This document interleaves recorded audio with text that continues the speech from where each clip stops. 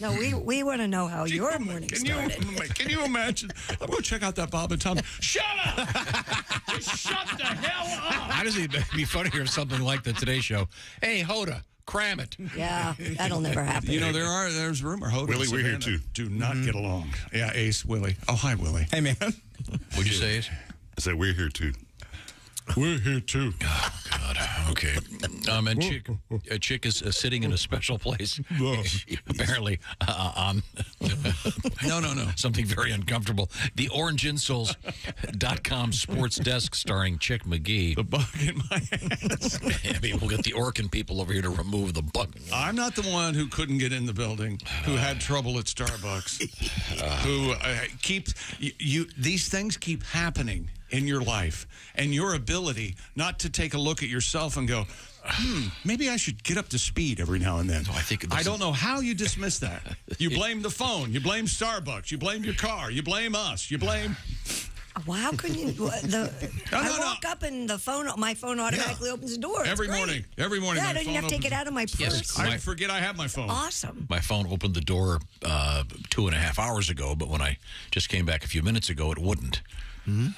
So I'm just saying. Got here early? It wouldn't. The phone wouldn't. I had a morning like that.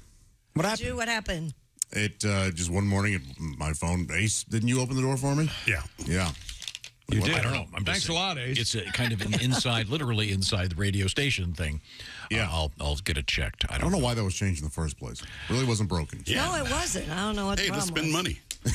Yeah.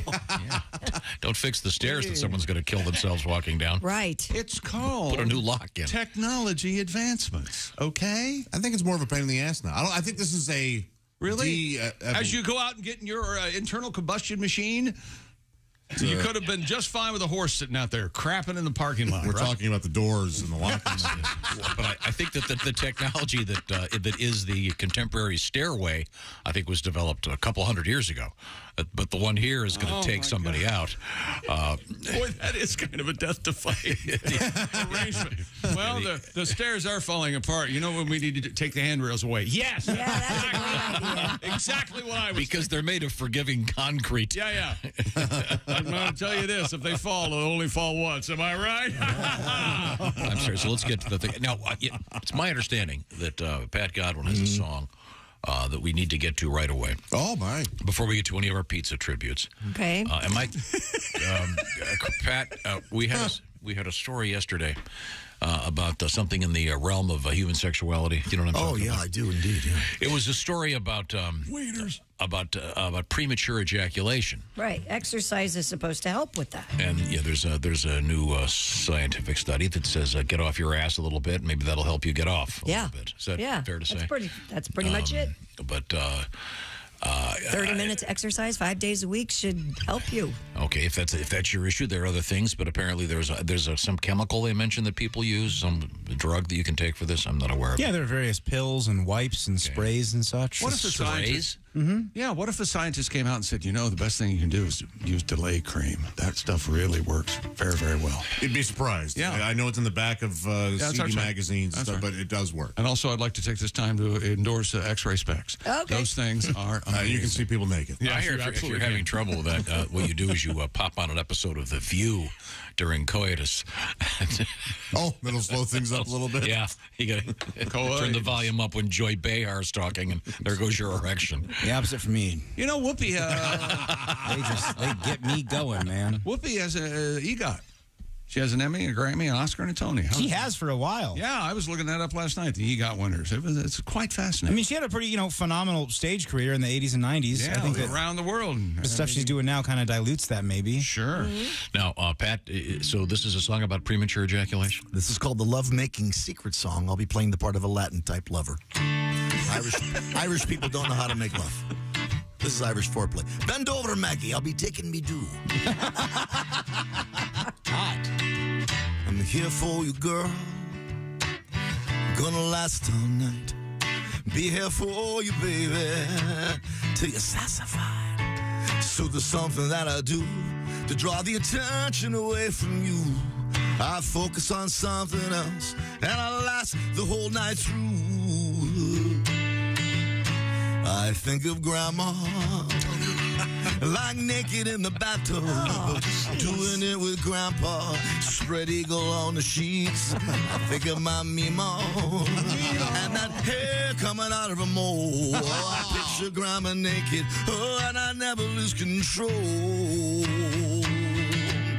I think of Grandma. Oh, if Mima only knew while I'm making sweet love to you, I think of Grandma. Can I take back my request? I had no idea. I'm supposed to have an idea. It's called a surprise. Oh, yeah. I like that. You do? No, I like that he surprised you. Oh, Usually okay. that never happens. We got a surprise. I like those chords. They sound like, what is that? Cherry Tree, Black Cherry. What is that? Little Black Horse and the Cherry Tree by Katie Tunstall. Katie Tunstall. Yeah, those first chords sound like a... You know, she played percussion with her feet. Did you know that? When she busks, play with her feet. Yeah, she was in here. She's great. She is great. I saw her live. She was wonderful. She's terrific. But yeah, nice chords. Asked her out on a date. She did not have anything to do with me. What? Really weird. Yeah. Katie and Ricky, never going to happen? Never going to happen, evidently. Man, it's a sad Really disappointing. Now, do you want to give me the sports teaser? Sure. Phoenix Suns say Kevin Durant. Remember that? Everybody was like, hey, it's a super team. Hey, he might not play till the playoffs, if then. That he sucks. has a sprained ankle. Patrick Ewing, amazing for the New York Knicks. Equally as amazing for Georgetown. He has been the head basketball coach. I say past tense because he was fired. Boy, Saxa.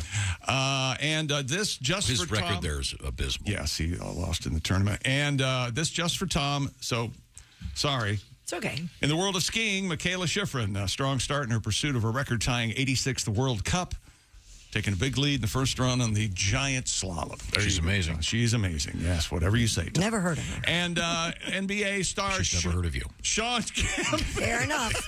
Fair enough. Sean Kemp in trouble with the law, but charges were dismissed because apparently he was defending himself. We'll talk about it. Didn't someone steal his phone? We'll talk about it. Okay, I'm just asking. That's what I heard. Coming up also, we have some fascinating things in the news. A bunch of really cool outer space news. And amazing emails right off the bat concerning a Roomba, and they're mad at Tom. A Roomba? Okay. A Roomba, and they're mad at you. The sweeping machine? Yeah, the sweeping machine. No, the exotic Latin dance, the Roomba. Yes. That would be rumba. That's why I said Roomba. Well, the way you pronounce words, I never know. I have an email. Really? Really? Chicago Balls? Really? And I have an email for Ace this morning. And I it's think we joke have. of the day. I think we may have the most unusual world record we've ever had. Huh. It's the most. Would you agree with that? Unusual. You said that yesterday. Unusual is not the word I'd use. What'd you say, Ace? You said that yesterday. Well, today's different, Ace, so today's more unusual than Tom, yesterday. you know what a golem is, right? Look that up. Okay, go ahead. We have a big slip machine around here. Right now. You need the whole machine. You want many pink slips will be. Many. In your nicest dreams, do you fire all of us and just have the best day of your life alone here? You have coffee. Oh, yeah. He talks and talks. Shaking sugar, playing with the puppets. Shaking the sugar. people call on the phone. Hey, could you shake your sugar for me? Yeah, sure. And when you did it yesterday, it was amazing. I almost drove off the road. And by the way, we do have some great mail. If you want to reach us, it's bobandtom@bobandtom.com. We love hearing from you. And we've had some terrific letters and a lot of pro-waterbed people out there still. Still? Yeah, I'm not opposed to waterbeds. I just don't have one. I am. But right now, I want to remind you that the Bob and Tom Show is sponsored by BetterHelp. This is important. Getting to know yourself can be a lifelong process. You learn something new every day, and things can be a little confusing, especially lately. All that stuff coming at you. Maybe it's a good time to grab some therapy. And BetterHelp has hooked up more than 1 million people. It's all about connecting you to a licensed therapist, and it's entirely done online. You will experience the journey that is therapy online, and it can be done with kind of a phone call situation or a camera on or just even texting back and forth. But the entire process is online. It's called BetterHelp. Perhaps you'd like to give it a try. And how it works is you fill out this short questionnaire. Then you'll get matched up with a licensed therapist. And by the way, switching therapists at any time is there's no additional charge, and it's easy to do. Discover your potential with BetterHelp. The Bob and Tom Show is sponsored by BetterHelp. Visit BetterHelp.com/BT Show to get 10% off your first month. Remember, it's not a sign of weakness. Asking for help, trying to clarify things in your head. BetterHelp.com/BT Show, 10% off your first month. That's BetterHelp, H-E-L-P. BetterHelp.com/BT Show. We want you at your best. When we come back, we have lots of interesting stuff, including a little bit of an update on Tiger Woods again. Don't you think if you're Tiger Woods, you wouldn't do this just before the Masters? Wouldn't you wait? I don't know. Maybe it's just me. I don't know what he did. I don't know what he did either. I don't know what he did. Oh. We'll find out. I don't see it in sports. Tick, tick, tick, tick. Good luck to you. I'll give it to you. This is the Bob and Tom Show. Essential morning radio. All day and all night. Really? No, seriously. Really? Bob and Tom 24/7. 24/7. If only I had my own reverb machine. Good morning. I'm Mark Allison. Thanks for joining us here on Bob and Tom 24/7. On a Friday, it is March 10th. On the way, comedian staff member Jeff Oskay will be along with the news we failed to mention. Plus, you got Chick McGee at the sports desk. You've got Josh Arnold at the sidekick chair. My gosh, Josh, looking good today. Christy Lee at the news desk. There's Willie Griswold, Tom Griswold, of course, Ace Cosby, eating pizza and having a joke of the day. We're all here on a Friday. Let's not forget Pat Godwin in the performance room, getting ready to belt out a few songs with his guitar.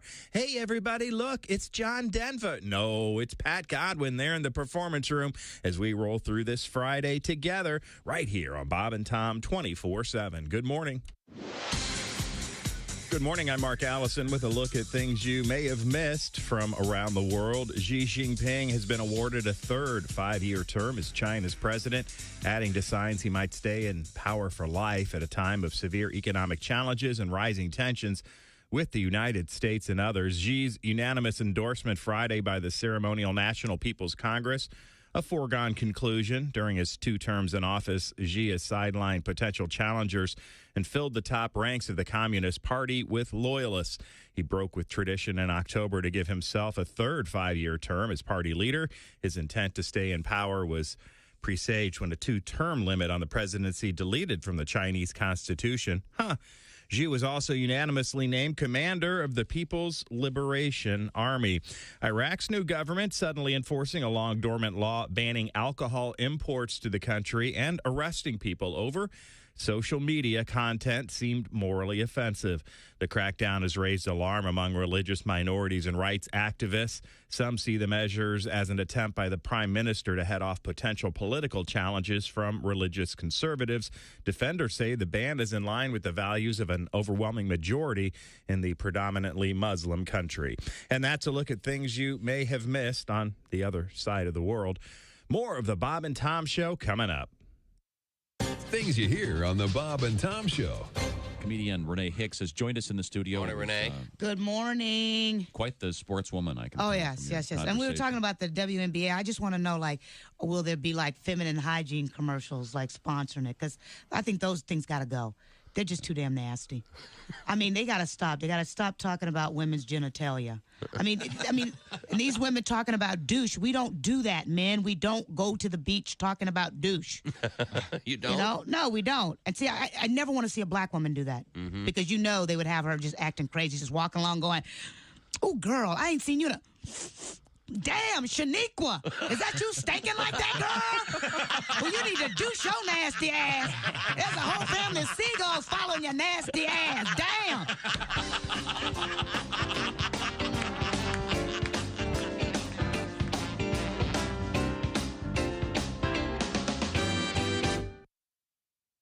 Ladies and gentlemen, Bob and Tom. The deal was pizza for the month, yeah. Put your gut to the test. Come on, get a real pizza delivered. That's right. 30 minutes or less. Hit it, come on. Oh, Domino's. All right. Tomato sauce, cheese, and dough. Yeah. Oh, Domino's.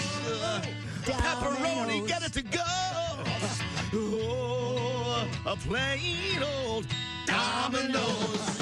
Bob Bob and Tom in the morning and highlights all day long. The Bob and Tom Show, weekday mornings at 6 a.m. Eastern on Bob and Tom 24/7. Hey, it's Roy Wood Jr. You're listening to Bob and Tom 24/7. It's time again for 3 Questions with. Hello again, everybody. I'm Phil Mondor, and welcome to America's most concise interview show, 3 Questions With, the exciting, fast-paced interview show where we ask 3 pertinent questions to today's biggest newsmakers. My guest today is presidential hopeful Ralph Nader. Welcome to the show, Mr. Nader. I see that you're sitting and ready to go forward with the interview. Are you comfortable, sir?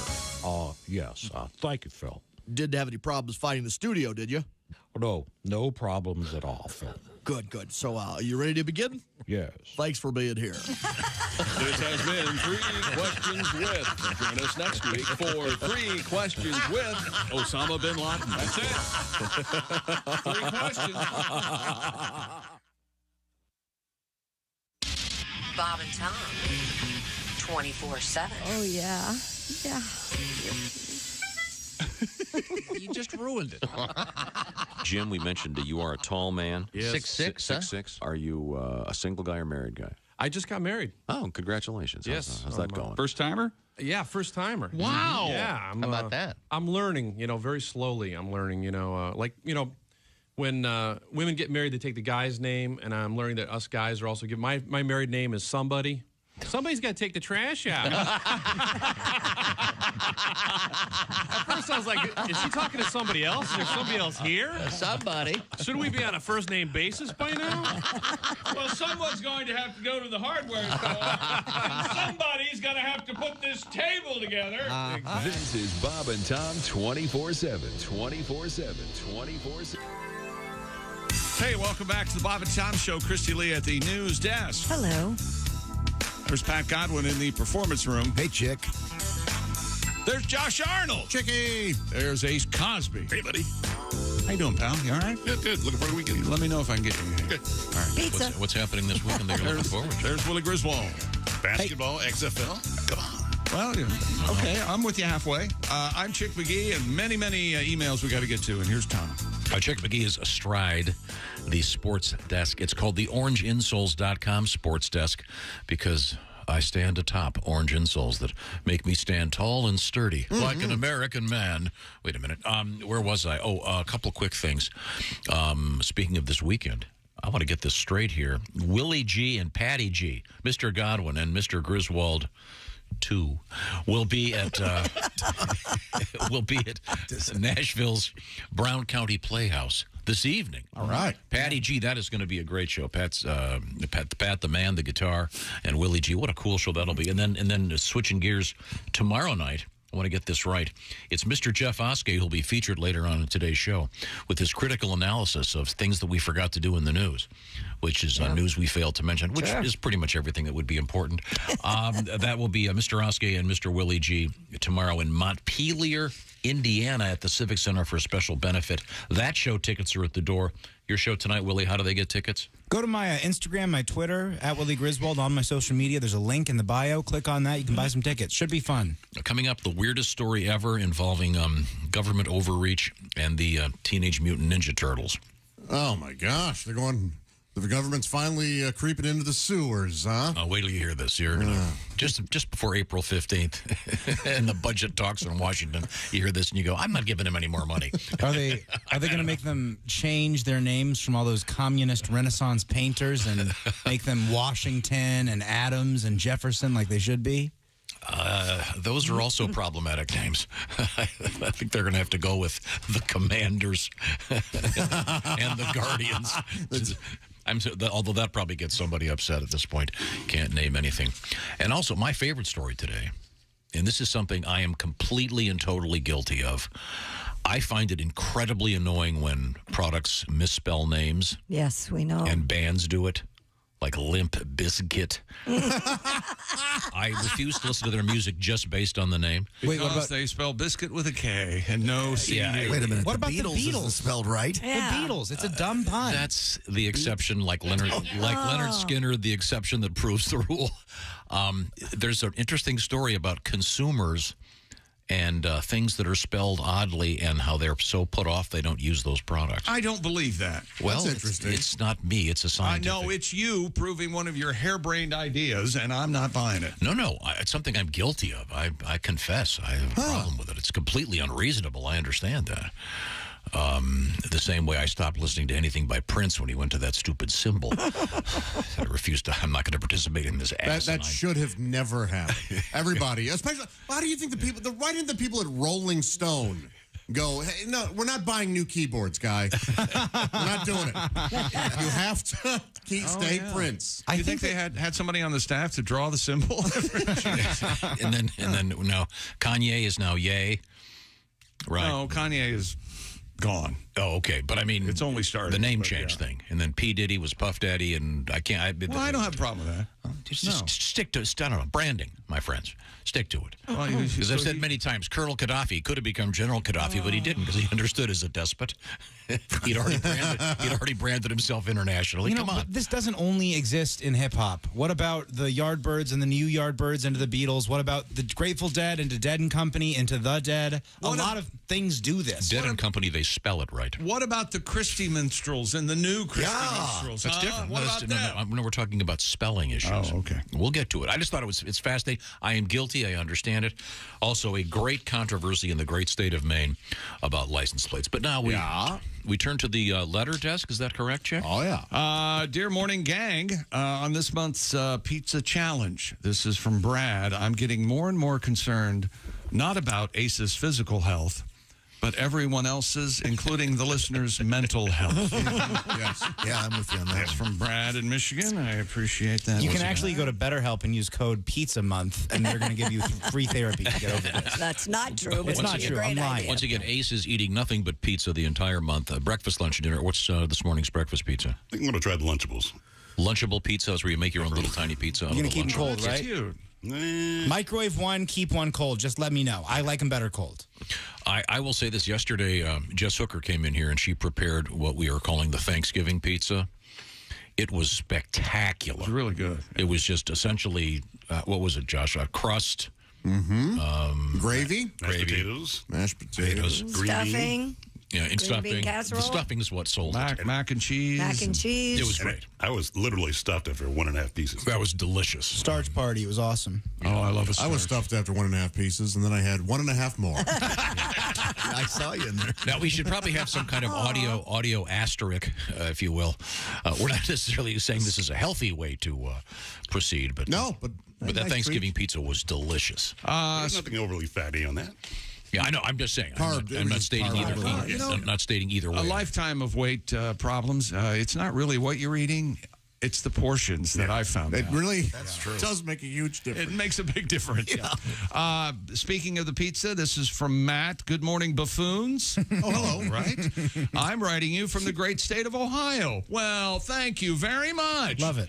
I was reminded today that 13 years ago, I tried a new ballpark food from an article you guys read about beginning of the baseball season. Oh, Tom's favorite. The food I tried was a hot dog with a Twinkie for a bun topped with cheese. Oh, a Twinkie Wiener sandwich. It was amazing.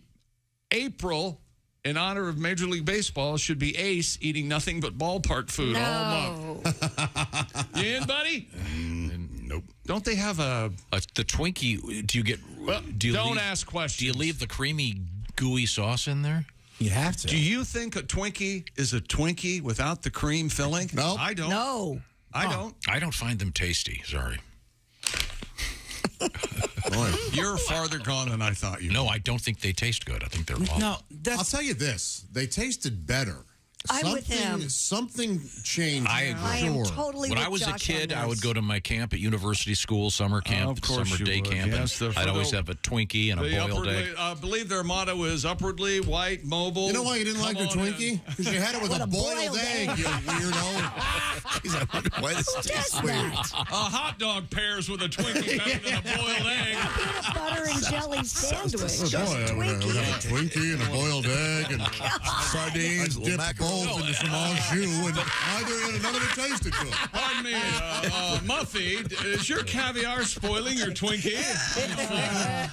No, those Twinkies were really good, but I had one a couple years ago and thought, what's happened here? Are my taste buds? No, you're right. I think our taste buds change. They do. They absolutely do. But I am convinced that the recipe changed at some point because something's quite different. Yeah, I agree. It can't just be and our they got taste buds. smaller, don't they? They Absolutely got smaller. Whatever they're doing, it's the sponginess of it. It lasts forever for me. I can think of the. Apparently, they do last forever. Right? Didn't they find some after clearing up some earthquake from 60 years ago? They found a Twinkie and it was still kind of spongy. Yeah. In fact, I think maybe you just get a little buzz off of eating a 20-year-old Twinkie. But you're guilty of the old joke that Woody Allen cites, where you say, "Yeah, these sure are terrible, and they're smaller too." Right. It's like, yeah, the food here is awful, and the portions are so small. Exactly. But in any event, I'm sorry. I don't eat them a lot. The Twinkie as a hot dog sounds awful. Now, I will say this. It sounds fine. We did do the Krispy Kreme donut as a hot dog bun. Excuse me, as a hamburger bun. Yes. That was delicious. Yes, and we also used the Krispy Kreme chocolate-covered donut as a bun, and that was even better than just the classic glazed from Krispy. Yeah, well, that's amazing. That's because that's all sugar, and that's what ketchup is. Yeah. Ketchup is just delivering you sugar with a little tomato flavor. Do you want to just tear down everything that everyone looks forward to? Is that what you want to do? I'm a big Heinz ketchup guy. I'm very loyal. And if you say ketchup, I won't speak to you. This is from Damon. I'm mad at Tom. Who isn't? Why? Get in line. I've had a Roomba for over 5 years with no surprises. And one time when Tom was musing about how Roombas can go wrong, yes, sure enough, the very next day, I found a surprise. The dog left. Oh, no. The Roomba was automatically running. My dog has the run of the house. The Roomba ran over. No. And I was cleaning a brown streak down my hallway out of my carpets, and I was cussing Tom. Not Tom's fault. I think the new Roombas now I think the new technology, Has they've an got odor some control? kind of laser turd detector. They got a dump detector? I think that am I right about this, Christy? Didn't I read think this so, yes. Yeah, They'll Josh go is the one around that hated the Roomba because I kind of liked him because I would, I still have one. It's good for dog hair. But as you point out, Josh. Ran over 4 dog hairs full. Yeah.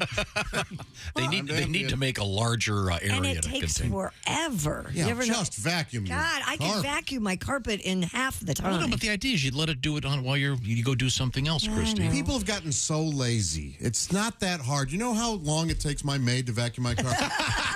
Like 3 minutes. It's not that hard. 1, 2, 3. I am the vacuum king. Oh, I bet. I vacuum I constantly. Swiffer. Do you Swiffer? No, I have, but I have. Do you have one of right those now- chargeable stick vacuums? Yeah, I he has, sure do. He has 6 I of love them. those. He has, 6 of he them. has one in every. I'm not kidding at Love all. them. There's one in the laundry room. There's one in the Dyson, I believe kitchen. they are. I have a Dyson. Yeah, I went into an old school vacuum store and I said, give me what a school janitor would use. And this guy hooked me up with a vacuum that could suck the grass off my front yard. Is it a Raycon? I don't know what. I don't remember what brand. No, what's it the is. one that they Ugly as sold? sin, giant. Yeah, sold Like a door to door. Kirby. Kirby, that's Kirby. the one. Kirby, you can change the motors in. They're amazing. It doesn't matter what brand. I do love a great vacuum cleaner, especially dog people. You know what I'm talking about. But, Also, Damon says he loves Hawaiian pizza. So that's the pineapple. That's the Roomba. Take him off the list. That's exactly right. Dear gang, again, we had my daughter's carnival fish in the truck. We moved across country. Yes. Someone opened the truck door at a gas station. They forgot about it, and the aquarium busted on the asphalt. The goldfish was flopping around on the ground. I scooped it up, put it in a styrofoam cup for the rest of the journey across country. Fish lived for 3 more years. Oh, my gosh. That's what great. do you think of that? Well, and Christy will back me up on this. Our friend Ricky, Yeah. he won what was purported to be a goldfish at the state fair. That thing lived, what? 20 years? 15, 20 years? Yeah, something like that. And You feed it cheeseburgers. He kept giving it a bigger tank. Yep. He eventually However, kept it in a tank that was like 6 feet long. And Was it Willie's fish that realized it was a Griswold and jumped out and landed on the kitchen floor and died because it found out it was a Griswold? Is that true? I don't think that was me. Oh, it might have been. Remember that Sorry, happening? Willie. I had a lizard that disappeared named Thunder Tornado Griswold. Have you checked the Roomba? Thank you. Ties it all in. No, the best one was I had those fire-bellied frogs, whatever they are. Oh, the poisonous ones? I don't know. No, just Are those the ones that stay underwater and are creepy? The white ones? Yeah. No, these were the ones they had the orange bellies, and there were 4 of them. And one day I came downstairs, and there were 3 of them. Yeah. And I couldn't figure out what had happened. Where's Ringo? And many, many, many months later. Many months. I found the thing in the basement. Alive. Hey, how you doing? Yeah. And I said, what? It apparently had been eating the runoff of the furnace or something, the drips of the water, and eating spiders. And Good for him. Did you leave him down there? Yeah. You should have left him down there. Yeah, you should have just left him. No, I put him back in the thing. Oh, he was cleaning the house for you. Now, but the reason that's in the news is because we had a huge goldfish news yesterday, by which I mean gigantic goldfish are occupying loving life ponds in parts of Canada. That's they're invasive. Yeah, and they're the size. They described them as being the size of footballs. So, but did you hear how they're going to catch them? Yeah, I love this. Yeah, they have a system. I have no idea how it works, but it involves a giant electrical shock. Oh, and it stuns them, and they float. All the fish float to the top. Yeah. They pick out the offensive goldfish, and then the other ones wake up and go away. Yeah, they have nets. And they chop them up and they make Twinkies. Oh, No, that's not true. Come on. Come on now. So that's why goldfish were in the news. And did we have a record for the age of a goldfish? What was the world record? 21 years? 25 years? Am I remembering that right? Maybe. Here we go. No, a guy caught a 67-pound goldfish in France. Champagne friends. Yeah. So... as they said in the movie Jaws, we're going to need a bigger bowl. Coming up in sports? Dear Tom, first of all, we all know how much you love the Music Man and West Side Story. This email starts. But right. Did you know that in 1957 at the Tony Awards, the award for Best Musical went to the Music Man, not West Side Story? If you had to pick a side, Tom, which would you choose? West Side Story or the Music Man? That's from Bob in Northwood, Iowa. I think at the time, West Side Story certainly was more advanced. Culturally, I think. Trust me. One could look at the Music Man. One could look at the Music Man as perhaps being a bit safe, whitewashed. In 1957, the character names may have been diverse in West Side Story on Broadway. Good point. Not so convinced. The cast. Do you mean because Bernardo in the movie was George Chigaris, a man of Greek heritage? Yeah, I'd imagine a lot of Italian-American actors were getting a lot of great work in Puerto Rican roles. Greek was almost too edgy, I would think, back then. More sports coming up, including we'll talk about Kevin Durant and Patrick Ewing and skiing just for Tom, and Sean Kemp is okay and not charged. And there's evidently been some bribing in the world of highly competitive worldwide soccer. Evidently, money's been changing hands to host like a World Cup or something. People are accepting bribes? No. I don't know how long this has been going on, but we'll talk about it. Do you think there's going to be a scandal at some point in the NFL sometime soon where, I don't know, with all the gambling going on? Is that going to happen? Is there going to be a pass overthrown? They just reinstated Calvin Ridley. Remember, he got suspended after he signed a big contract. We'll see. This is betting on the game. He's back. He's with the super Jaguars. Cool news from outer space. Asteroid on the way to Earth, ladies and gentlemen. Oh, finally. But you got some breathing room. It's not going to be for a while, apparently. Right now, spring, of course, is just around the corner. Hard to believe in some spots. But in the meantime, I want to talk about your diet. Not going on a diet, just the stuff that you're eating. Are your taste buds calling you up and going, hey, we're bored? How about something great to eat? That's where HelloFresh comes in. The box arrives inside incredibly fresh ingredients, and they've all been measured. The recipe cards are in there telling you how to put it together, including some brand new stuff from HelloFresh. The Dietitian Win recipes, each under 700 calories and made with less sodium, so you can power up with protein-smart options like one-pot pork and black bean chili, or creamy Dijon dill chicken, each with 30 grams or more of protein. How does it work? HelloFresh, every week, more than 40 recipes to choose from. And it's quite the array of options. I should make that very clear. You've got vegan stuff over here. You've got good old-fashioned comfort food over there. Everything in between. High, if you want, maybe say, how about low-calorie, or perhaps you'd like low-carb. It's all on the roster there, and you make the picks. Easy to switch sides. HelloFresh does the shopping. They do the measuring. You have some fun putting it together. In some cases, taking only 10 minutes. What do you got, Willie? Check out the bruschetta chicken with mozzarella crust, bacon, mashed potatoes, and broccoli. HelloFresh sends you 10 ingredients. Put those together in 6 simple steps. In just over a half hour, you have this delicious gourmet meal that you made at home with help from HelloFresh. Maybe it's fun to do just a couple times a week. Check it out. Save yourself that trip to the grocery store, walking around with the big cart, spending 30 minutes trying to find the horseradish. Where do they put that? Sign up today. 60% off. Free shipping. That's right. The code is BTShow60. HelloFresh.com/BTShow60. You'll need the code a couple times, so remember, BTShow60. HelloFresh.com/BTShow60. Coming up, Christy. What? Some Catholics are not going to be able to eat meat on St. Patrick's Day. Some are. We'll find out more about that coming up.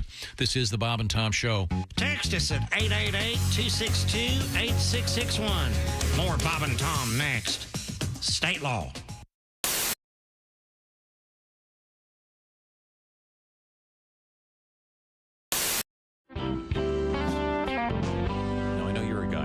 Cares about the way you look. You've got a nice suit on. Yes, he looks very good this morning. Bob Zany, would you rather have a complete set of removable dentures or a full set of fang-shaped teeth? And I'm assuming the fang-shaped teeth aren't removable? Are permanent. Yeah, they're permanent. In other words, your real smile would be I'd rather fangs. have dentures. Yeah. I'll go the fangs because I'll tell you why. My teeth don't show when I smile. Let's see. It's not natural. My whole childhood was my dad going, show your teeth, like that. I look like I'm trying to poop. In every childhood photo. They just don't show, so it won't really matter if they're fangs. Okay? I gotta see some of those. Yeah. I swear to God, my dad, show your teeth, Bobby. It does look like you're trying to once again drop a deuce. I'm sorry, should I say drop a deuce? I want to see those photos. Wow, you're right, though. You can't see your teeth. Look at little Bobby. I know. There he is. The one that really sticks in my mind, we were at the Wax Museum in Buena Park. Sure. Right next to Knott's Berry Farm. Knott's Berry Farm, yeah. And we get our picture taken, I think it's with Frankenstein. Uh-huh. So you get your photos, and it's the whole family, and I'm like, yeah, in front with Frankenstein.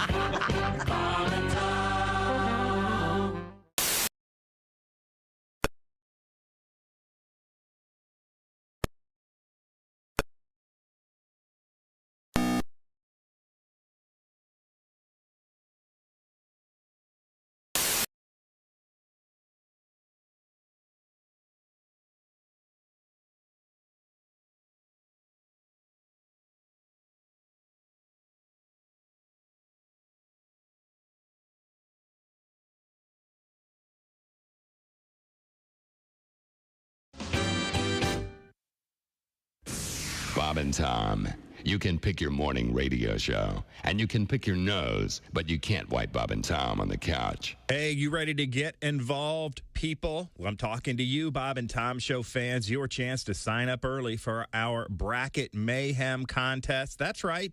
Your shot at $1 million. All you have to do is pick the perfect bracket. Now, the brackets aren't set yet, of course. The NCAA Tournament Committee still waiting for the conference tournaments to wrap up this weekend, and then they will load the brackets in Sunday night and display them on television or on the computer where you can then see them. You go to bobandtom.com/contest and fill out your bracket. Again, $1 million if you pick the perfect bracket. You also have another shot to win a Pop-A-Shot game and a Yeti cooler from Orange Insoles. It's all out there, and it's all available for free, mind you, at bobandtom.com/contest, and you could win $1 million. How many people tell you could win $1 million by signing up for their contest? The Bob and Tom Show does. bobandtom.com/contest, and good luck from all of us here at the Bob and Tom Show. Hi, everybody. Christy Lee with your Bob and Tom News Update. House leaders say the impact of a hack of a health insurance marketplace used by members of Congress could be extraordinary, exposing sensitive personal data of lawmakers, their employees, and families.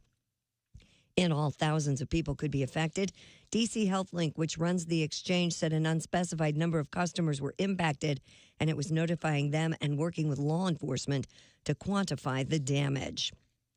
A letter claiming to be from the Mexican drug cartel blamed for abducting 4 Americans and killing 2 of them condones the violence and says the gang turned its own members who were responsible into authorities.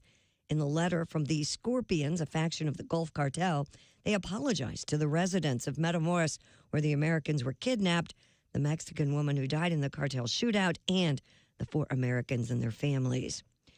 Iraq's new government is suddenly enforcing a long-dormant law banning alcohol imports and arresting people over social media content deemed morally offensive.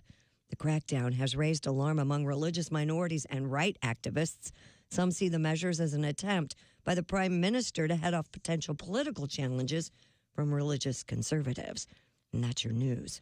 I'm Christy Lee. More of the Bob and Tom Show on the way. Hey, Shooter, it's Kenny Tarmac. Hey, we just landed. I'm an ORD, just got in from TPA through ATL. And hey, guess what else just landed? The Bob and Tom app. I know.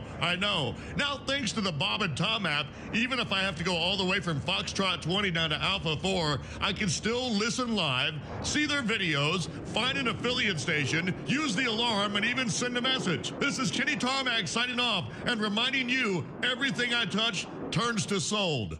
Hey, don't say we didn't warn you.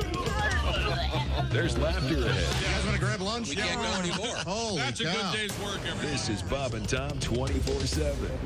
You know us. We're Amish Bell. No poles, no wires, no phones, no nonsense, no shiny objects. That's Amish Bell. And now, new from Amish Bell, call waiting. Hello, Graber. How's the farm? Good, Carl. Good to see you.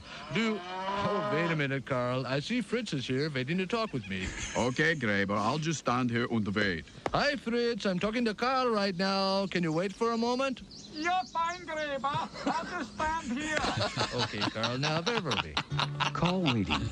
Another new way of convenience from the old world minds at Amish Bell. Remember, we take Visa, quilts, and cheese. Amish Bell, leading you into the 19th century. Hi, everybody. This is Mark Sweeney, and you're listening to Bob and Tom 24/7. Pizza Hut, apparently, is going to start delivering cold beer along with their food. No kidding. What? They started the testing beer delivery program in Phoenix, Arizona. And it passed with flying colors. Yeah, everyone took it. Yeah. So how do you prove that you're of legal age? The company told Fortune magazine it plans to expand that. I'd like a large pizza, please. And 40 beers. You're listening to Bob and Tom 24/7. You're so weird. You have no idea. Essential Morning Radio. This is Bob and Tom 24/7. 24/7. 24/7. Welcome back to the Bob and Tom Show. Christy Lee at the news desk. Hi. There's Pat Godwin in the performance room. Hey, chick. There's Josh Arnold. Chick. There's Ace Cosby. Hey. Got that joke of the day coming up. There's Willie Griswold. Good morning. I'm Chick McGee. And here's Tom Griswold. Thank you very much. Chick McGee is sitting, of course, at the orangeinsoles.com sports desk. We've got many emails coming in this morning. And we got a big What's announcement going on? about bracketology. Here's something coming up soon. Where am I? The Orange Insoles sports desk. The orangeinsoles.com sports desk, which I just said. Hey, goofballs, watching the Iowa State Baylor tournament game last night. Iowa State wins by 6. A nail came loose on the floor. Ooh. A guy came out with a hammer. Have a time. Can't touch. Thank you, Rich. It was hammer time. Can't touch this. That's right. So they have a guy sitting there on the sideline with a hammer?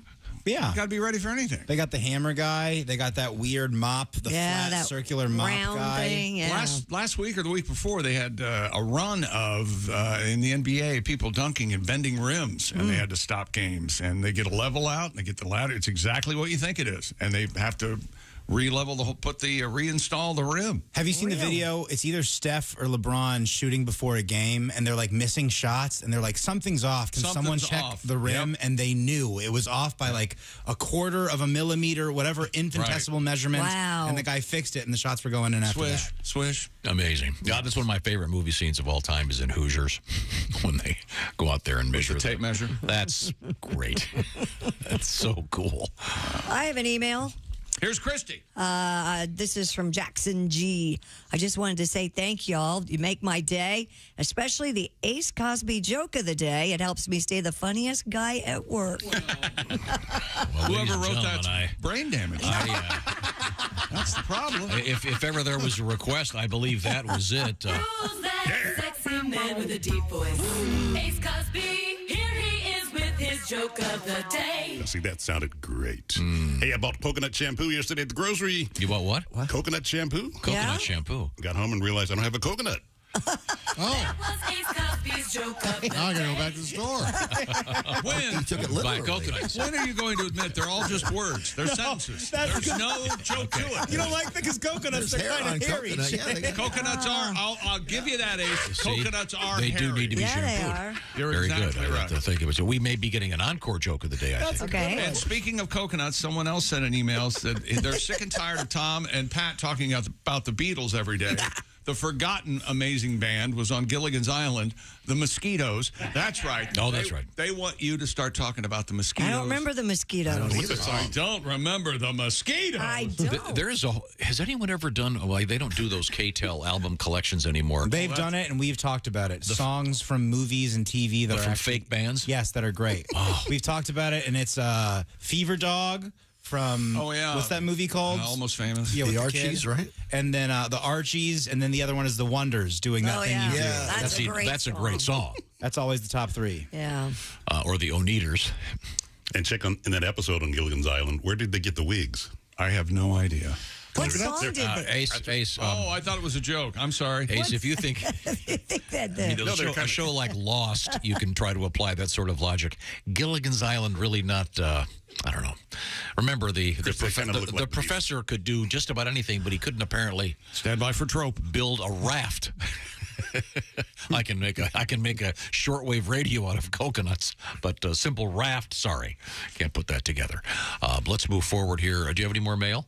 Actually, I do. My neighbors had a fair goldfish that lived nearly 9 years. This is Susan, somewhere from Battle Creek in a state I won't mention.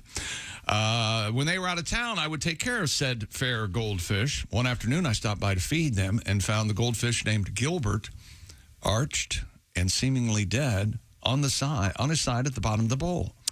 In my panic, I grabbed the first thing I could find, which was a spatula, and accidentally started to push the goldfish on the bottom of the bowl and mimicking CPR. Oh. At that exact moment, the goldfish cleared his bowels and woke up and lived for another 2 years. How about that? Wow. What do you think of that? That's from Susan. Hope you wash that spatula. So He's a Loser was the song they sang, the Mosquitoes on Gilligan's Island? I hope that was about the skipper. The skipper was the funniest person on that island. Hitting people with a hat, staring at this camera all the time. He was fed up. He was like a war hero and I don't know about great chef. No, in real life. Alan Hale? Yeah. I know Alan Hale's, wasn't it Alan Hale's Come On In or some restaurant like that? Wasn't it? He had a restaurant for a long time. By all accounts, a very good one. But, yeah. I always got Alan Hale Sr. and Alan Hale on Gilligan's Island. They looked exactly alike. They didn't did, they? I think. And it was like but it was clone. Junior on Gilligan's Island, right? Yeah, it was Junior. How about Lon Chaney and Lon Chaney Jr.? Oh, wait a minute, this is a real Walking with the Queen. Do you remember? We're going down a. I'm doing a. Do you remember the skipper's name? He had a name on Gilligan's Island. Yeah. He did? Mm-hmm. It's like Noah. That's a fun piece of trivia. I don't. What is it again? Jonas. That's it. Jonas Grumby. Oh my gosh! That's How wonderful. do you know that? Stuff goes in, doesn't come out. Do you know the name of Coach on Cheers? What was his real name in the show? Lloyd Thaxton. That's amazing. I was just checking. I don't know Lloyd that. Thaxton. That was an obscure syndicated rock show in the 60s. That's right. That's why I said that. Yeah. Here's an obscure fact about the Mosquitoes. 3 of the 4 Mosquito members portrayed by the folk group the Wellingtons, who sang the theme song on season 1 for the Gilligan's Island theme song. Can you imagine what that was like behind the scenes? Look, we wrote the theme song. Can we be in an episode? Please, please, please. I think Sherwood Schwartz wrote the theme song in like 10 minutes. With a bouncy C. Famously, yeah. And I love that theme song because it tells the whole story of the show. Of course So it does. If you're new to the show, you know what's going on. It's very helpful. CBS is very lucky that they didn't ruin broadcast television as we know with Petticoat Junction, Gilligan's Island, the Beverly Hillbillies, all that crap that was on. I grew up on all that. With the exception of Green Acres, a golden nugget. I defy you to watch that show and not laugh out loud. Ed was a comic genius. It was amazing. Okay. Ed was not a comic. We have... more sports coming up. Give me a teaser, please. We've got a world record about... horse skulls. Yeah. That's weird. I'm doing it under protest. It's Here we so go. bizarre and so weird, it's worth reading. Okay. When you find out why all these horse skulls were there, it's... All these horse skulls. Yeah, it's very weird. And tattoos. We'll talk about tattoos. And Gilligan had a first name. Did you know that? I did not. It was. I thought that was his first name. No, it was not his first name. What was his first name? Willie. Willie Gilligan. Willie Gilligan. My ass. It was not. That's what it says here. He was the according to original Willie Schwartz. G, and I kind of took where he walked, and I learned to run. Nice. And who is this? We'll tell you. Okay, I'm looking forward to it. This is the Bob and Tom Show. Thanks for listening to the Bob and Tom Show this morning. Even though we're not too much to look at, you can also watch the show on our YouTube channel.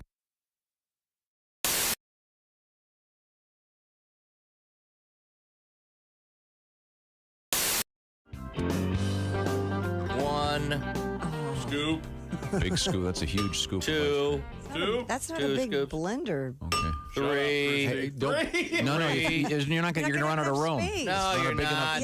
No, you're... That's perfect. There's milk right there. Milk and pour it about. You want to put a little whey protein in A little there? more than that. A little more than that. Yeah, come on. There. A little more. All right, that's Okay. good. Now load it with Oreos. Yeah. All right. We have vanilla ice cream. In the blender, not in your mouth. Don't eat the Oreos yet. All right. How many you got there? I don't think I've had an Oreo in years. That one and another stack that Is that high. an even number? Oh, for Did you count them? sake. How many you got there? It's bad luck to eat another number Keep of going. Oreos. Yeah. It's bad luck, chick. Did you All count right, them? that's enough. No, it isn't. Keep going. Shut your hole. This is our shake. You're not going to be able to drink it. You're going to Yeah. have to eat it with a spoon. That's fine. Put more milk What is in that? it. 15 Oh, Oreos? this is it's going to be perfect. It'll go right up to the top. Peanutopolis. That's hilarious. I love it. All right. Put a Klondike bar in there. Come on. Throw in the Klondike What'd you bar. do for a Klondike bar? I'd kill some blood. Throw a little more milk in, chick. Klondike Come on. bars in there. Blah, blah, blah, blah, blah. All right. There we go. There you go. right. That's Okay, there good. you go. Just let Okay. it go. Keep going. God, look look at that. That's heaven. Look at that. the Snickers bar. Look at that. Snickers bar looks like it's swirling around the bottom of a toilet bowl, doesn't it? You're Where did putting that more come ice from? cream in there? Yes. There you go. Now blend her up there. Oh, one more. Come on. At least it's an even you go. number. All Okay, right, there we go. Are those the peanuts trying to... Thank you. No, Bob, sip that over there by your microphone. Let's hear your I'll have a judgment on that. taste. Tom has to drink it. We though. should market this. Wow, it smells very good. Thank you. Oh, yeah. That is very good. Tell me this is not good. That is very good. Very chocolatey. See? This is much better than your shake. Thank you very much. Why don't you throw some protein powder in that? So at least you get some protein. And Why don't you run up an alley your and shake. yell fish? How about that?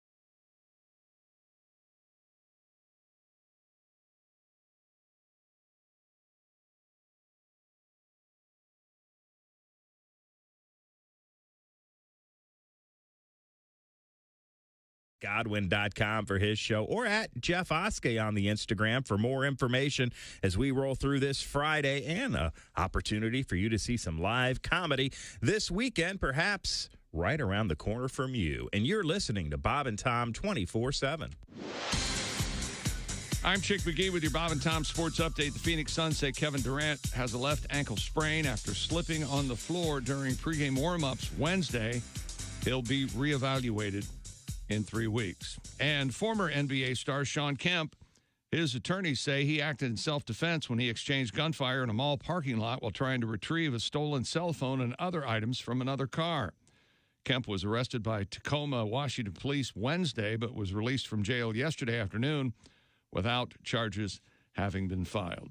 On the court in the NBA, Charlotte, Utah, Memphis, Milwaukee, Sacramento all win in regulation. And the Pacers beat the Rockets in overtime, 134-125. College basketball, Patrick Ewing has been fired as basketball coach at Georgetown after the latest in a series of very rough seasons for the school. He led Georgetown to a national championship as a player in the 80s, of course.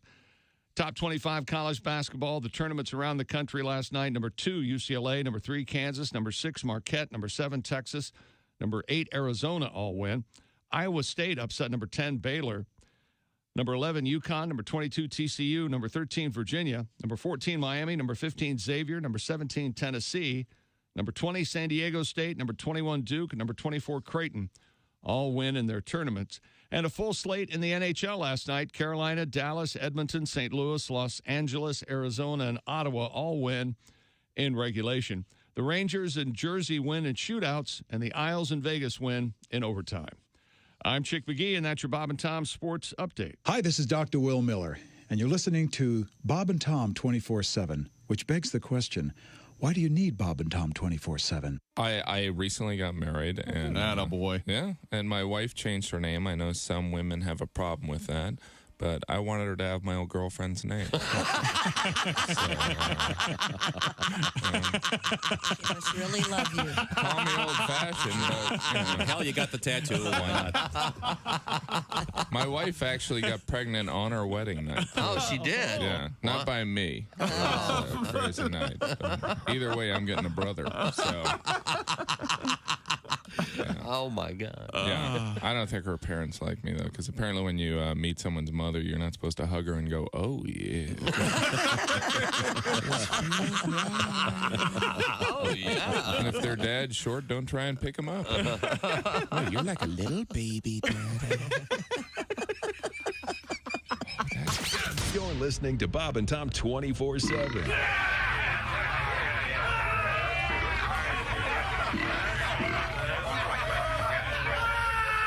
Essential Morning Radio. This is Bob and Tom 24/7. 24/7. Now, Dwight Slade is our guest. Now, Dwight is a very healthy guy, but you were saying that you had a colonic? I had a colonic. It's a water skiing accident that you do on purpose. This is where they fill your lower cavity with... Why don't you walk me through this? With water. Oh, no. Is there an audio component to this as the revealing is taking place? Like nothing I've ever heard. Yeah, they play this. There it goes now. They don't say we didn't warn you. Oh, my God. There's laughter ahead. This is... Welcome back to the Bob and Tom Show. Christy Lee at the news desk. Hey. There's Pat Godwin. Hey, Chick. He's in the performance room with his guitar and his organ. There's Josh Arnold. Chick. There's Ace Cosby. Hey. There's Willie Griswold. Good morning. Playing the air keyboard. I'm Chick McGee, and here's Tom Griswold. Did I remind you that Chick McGee is sitting at the orangeinsoles.com sports desk? Damn right I am. And we intend to get to sports eventually, but first... Oh, well. Ace, what kind of pizza is it going to be this morning? No, you're doing your month of nothing but pizza, breakfast, lunch, and dinner. Today is going to be what? I'm thinking about the Lunchables, pepperoni, and mozzarella. A little Lunchable pepperoni? I had a chicken, bacon, onion, and ranch. Sounds yummy. Oh, did you make that yourself? No, got it at Arnie's. Arnie's, okay, thank you, Arnie. And Mr. Godwin, your assignment has been to create a new pizza song every day. Yeah. Do we have one for today? Yeah, we do. Yeah. They've been amazing so far. Oh, they're all great. Thank you. Here now. You want to hear it now? No, I was just wondering if you had one. No, we're just making conversation. This is my favorite part. It's unbelievable. Pat goes, what? You two are so cute together. I have to write a march full of songs. I'm running out and this month is long. Sing about pizza. Tom tells me when. 20 minutes later and I sing it again. If every day's pizza. There is a bean one, a fancy lean cuisine one, a breakfast one, Chicago one's cheesy avocado one's different pies. This is a different guy. Sing with me. Every day's pizza. We have to work together. A folk song on a Tuesday, and Wednesday was a blues day. Thursday I did Billy Joel. Friday it was a pizza roll. Makes no difference what key I'm in. Come on. Everyday pizza. How do they keep getting better every day? Very nice. Oh, my God. How are you going to top that one? Yeah, a tribute to Sly and the Family Stone. Oh, my God. That was great, Pat. Thank you. Really nice. Did Scooby-Doo get his name from that song? Yeah, that's so on and so forth and Scooby-Dooby-Doo. I've always wondered. Because it was before, right? Boy, I don't know. Well, that's a great That song is what, 69-ish? The song came out in 68 and Scooby-Doo premiered in 69. Maybe. So maybe. Hello. But is Scooby-Doo was that like a... That was his name, Scooby. I know, but was that a phrase that was out there? Oh, it may have been a typical... Like 23 scatting Skidoo. kind of, yeah. Who knows? Skidoo, but I don't remember hearing Scooby-Dooby-Doo before. We'll have to look into that. I know we learned... It says here that he came up with the name from Frank Sinatra's hit, Strangers in the Night, from Dooby-Dooby-Doo. I mean, the worst example of scatting in the history of music. I still don't think he was trying to scat. Dooby-Dooby-Doo. I'm with you. I think he was just kind of doing He his was thing. just kind of mumbling or something. Yeah, I don't think that's... That can't be that. It can't be. Well, it is. I mean, it's... I know, you're right, but I don't want to believe words there. That's typically what... Oh, son of a bitch. Chick, do you know Scooby-Doo's full name? What? In the James Gunn film, we learned that Scooby's full name is Scoobert Doobert. Is that right? I would have guessed Leonard Cohen. Leonard Cohen. If I get another dog, I'm going to name him Leonard Cohen. I love that name. Boy or girl? Are you calling him Lenny, or are you first and last Lenny. Leonard Cohen every time? Lenny and AKCL put it Cohen. Go Okay. Yesterday, we had a breakfast pizza with Ace. We all ate it. It was the Thanksgiving pizza, and it was delicious. Mashed potatoes. And it was easy to do. Jess said she put all of it was I think Bob Evans. Bob Evans side dishes, and, gravy was out of a jar. And just turkey out of a can. So next year after Thanksgiving, we know what to do. Absolutely. The next day, go buy one of those. Either get a Boboli and get a pre-made pizza crust, or make your own. Whatever. We have a letter from our friend Michael here, and he says, "You've been talking about Thanksgiving pizza, not pizza, but back in my married days, we used to do leftover stuffing turned into a waffle using the waffle iron. Oh. Then put turkey and gravy on top. Give it a try; it's terrific. That's a great idea. Thank that you. That does sound very good. Yeah. I've seen people do that with mashed potatoes. Some people put their potato cakes, bacon in waffle iron because it heats. Yeah, I know. But I found yesterday after eating the Thanksgiving pizza, I had this urge to go watch the Detroit Lions play football. That's how good that pizza was. I want to drink and yell at my sister, so I get that. Okay. We were talking about the Gilligan's Island and the Beatles, and they had their answer to the Beatles on Gilligan's Island. They were called the Mosquitoes, and this is one of their songs. Don't bug me. Just let me be. Let me be. As good as anything the Beatles put out. But of course, that wasn't their hit, Josh. What was their hit? Here's their hit. He's a loser. All right. 1, 2, 3. He's a loser. Ain't no mind what he says. He's a loser. Yeah. He's got rocks in both his heads. He's a loser. He's got what? Rocks in both his heads. He's a loser. And you know how much I hate to say I do. I submit there's nothing different between that and John Sebastian in the band. That's who that exactly sounds like to me, John Sebastian. The Lovin' Spoonful. That's who that sounds like. And what's up, Tiger Lily? This is the song they do pretty much. This sounds exactly like that Woody Allen movie. Oh, he's got rocks in both his hands is the actual lyric. Oh, not both his heads. No. He's a murderer, not a loser. You have to wonder if that song, if the people playing in that, if it was the Wrecking Crew, was that like Glenn Campbell yeah, could have been. And Leon Russell and all those great. They were just half asleep. Carol Kay. Yeah, okay, guys, we got to do the Gilligan's Island. You think the producer said, all right, cut. Not going to get a better one than that. I think it'd be great if a really edgy band or, super hip, like U2 recorded that. Just because they could probably make it pretty good. Bono could get up there, Gilligan's Island. It says here that actually the new Christy Minstrels put that out. He's a loser? Yeah. Really? Wasn't John Denver in that band? And Was he really? John Stewart, I think. Well, let's move forward.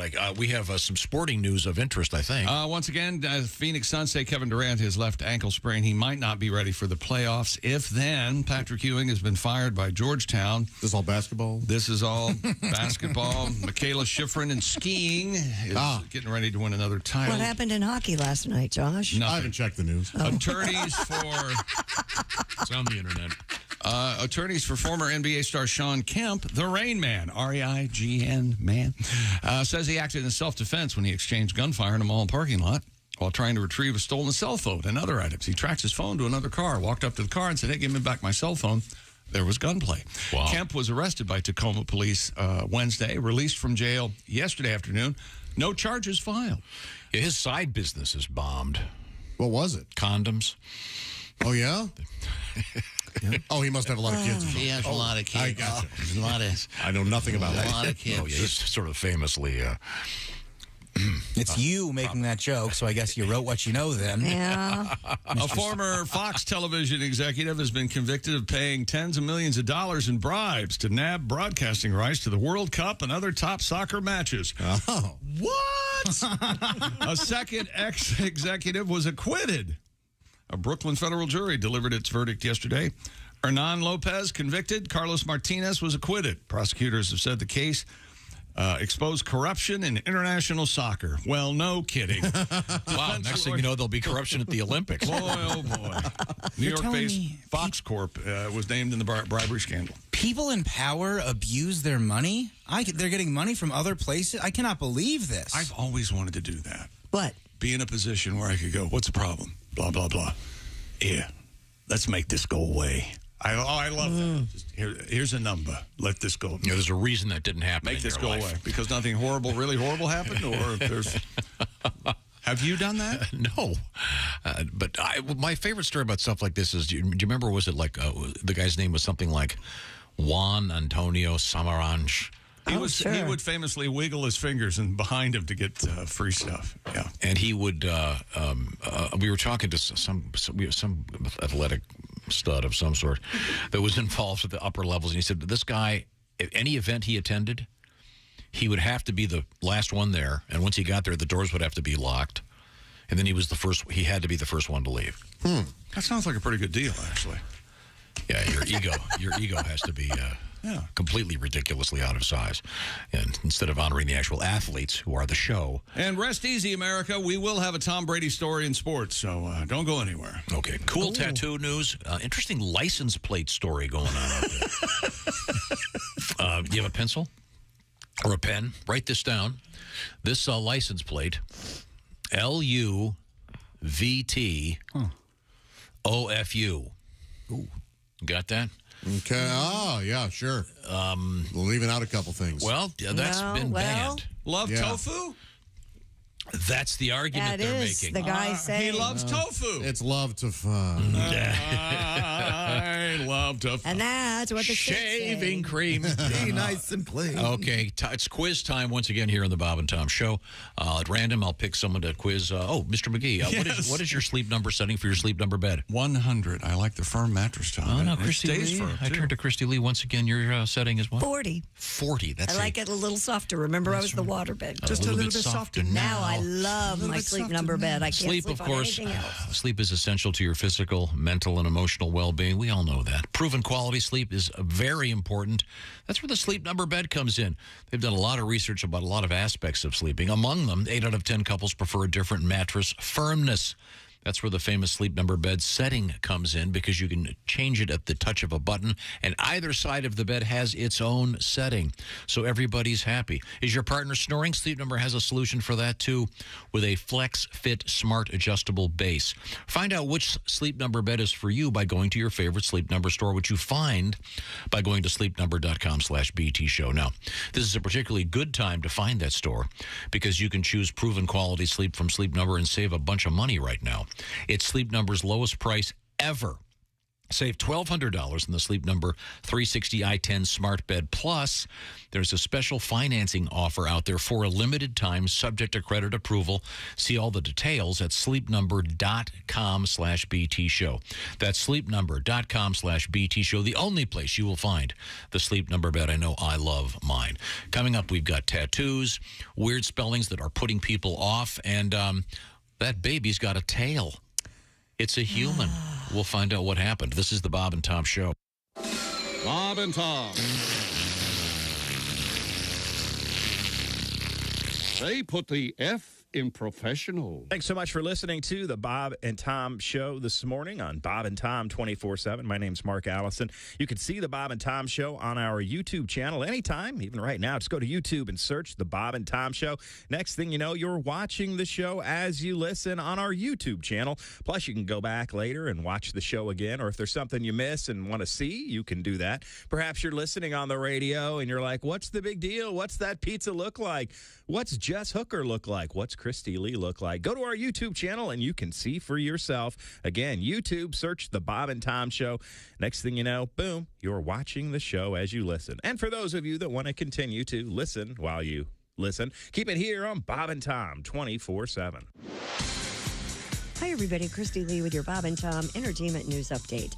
Robert Blake, the Emmy Award-winning actor who went from acclaim for his acting to notoriety when he was tried and acquitted in the killing of his wife, has died at the age of 89. Blake died Thursday from heart disease, surrounded by family at home in Los Angeles. He starred in the 1970s TV show Beretta. His career, though, never recovered from the long ordeal, which began with the shooting death of his wife, Bonnie Lee Bakley, outside a Studio City restaurant, May 4th, 2001. Blake was adamant that he did not kill his wife, and a jury ultimately acquitted him, but a civil jury did find him liable for her death and ordered him to pay Bakley's family $30 million, a judgment which sent him into bankruptcy. Meanwhile, the producers of the Academy Awards say they will draw you in from the very first moment.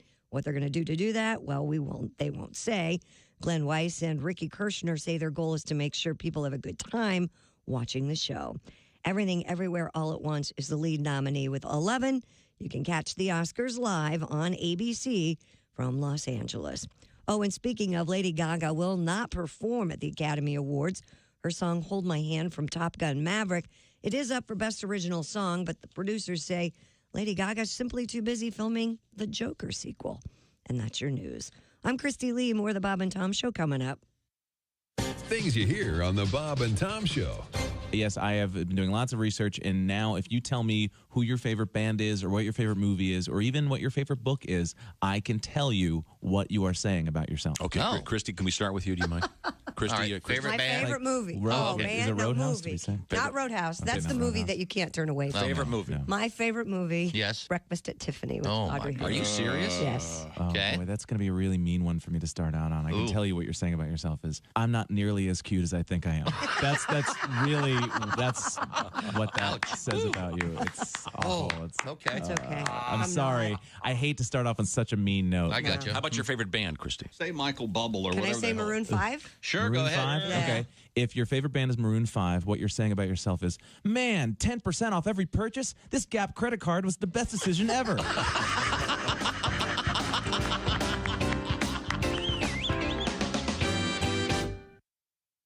Hi, this is comedian Rob Haney, and you're listening to Bob and Tom 24/7. Now, Rick, you've got your stepdaughter as well. How old is she now? 9? She's 7. 7. She's a dancer? Ooh. 7 and 10. Oh, will you stop?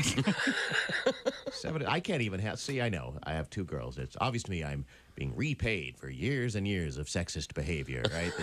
The tables are turned, and now I'm the sweaty, palpitating dad, the kid at the door, knock, knock. Hi, Mr. Schrader, here to pick up my award. I like your daughter very much. I own a van. Oh, God. It has the Kama Sutra bookmobile with it. Benoit balls hanging off the rearview mirror. I love poontang painted on the side. Oh, great. I guess I got a few years to relax. Yeah, you got a few. Yeah, as long as she's still, eating her boogers. Yeah. Bob and Tom, 24/7. Oh, yeah. Jimmy Schubert is our guest. Any other interesting news headlines, Christy? The FBI has identified the source of the virus-like blaster infection on the internet. The suspect, an 18-year-old who has not been identified but is expected to be arrested today. Now, can we execute 18-year-olds in our society? Yes, we can. Okay, I'm there. I'm voting for it. Yeah. You know, you can tell the kid's not getting laid. Any kid that's getting laid on a regular basis is not creating computer viruses. True. So it's basically, that's a sex education in high school. All they talk about are diseases and things you can catch, and the girls stop putting out, and kids hole up in the room and create a virus. He's going to be receiving a different kind of sex education, I'm hoping. His baseball hat and his dirt button are going to be the same size once I get done with him. This kid's going to be able to do deep bends over fire hydrants. I was playing in Miami, and RuPaul was real big at the time, and a lot of the staff was gay at the club, and they were going to go at like 3 in the morning to this huge gay bar to see RuPaul. And I was like, all right, I'll go. And so I go down there. I mean, it's like 2,000 people. And mostly gay men, and I'm sitting there by the record machine, and the ugliest guys there hit on me. I mean, ugly pimples, fat guys. I'm like, you know what? Gay people drink too. You were at 2 in the morning pool, man. Man, he looks good. Just the fact that you went, okay, I'll go. Bob and Tom, well-meaning, but Yeah, they're. Welcome back to the Bob and Tom Show, the really big show. There's Christy Lee at the news desk. No one cares who that was. I do. It was funny. Did I say Pat Godwin's in the performance room? You did now. All right. Can you say it like Ed Sullivan? There's Josh Arnold. Hi, buddy. Hi, Chick. How you doing? Sorry, it's all my fault. There's Ace Cosby. There's Willie Griswold. Good morning. There's I'm Chick. There's Chick. Yeah, hi, Chick. And here's Tom, and I got another letter. And I don't know if I should read Allow this me to or not. introduce you, Chick McGee at the OrangeInsoles.com sports desk. I don't know why I was given this letter, and I don't think there's a point to it, but there kind of is a point to it. If All right. And you hear it, you'll know. Okay? I'm just going to read it. I'm not going to embellish. Dear gang, this pizza debacle is all Ace's fault.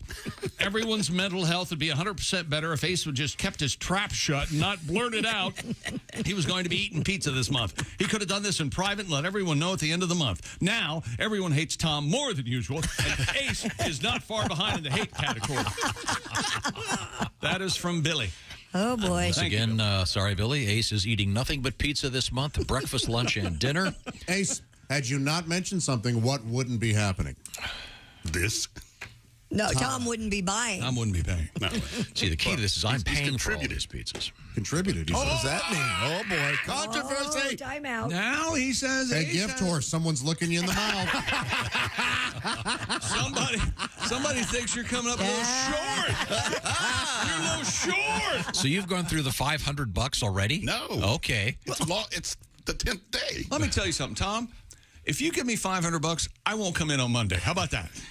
What do you think of that? How about 600? What do you think of that? Oh. Hey, he doesn't know how to negotiate. Keep going up. No, you won't get me out of here. Here. Wait, I'm sorry. So the phone's ringing. Hello, Bob and Tom Show. Hey, fellas. Floyd. Hi, Floyd. I've enjoyed your GoFundMe pizza program. You're very welcome. I want to remind y'all that daylight savings time starts this weekend. That's Yes, right, it yeah. does. Spring forward. We're already pre-gaming in this house. I don't know if we'll be able to participate this year, though. Huh. Hell, on account of my cholesterol being what it is. Oh, of course. I can see why that would be affected. But we like daylight savings on account of doctor recommends it, and it just makes things more convenient when you have somebody else start your day for you. Not to mention, the sooner we spring forward, the sooner we'll be able to flatten the curve. And having more daylight and sunshine is always a good thing when you think about it. Sure. For me, it makes for safer driving. Last few years, my night vision has been kind of fuzzy after dark. Yeah. And when I'm driving to Peterbilt, it's scary not being able to see all the road, Sure. I bet. Well, sometimes I can't see the road, and with 18 wheels, I tend to run over little things like traffic cones and orange barrels and Fiats.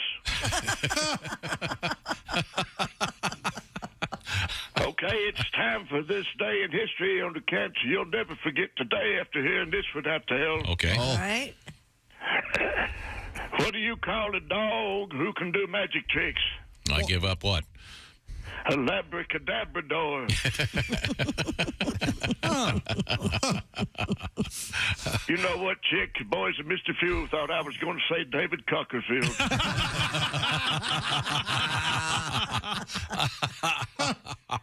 You want me to set the clocks back and tell it again? Sure. No. I'll hang up and listen to you answer. Thank you very much. Tom, speaking of telling jokes again, could we have Ace do his from earlier this morning? I have an email. Okay, ladies and gentlemen, a rare encore performance. Who's that sexy man with a deep voice? Ace Cosby, here he is with his joke of the day. I bought coconut shampoo yesterday. Yes? I got home and realized I don't have a coconut. Wow. Cosby's joke of the day. Well, our friend Joe has written in. He said he has a story related to coconuts. Cool. Chick, he said he was at the grocery store buying some coconuts. He picked 2 up, and there happened. Really? Did he have one in each hand? No, he did. Yeah. No, there happened to be a lady looking at some coconuts. An attractive young lady. And he looked at her and he said, these coconuts look like my testicles. Really? And the lady said, "Oh, they're that big?" He said, "No, that hairy." Thank you, Joe, for sharing that true story. Joey Coconuts. This is from Frank. We had a carnival goldfish we kept on top of our TV for years. One day after coming home from work, I noticed the bowl was empty. I asked what happened. Nobody knew. We had 3 cats at the time. Oh, boy. So I assumed one of them got the fish. Yeah. Well, while playing with the kids, I kept hearing a weird noise. I slid the TV away from the wall. There was the goldfish flopping around. Wow.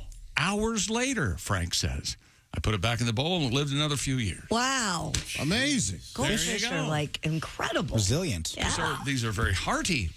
They're hearty fish. Yeah, they are. Now, wasn't there a movie where they had a waterbed and there were fish in it? That sounds like some. I know there's some movie where there's the guy's wearing or maybe it's a woman wearing high heels and there are goldfish in the heels. I'm going to get you, sucker. Are they platform shoes? Yeah. That could be the greatest name for a movie ever. That movie is funny. You think you could pitch Kate Blanchett? I'm going to get you, sucker, too. I bet she'd do it. Yeah, she has a good sense of humor. I bet she would.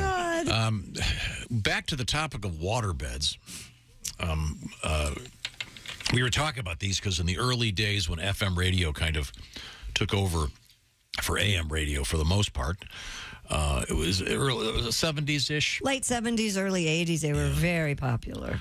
And every radio station in those underground Waterbed warehouse. Yeah, FMs, they had all the waterbed commercials. This comes to us from another Tom. He writes, many years ago, my wife and I had separated.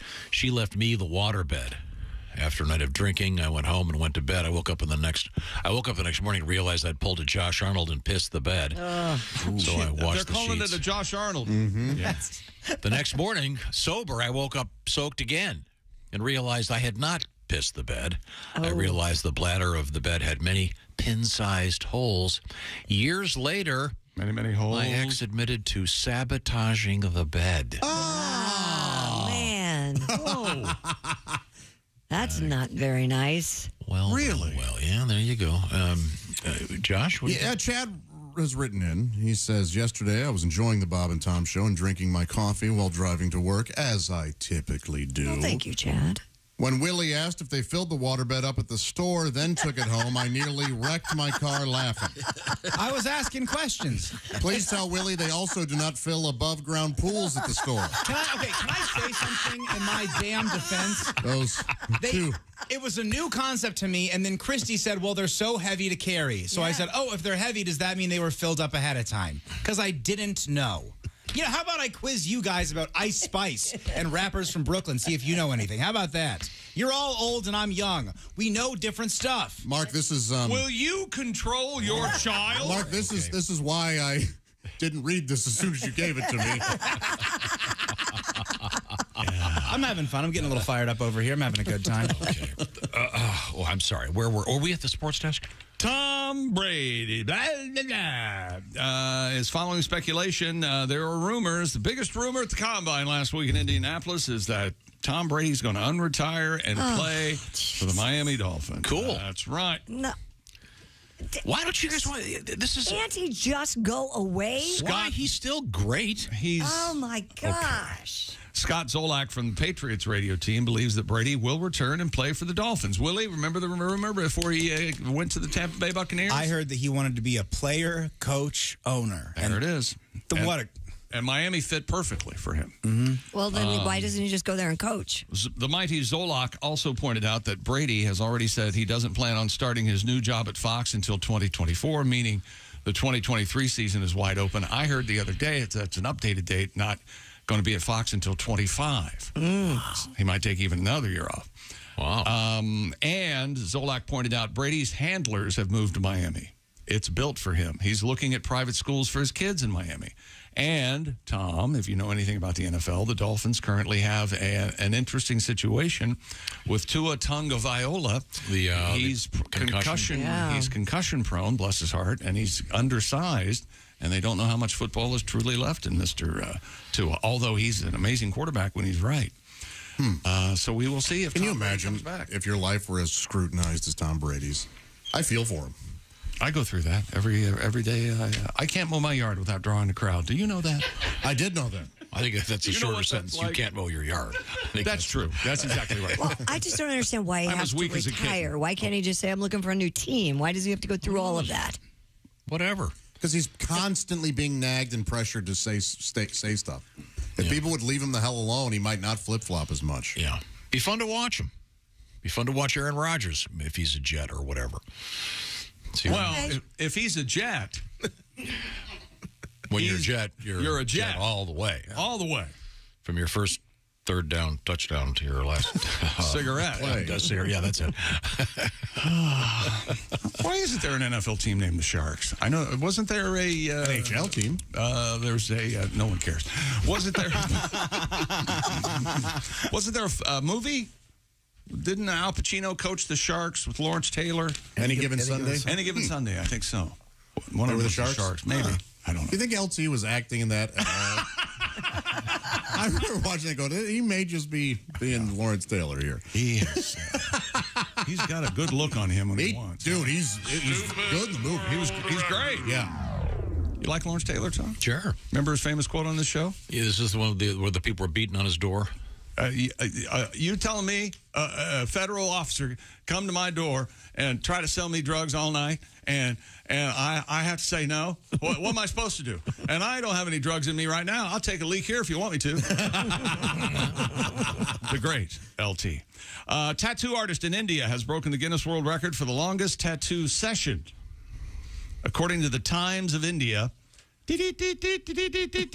Mr. Ishan Rana tattooed continuously for 91 hours to earn the record title. Okay. I wouldn't want to be patient number 9 or hour 90, 91. Yeah, no kidding. God. Hey, I've just been fired, so you guys know, waiting for my tattoo.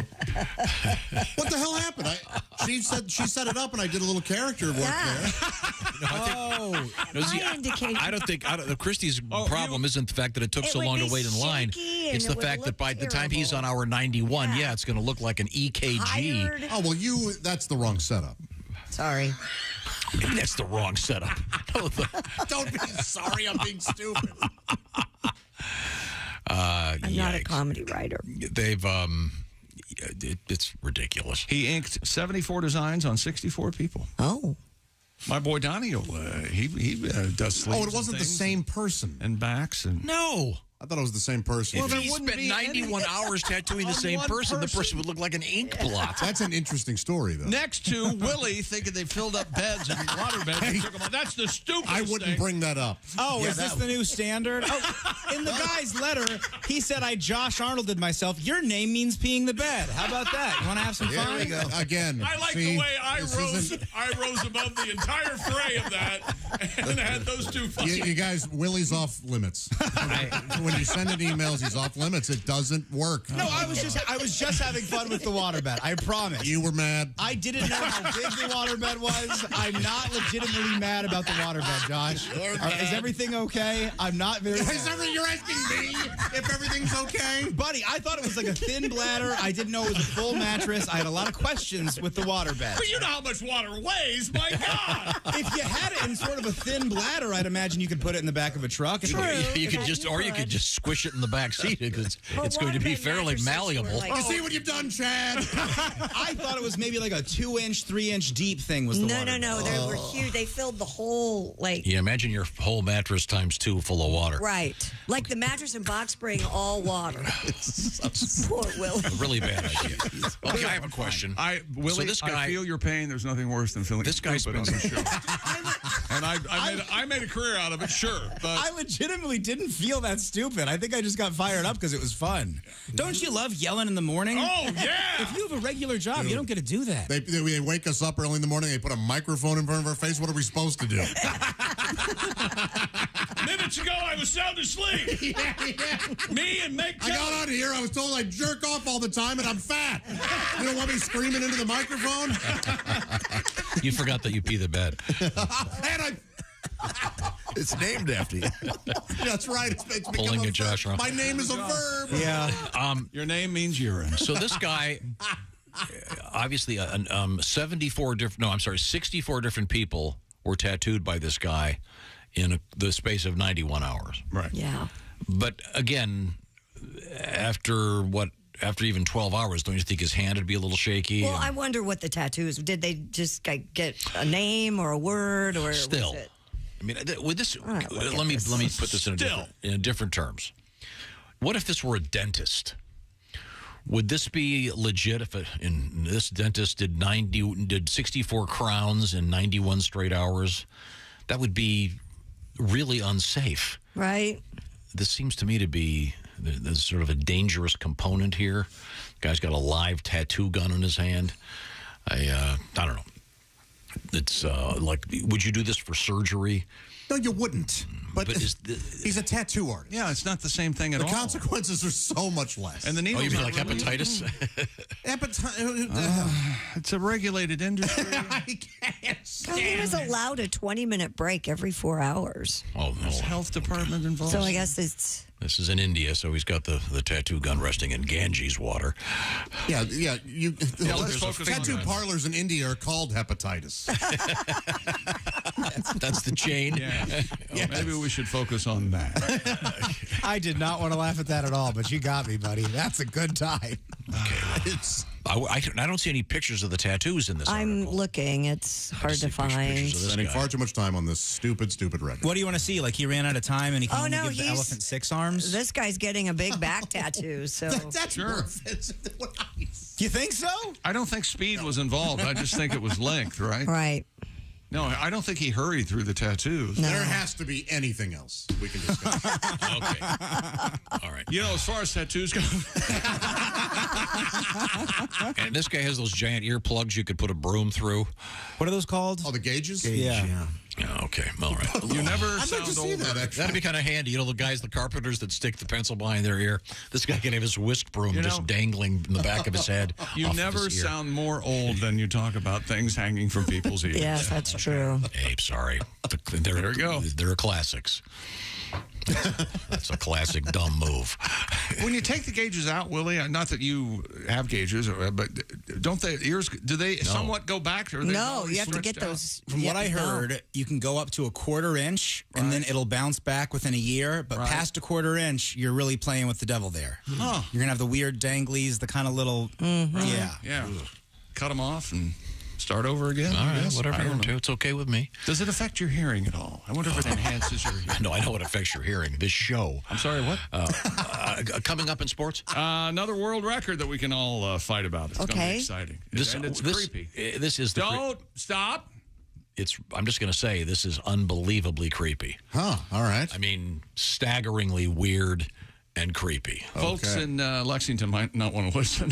Yeah, there's your hint. It's very, very creepy. Also, a baby born with a tail. And Josh, you're sitting, okay, get ready. Here's the headline. Yeah. Ranch dressing ice cream. Yeah, all right. Great. Terrific.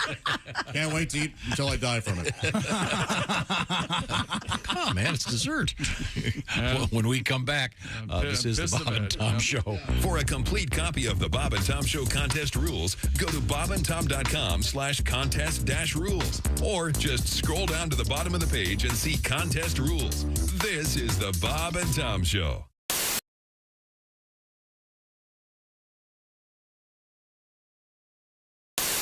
You want to play one of the silly ones? We'd love to hear one. Sure, yeah.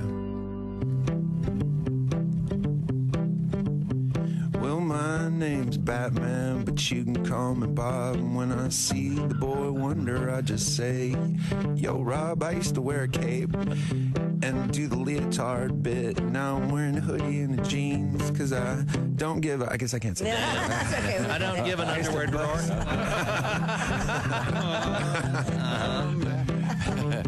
I used to bust my butt all day fighting crime. Now I'm rocking the Bob and Tom Show when I sing my rhymes. And I can turn any crowd into a crazy old mom. Cause I'm Batman, but you can call me Bob. Well, I'll tell you all a story that once happened to me. Me and little Robin, we were just cruising down the street. We were in the Batmobile, and we had the lights turned low. We had a six-pack of bat beer on ice, so we were good to go. And with the radio blasting out our old theme song, Robin kept on passing me that big old bat bong. I took a couple of hits, and the next thing I know, there was a cop pulling us over to the side of the road. He said, hey, what's your name, boy? You look like a slob. I said, I'm Batman, officer, but you can call me Bob. Well, I turned to little Robin. I said, hey, buddy, it's getting kind of late. I gotta find a date before I start to hallucinate. So we found this little place. We went inside and they carded Robin at the door. They asked about his age. He just lied. He was like 13, I think. I'm not really sure how old he is. Well, I went up to the bar and ordered myself a little Coke and Jack, and that's when I felt a strong hand on the back of my back. And I turned around and I dropped my drink because there was this girl there in a mink, and she was about the most beautiful girl I've ever seen, I think. And I introduced her, Robin. I said, hey, this little guy's name is Rob. Well, I'm the Batman, baby, but you can call me Bob.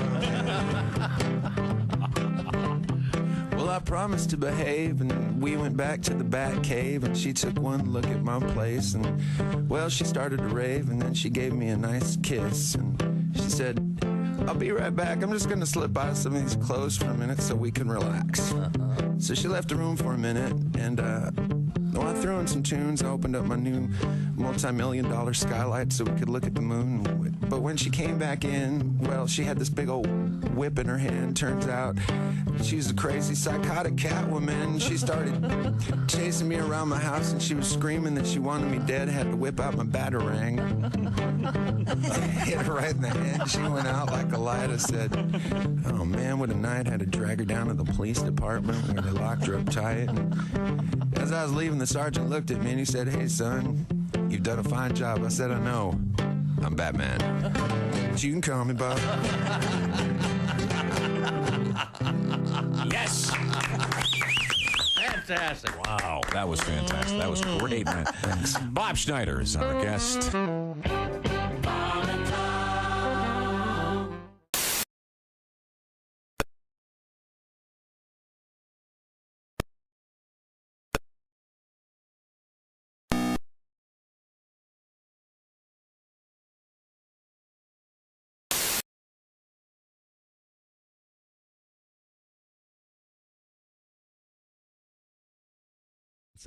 The crackdown has raised alarm among religious minorities and rights activists. Some see the measures as an attempt by the prime minister to head off potential political challenges from religious conservatives. Defenders say the ban is in line with the values of an overwhelming majority in the predominantly Muslim country. And that's a look at things you may have missed on the other side of the world. More of the Bob and Tom Show coming up. Ladies and gentlemen, Bob and Tom. Dear Bob and Tom Show. When I was married, my wife and I had a waterbed. We are now divorced. I think we drifted apart.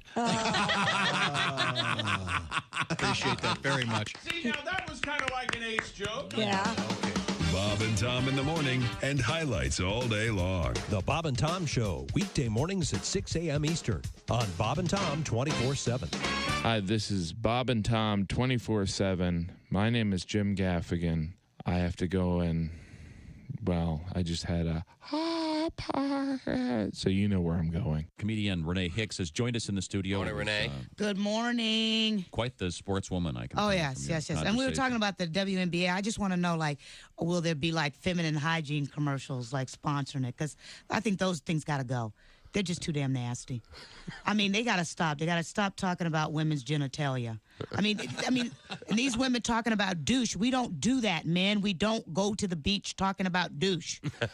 You don't? You know? No, we don't. And see, I never want to see a black woman do that. Mhm. Because you know they would have her just acting crazy, just walking along going, oh, girl, I ain't seen you in a...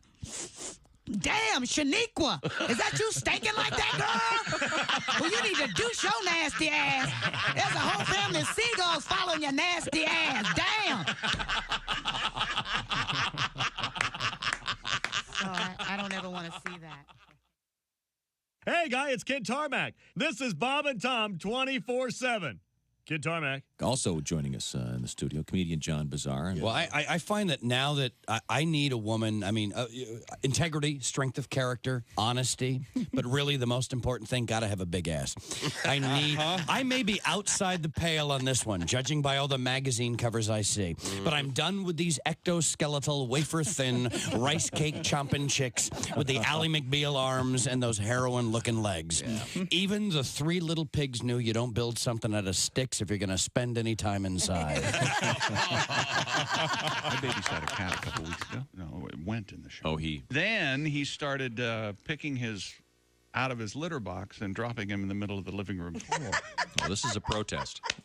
It did seem like some sort of action. Cats are, you know, jerks, basically. Can be. Cats are jerks.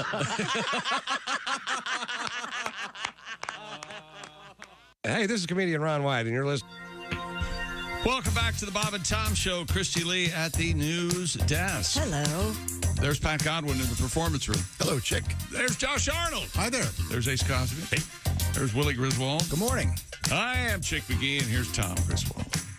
Chick joins us once again astride the orangeinsoles.com sports desk. That's right. We have a special Orange Insoles thing coming up involving the world of basketball bracketology, which kicks into full gear coming up Sunday evening. Also, this weekend, of course, it's the daylight savings time switcheroo. Yeah, spring forward. You get an extra hour of sleep. Look at it that way. Pretty much everywhere, but not quite everywhere. Right. Always gets a little confusing. What is it? Arizona, Hawaii. Well, then why did you bring it up? We don't get an extra hour of sleep. We lose an hour. Yeah, lose an hour. Yeah. Oh. In the spring, yeah. It goes from 2 to 3, right? Oh, you're right. What's happening? But that can be made up if you skip watching the Academy Awards. True. They'll get you 3 hours of your life back that isn't worth losing. Let's see, a couple quick things here. I really like this letter. This comes to us from Todd in Fort Myers, Florida. Toddy boy. Hello, miscreants and Christy. Toddy. I'm on a train from Dublin to Cork in Ireland. There are 4 old ladies chatting away next to us. My ears perked up and one of the women said, "We had to do it. State law." I instantly started streaming the show to get a taste of Donnie Baker. All right. Love the show no matter where I am. Todd from Fort Myers, currently traveling the Green Isle. Oh, very cool. Of course, St. Patrick's Day is a week away, right? I thought it was today. It's a week from today. Yeah. You thought it was today? And you guys even told me yesterday. I go, is it tomorrow? And you guys know it's next I week. said it's next Friday. I know. And I woke up this morning and went, got to wear my green shirt. So you get to see that next Friday. That's brain damage. You know that, right? It's a problem. It's something, Is that the only one you've got? You have other green. I have another green, but this is kind of the only one I wear. You know what? I can wear that green and pink one that you like, Kristen. Oh, I like that. But you This can wear made that sure next you Friday. We'll never remember. Yeah, I can. I've got a letter that made sure you were. Personal, I hate that shirt. Dear Despots and Christy Lee. Yes. Since Orange Insoles is sponsoring Chick McGee Sports, shouldn't Chick be wearing the famous Josh Arnold orange suit? Oh, So, Jake, I've also seen a couple emails with that request, and I didn't bring it up because I didn't want to force you to have to put that on. Yeah. No, that's not going to happen. How about the suit coat, at least? I'll put the suit coat on. All right. Okay, I've got the suit coat handy. We can grab that. Oh, it's right there behind you. Oh wait, you have a dresser. I forgot. Not a piece of furniture, but a person, a dresser. No. I have a. That was a good movie, The Dresser. That is a good movie. That is a good movie. Great movie. I have a what do you call it? A closet in my office. A chifforobe? Yeah, one of those portable on wheels things. Because most of my clothes are. There's a murder in Savannah. Most of my clothing is in this building. Yeah, yes, that's we've right. heard. Not living in your Why house. do you say that like you're bragging about it? No, if you want something, I've got it. I don't have. Well, anything it's more not. It's not fun when couples break up. We're not breaking up. It's just that whatever we're just plotting a murder. Hey, whatever you, however you want to. Plotting a murder. Wait a minute. What? There's a murder on the Bob and Tom Show. Stupid world record. Okay, grab a hold of yourselves. 2 buildings in the United Kingdom have been officially recognized by Guinness World Records as having the most horse skulls found in a building. What? How can that be a record? Yes. Why did they go, all right, we'll make a category for this. Well, you'll see, because the horse skulls are incorporated into the construction of the buildings. What? Wow. Thrimby Hall in Westmoreland. Sadly. And a house in Bungay. How long have you been gay? I was born. It's in Suffolk, the Suffolk area. Suffolk. Where there's a lot of, you got to really pronounce that one right or you're in big trouble. Christy really like that. But Yeah. You've been gay in Suffolk? There's around. How about everywhere else? You straight there? Around 40 horse skulls discovered inside when they were doing renovation work in the 20s and 30s. The skulls were part of each building's structure, which apparently had been a common practice in Britain and Ireland until as late as the 18th century. Though, I don't like it when news, and now I'm doing it. Though, it's not entirely clear why. Oh. Well, I mean, if you're redoing your house and, hey, is that a load-bearing wall? Yeah, it's made of 40 horse skulls. You're going to go, what the hell's going on? You can't build a beam out of bone, can you? Well, I don't know. Is it strong? Maybe Or an wouldn't it- archway. But After time? They have some weird explanations, and they're different for each house. Go ahead, read them. Well, this even... Wow, yeah, that's... Stick it to the man. Chick crumbled it up and threw it at You Tom. got your copy. You read Go it. ahead and read Go it. right ahead. God. Do your thing. Go over right there, big ahead. man. Do your- Nice throw, Nancy. Go ahead. Oh, my bad shoulder. You know that. The manner in which the skulls were laid Here we go. at Bungay indicates... Wait a minute. No. You know what? It just dawned on me as I'm reading this, as you're reading yours, he's following He reads along. on his copy. Guys, sometimes his lips move. Yes. That's because I edited this thing. I can't stand you right now. You got to let us do our job. There's no way he would have gotten through this one. He would have trashed it in the beginning. They think that the horse skulls were put there for drainage purposes. I can save money whether I pay attention or not. Now, here's the better one, I think. First of all, the name Thrimby Hall. Very British. Yeah, that just, it sounds like you just walked into a movie. And Eleanor Thrimby. I say, the boys were all up at Thrimby Hall, probably learning what goes where. The manner in which the skulls were laid at Thrimby Hall appears to have been taken from, these are from dead horses, obviously, taken from a nearby battlefield and placed under the floorboards to improve the acoustics of the music room. Whoa, that's interesting. What a weird... So some say potentially for drainage, because they've got the holes and such that things can get...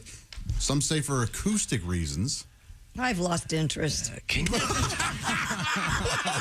I wouldn't expect you to. I wouldn't expect you to grasp something this I know. arcane. I'm the stupid one. See, you do the bad. I'm just. Are we being too rational about this? Maybe it was just some freaky weirdo that wanted to have horse skulls in his exactly. basement. Yeah. Right? Yeah, some But again, it's Crowley-esque- built into the structure. Yeah, it's so odd. Some of these things you don't have to think smart about. I think this was just a freak. He liked to have horse skulls. He would look at them. There's a chance. He would play with them. He'd wear them like a little mask. Right. Maybe it was the. I'd sleep with me. Maybe it was the bridal suite. I really liked him. I don't see the Guinness people having to worry about anybody else breaking this record. No, there's no way. That's why Christy's right. There was no reason to even have a record. God, that's so bizarre. Anyway, I don't know if this was done in the Old West where there were a lot of horses. Who knows? So, well, we have an idea for the next big monthly promotion. This month, it's Ace. Yeah. It is pizza. GD Pizza. Hear me out, says Cray Cray. I like Cray Cray. Mm-hmm. Well, I did. Next month, how about Josh pees a different bed every night? On Tom's dime, so you would pay for the hotel rooms, the Airbnbs. Now tell me, Josh, did you piss the bed last night? It should be easier for Pat to write a month of urine songs. I already have one. But then he says Mama Benji Fishy. Mama Benji Fishy. Mama Benji Fishy. I like the name of that new pizza parlor. Which one? Which is that? GD Pizzas. Hey, yeah. Come get your GD pizza. We get your GD pizza. What do I look like? We got your GD breadsticks. And, you want your GD pizzas delivered? You want a GD drink with Dad? Just eat your GD pizza. We're coming back with the consummate list of the top 10 things Tom is scared of. And it's wonderful and amazing. Okay. And I thank Chris for this. There's only 10? One of our listeners. There are 8 of them are Ace. It adds up. He's on the list. Is number 9 progress? It adds up to. I think it's in there 9. Yeah. It's like maybe 20 or 30 a couple of honorable mentions. Okay, I'm looking forward to this. Yeah. Also, did you guys ever maybe get a little too much to drink or smoke or whatever? And Never. Do some shopping online? Did it last night. Oh, yeah, you did. Good.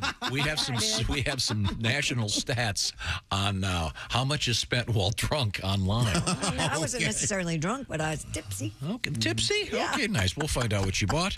This is the Bob and Tom Show. Thanks for listening to the Bob and Tom Show this morning. The show is also out there for you on our YouTube channel. Watch and subscribe.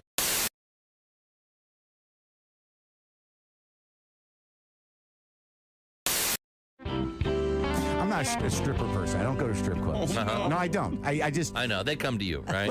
Well, kind of. So how I'm dating a stripper, I don't understand how that happened. And what happened was I met her outside of the situation. She's getting a little older to be that, and she said she was a writer. I met her at a social event. She goes, "I'm a writer," and I'm like, "Well, that's interesting. What do you write about?" She goes, "Well, I write about sex work, being a dominatrix, and stripping." And I'm like, "Why do you write about that?" She goes, "Well, that's what I do." Oh. So somehow or another, I just held on to writer.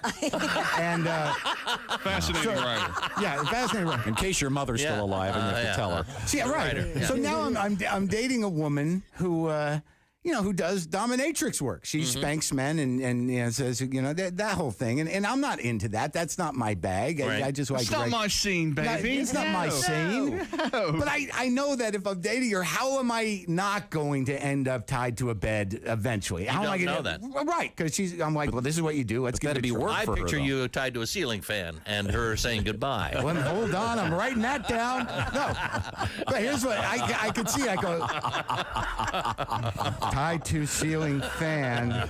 Give her a good idea. Yeah. Well, here's what I know. What'll happen is I'll end up tied to the bed. I'll be like, oh, no, I don't think I'm good with this. And she's gonna be holding a ball gag, saying the safe word is "marry me." Marry me. Mark Merritt is our guest.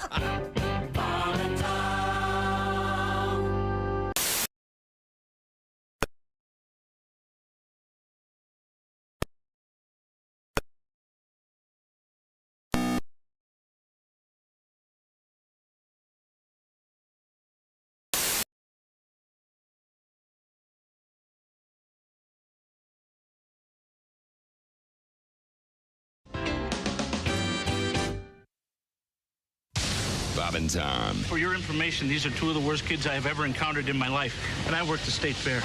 We were stupid before stupid was cool. One of the best things about working here is hanging out between breaks and walking by the green room and hearing the Blatant hostility continuing off the air. Oh, it's real, people, and especially on a Friday. Don't get on Chick McGee's wrong side, ladies and gentlemen. But again, it's all fake. We love each other around here. And for everything Bob and Tom, check out bobandtom.com. That's our website on the internet. All of the latest highlights, news, information. Did I tell you the puppets live at bobandtom.com? They've got their own little puppet house and a puppet garage for Christy's puppet car. She demanded it.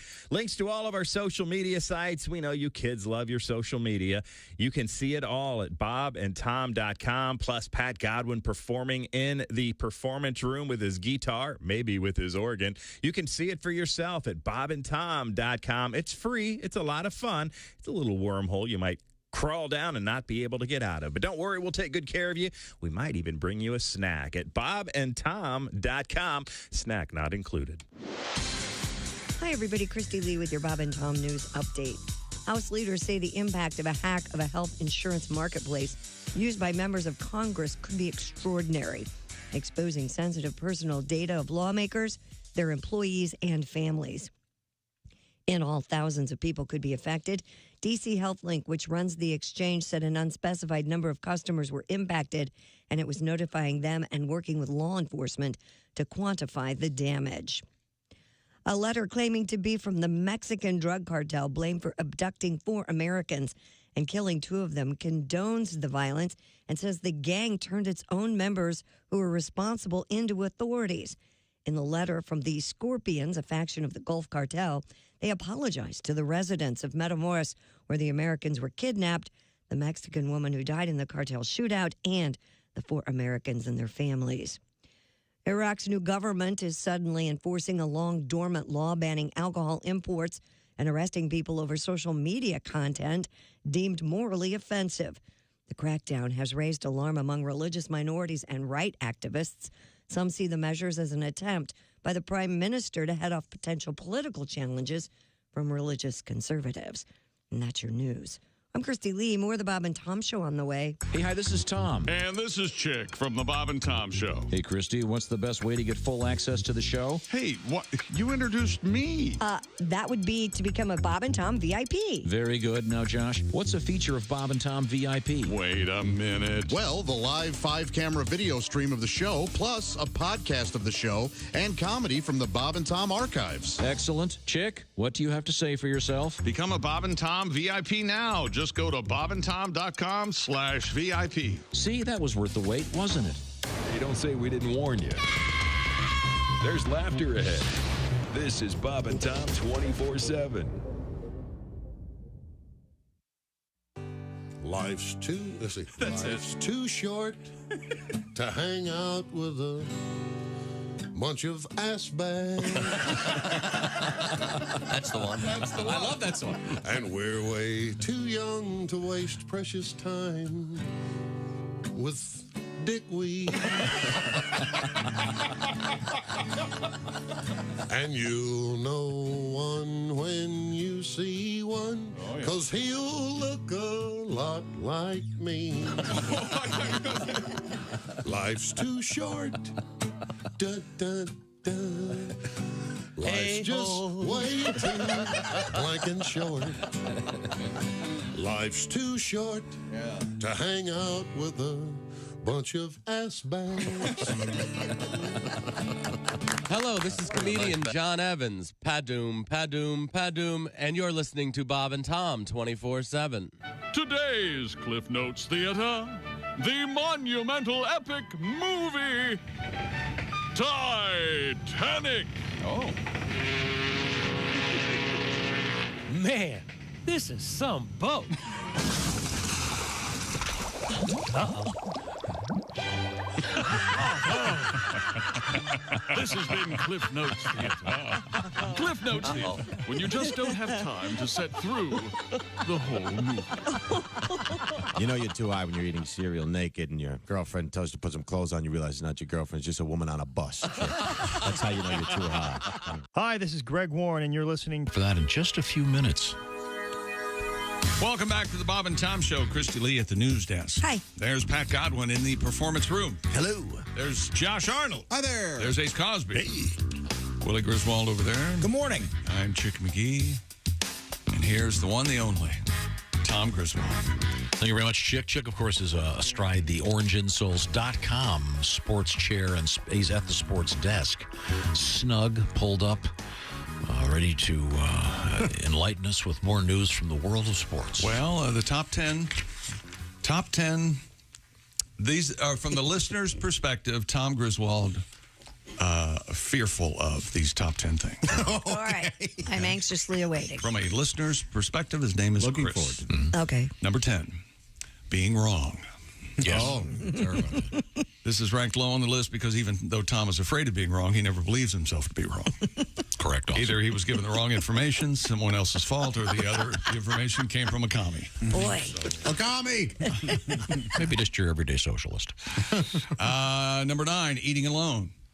He's afraid he'll not be able to ingratiate himself to the rest of the world for a few moments. That's why he eats so fast. He has time to give life advice and present his knowledge. Since he pays, he keeps his audience feeling obligated to stay and listen. Of course. That's absolutely true. Number 8, working alone. It's clear most days Tom would prefer to work alone, but he's also afraid to do so. Yes. Possibly because without having people to be wrong, he can't be right. You couldn't disagree with yourself. This guy is amazing. Yeah. Good listener. Number 7, this is one that I find fascinating. Okay. Tom is afraid of a big red bush. Oh, well, but it makes sense, doesn't it? I told you. It makes absolute sense. And textbook psychology. As explained here, if you know, you know. Yeah. Let's move on. Number 6. Hey, by the way, if that happened in today's world... Oh, man. She'd go to jail. There'd be cop cars, ambulances. Again, without mentioning any names, when I was a little boy, I was a sleepover, and my friend, we'll call him Andy. Thanks. His mom hopped in the shower with us naked. To this day, How old were you? Oh, God, I couldn't have been more than 5 or 6. Okay, so... Did she have one of those big walk-in showers? I was going to say big walk-in. Find my keys so we can drive out. I think Yeah. No, that's a completely true story. And she was covered in freckles, which freaked me out. Do clowns with red wigs freak you out now? What about clowns with red vaginas?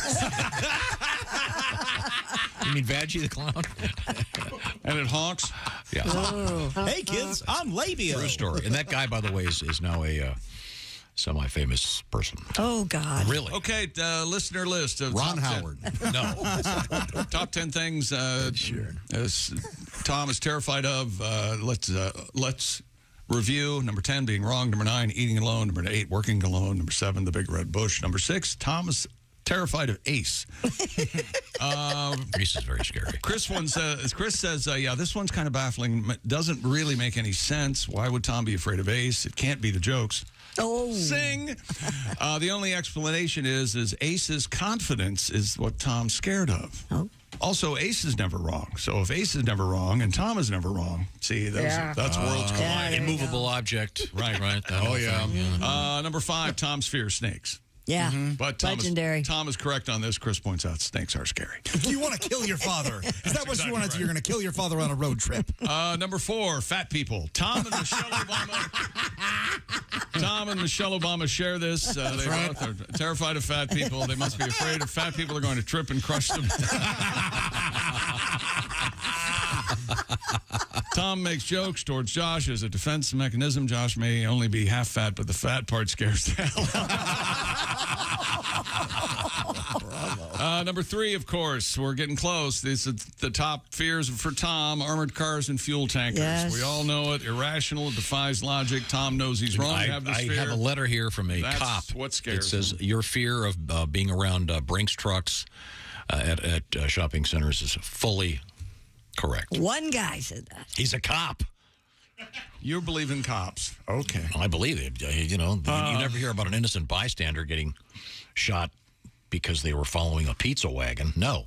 So now So wait a minute. How many innocent bystanders do you read about that are shot because a Brinks truck was in front of some building? Every year, dozens. This is a conspiracy by the liberal media.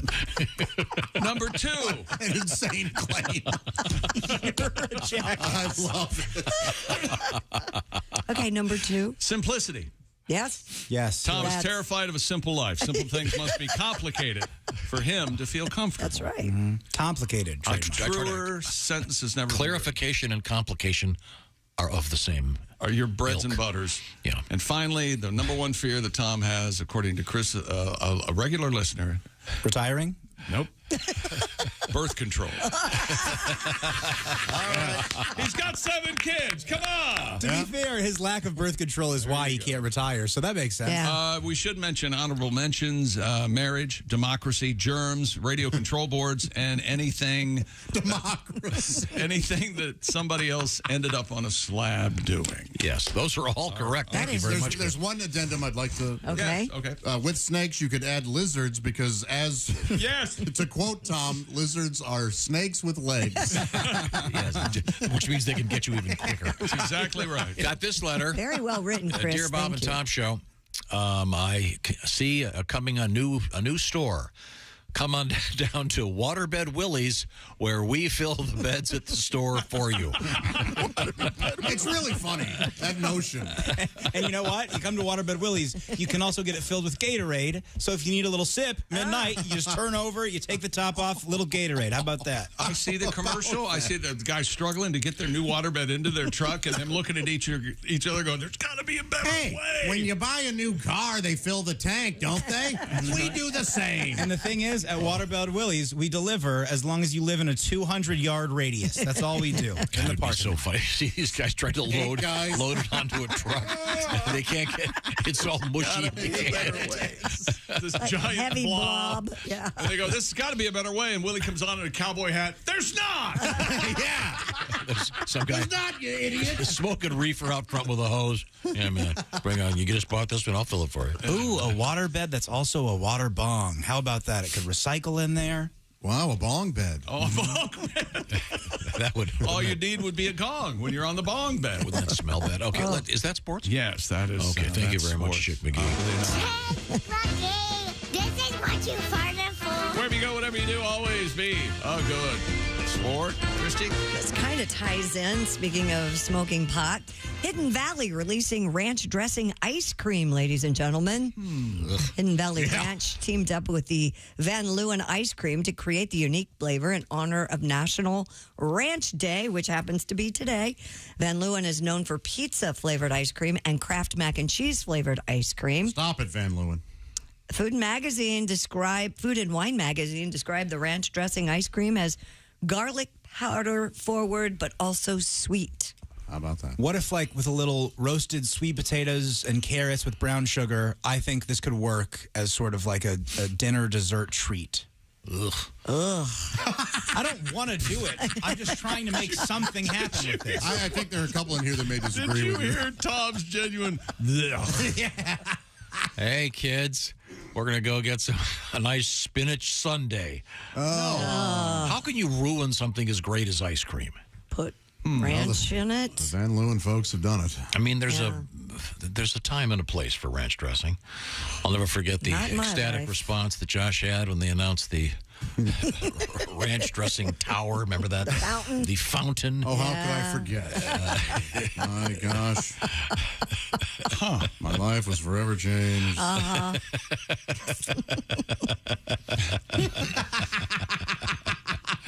So today is officially National Ranch Dressing National Day? Ranch Dressing Day, or Ranch Day, I guess you could. Chick McGee. Yes, sir. Ranch dressing on your pizza crust, yes or no? Not every time, but occasionally. Occasionally. Yes. I enjoy that very much, yes. So you dip hot pizza into a ranch dressing? It's become more popular, I think. They actually put it on like pizza sauce? No, you It's just a dunk dip? your crust into the ranch. I'm a Gotcha. huge fan of this. And I Really? like a spicy ranch as well. There's a place in Colorado called Cosmo's Pizza. They got me onto it. Now I'm addicted. Is that right? Yeah, I'll even, if I'm at home and I don't have ranch, I'll put some sriracha and some mayo. I'll stir it up and I'll dip into that. People think it's very gross. I do think it's very gross. People get mad about it. They yell People at me. like your doctor? Because I talked to my doctor about pizza night. That's what I do. Pat, do you have your guitar out? The number 3 thing Tom is scared of, fat people. Yeah. Fat people. Do you remember last week, by the way, when he said, oh, yeah, when I had COVID, I called, we're all thinking doctor. Who did he call? His lawyer when he thought he had COVID. We're going to sue. That is odd, isn't it? I'm going to sue the Chinese lab that gave it to me. Pat? Dear ranch dressing, I love you, so I wrote this letter. They say that you're bad for me, but everything dipped in you tastes better. Radishes, better. Carrots, so much better. Dry salads, practically inedible, but with you on top, it's incredible. Celery would be healthy and depressing without you ranch dressing. How true. Dear ranch dressing, I tell my friends they ought to try it. I miss you on a slice of pizza for those 2 days in May when I'm on a diet. Buffalo wings, better. Doritos, much better. I'll lick you up forever, Pally. Even put it on my girlfriend's Hidden Valley. Your milky goodness I savor. Even on kale, it enhances the flavor. Some would say I'm obsessing. Dear ranch dressing, yours truly, Josh Arnold. What is that right? Where did you find my diary? Once again, newly available Hidden Valley Ranch Dressing ice cream. Give it a try. If You know, there's olive oil ice cream, and it's actually very good. Oh, that's kind of a keto deal, isn't it? Yeah, it's very good. It's surprisingly good. How about that? Is there a picture of olive oil on it? No. Just good old olive oil. Okay. Is it extra virgin olive oil? It has to be, yeah. EVO? I wondered, how can you be an extra virgin? You have like two hymens? How does that work exactly? Yes. There are those who are double hymen. And the double hymen, of course, is also a maneuver in skating. Until you fall. Oh, boy. Well, anyway, I think it's time for me to tell you about the best earbuds in the history of the world. Yes. Raycon earbuds. Raycon is premium audio at the perfect price point. You can build great habits without breaking the bank, whether you're looking for a pair of everyday earbuds, low-latency gaming headphones, a speaker with a battery that'll last all night long at your next party. Raycon's got you covered. And talk about Bluetooth syncing practically right out of the box. There's no way. Is it synced yet? No, not with Raycons. And they start about half the price of other premium audio brands. And 3 customizable sound profiles, many colors. They've got earbud tap functions, noise isolation, and Raycon's awareness mode. If you're ready to buy something small with a big impact on your life, go to buyraycon.com/Tom today and get 15% off your Raycon order. That's buyraycon.com/Tom. Score 15% off your Raycon purchase. That's buyraycon.com/Tom.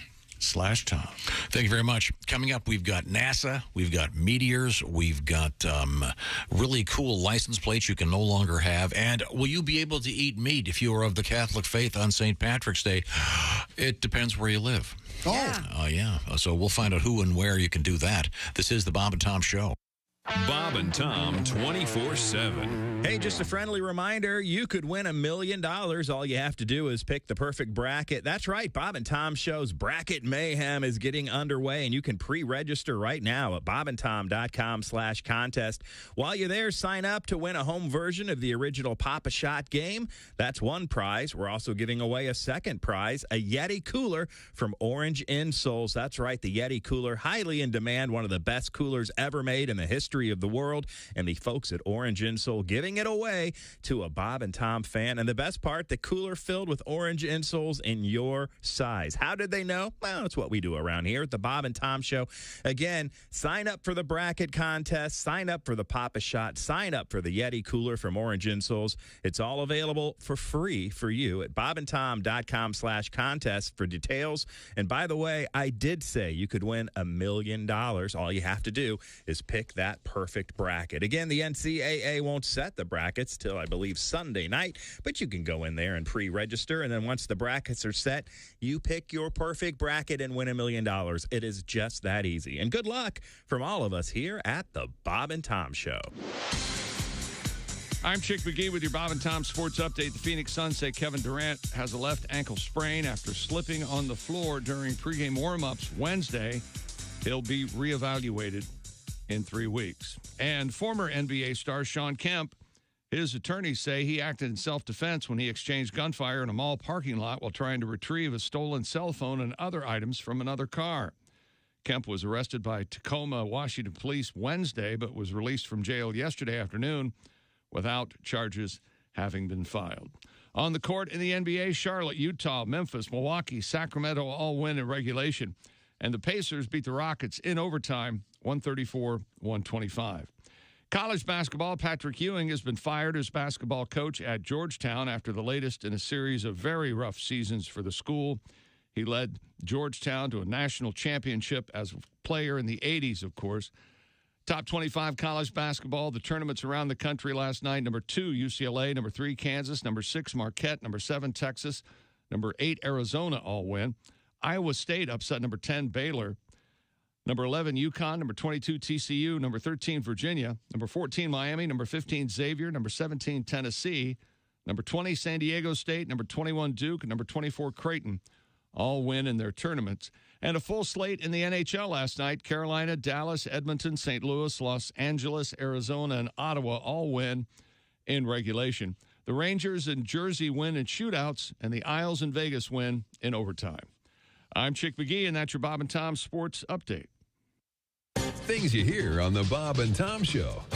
Comedian Jeff Rothpan here in the studio with us. When I was a kid, all these other kids got to go to the Barnum and Bailey Circus, and I remember begging my dad, please, I want to go. All the other kids are going. He said, no, we just can't afford it. Tickets are expensive.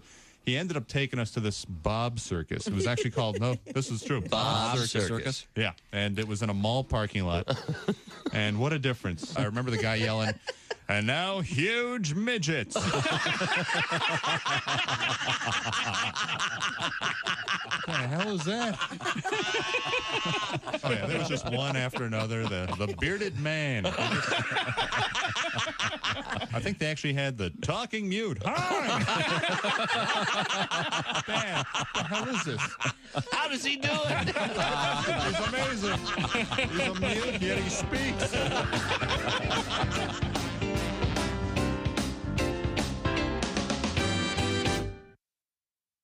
Morning laughter just might be the best medicine. I can hear you, oh no. You're talking out your ass again. Bob and Tom 24/7. Morning, Bob and Tom Show. Yes, if I could just have a few minutes of your time, I'd like to speak with you today about the joys of water sports. Is this Bob and or Tom? This is Bob. Yeah, perhaps you already own a boat. However, this is a wonderful opportunity for you to upgrade your boat. Shut up, Randy. Read the script I wrote. Upgrade boats. I want them to buy one. I've almost got him, Donnie. Okay. So the badass wave buster, beast on the water. And tell Chick he looks thinner and he'll buy it. You get a free tube if you're not a lard queen or like pork. I ain't even gave my pager number, man. Donnie, all right, I'm not going to do this anymore, Donnie. Get back to work, Randy. You screwed it up anyway. Hey, don't say we didn't warn you. I'm warning you, don't do that. There's laughter ahead. I should be having a better time if this is a party. This is Bob and Tom 24/7. Now, Mike, we don't really know much about you. I think my favorite show right now is The Osbournes on MTV. I feel that's the greatest. Because I was always a big Ozzy fan, like back in the day or whatever. Black Sabbath? Sure, yeah, all the Sabbath albums. But then the show comes out and you see him, when he's, shuffling around and yelling at his kids just like every other dad, well, it's a little different, Listen, man, Jack, you got to get the trash on the curb by 9 in the morning, man. We'll just sit there, to the next time, the trash people come around. I can't have trash sitting around. He's yelling about trash, man. I can't deal with this, He's the Prince of Darkness. I know, yeah. It's like, it's just like, I spent all day cutting out these coupons, man. I'm not spending $5 on, freaking grape nuts, Hi, this is comedian Tim Cavanaugh, and you're listening. Welcome back to the Bob and Tom Show. Let's see now. Chick McGee will be re-entering the orangeinsoles.com sports desk area shortly. I believe there's a costume change happening. Oh, there we go. He has his tails on. Very nice. The orange jacket. The sleeves are a little short. I think this defines ill-fitting. Yeah, it's a nice bright orange. It is bright. In honor of Orange Insoles, we've got a special thing coming up with orangeinsoles.com involving $1 million and a bunch of other cool stuff, and maybe winning a Papa Shot game for your house, a Yeti cooler. Details coming up. This, of course, involves March Madness. I would have made a good defensive line. Look at the length on my Yeah, I was arm. gonna See, say, I have like the arms, and that was tailored for me. Are your arms longer than chicks? I'm surprised. I didn't know they were that different. I think my arms are longer than his. I know, but I'm just saying they don't look that short. Right. I don't know. I'm a freak. Oh. Now, when you slow dance, Josh, can you touch your hands when you're hugging chick? Yes, I can. I lace my fingers. Okay, very good. Oh, how sweet. All of that was let's see now. There's Josh Arnold over there. That's our engineer, Ace Cosby, of course, the proprietor of the Ace Cosby joke of the day. Why am I wearing Willie G over there. This is Tom speaking, and Pat Godwin is in the next room getting ready for another song, and Christy Lee is at the Bob and Tom News desk. We've had some weird stories, got a couple of updates. Yeah? Had the story about these two houses in England that they were examining, and part of the structure of the houses actually made of horse skulls. Strange. And in one case, they think there was a superstition about it would improve the sound in a music room to have dead horse skulls underneath the floorboards. Maybe it did. It'll improve the ghosts, that's for sure. I guess. And then other was for drainage. They're eye holes, so I guess it apparently, though, if used structurally, they can make a home very stable. Oh, okay. Well, thank you. Gotcha. Ladies and gentlemen, all of that for that. No, all of that for this. Oh. There's a town in the state of New York called Horseheads because they used to line up dead horse heads to indicate where the trails were back in the day so they'd know where to go. Wow. It's in New York. I figured it was in Maine. Why? I was doing what you did. It's a horse show. Oh, Maine. And it wasn't. It was good. It was Right? good. You were right. The rest of us That were. sucker did 2 in a row when I was trying to play ball. You did. Willie, you did everything correct. Acted like I'm not even here. Okay, well, it was our fault. Remember when Willie used to work on the show? Yeah. We won't be doing this story for long. For long. For long. Oh, we've Did done you hear this. the laugh he gave himself? Yeah. Yeah, oh, yeah. But your Son of a main joke bitch. went nowhere. You got... That's this letter from the Dave in Ithaca. Thank you, Dave. Beautiful Ithaca, New York. Now, we have Christy Lee at the news desk. Have we missed anything? Well, do you ever shop online while drunk or stoned? Yep. Did it last night. America's drunk shopping habit costs an estimated $14 billion. You mean I save money? According to data from the financial website Finder, about 17% of Americans shop while under the influence. I think that's low, spending roughly $309 each. Tied for the top 2 shopping categories were shoes, clothes or accessories, and food. Other popular drunk spending categories: alcohol, cigarettes, and gambling, followed by movies, streaming services, music, vacations, pets, and tech products. What'd you buy last night? I bought tickets. I bought 4 tickets to a drag queen brunch. Hell yeah. Hell yeah. And I have done this in Austin with my buddy Marty, and it's the best time in the history of the world. It was a trivia night. It was Well, amazing. I went to buy drag queen bingo, and it was all sold out, so I had to go brunch. Yeah. Okay. Yeah. Josh, you ever do any drunk shopping? No. The names alone of the drag queens are enough to go there. Love it. What else have you purchased drunk on the internet? Just about anything you can name. If I'm not here, I'm drunk. I'm guessing shoes would be number 1. Shoes. I don't know if it's number 1. I don't know if I can quantify it. Food or shoes? Maybe a cake shaped like a shoe. Is that what you want me to say? No, I'm just curious. I would wonder if if you shop online. Yeah, but he's unintoxicated. I think shopping online is getting too. So when I'm drunk, I now go out to actual stores. So I want to support local business. Like to drive fast. Yeah. Okay, good. I would wonder about the world of gambling.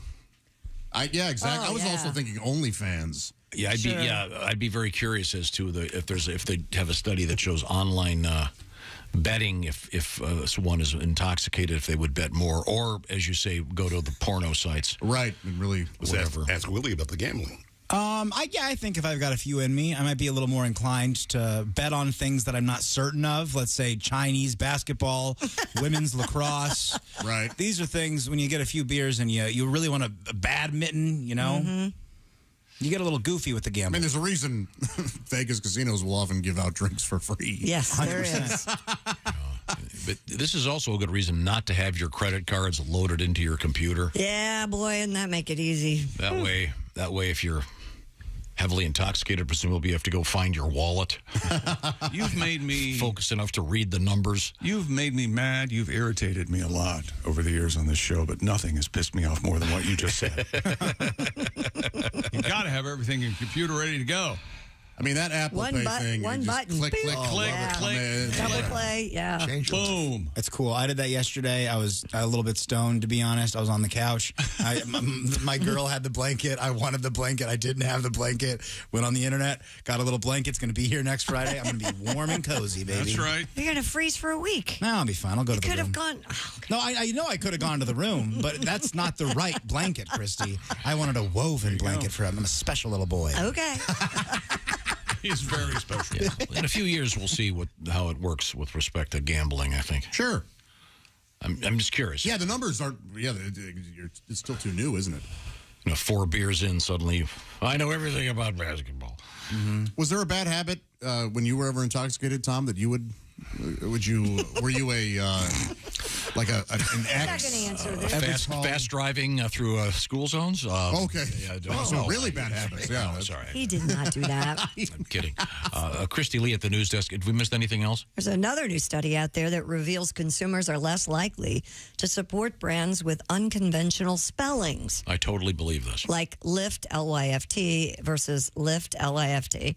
After conducting several studies, researchers from the University of Notre Dame discovered using an unconventional spelling of a real word decreased its selection among consumers by 12 to 14%. That's a lot. The study's lead author, John Costello, said, quote, consumers perceive unconventionally spelled names as a persuasive tactic or a marketing gimmick, leading them to view the brand as less sincere. I was thinking about this with respect to bands. Yeah. And there are so many that do that. Oh, sure. And I, for example, Ace, how does rat spell the name? R-A-T-T. The Canadian spelling. Well, that's right. Okay. Puddle of mud. Yeah. M-U-D-D. Yeah. Stained. Yeah, no E there. Well, how about what's the weekend's problem? Yeah, he dropped the E. And I know it's completely ridiculous, but that automatically puts me off. Is Led Zeppelin technically? Yep. Yeah.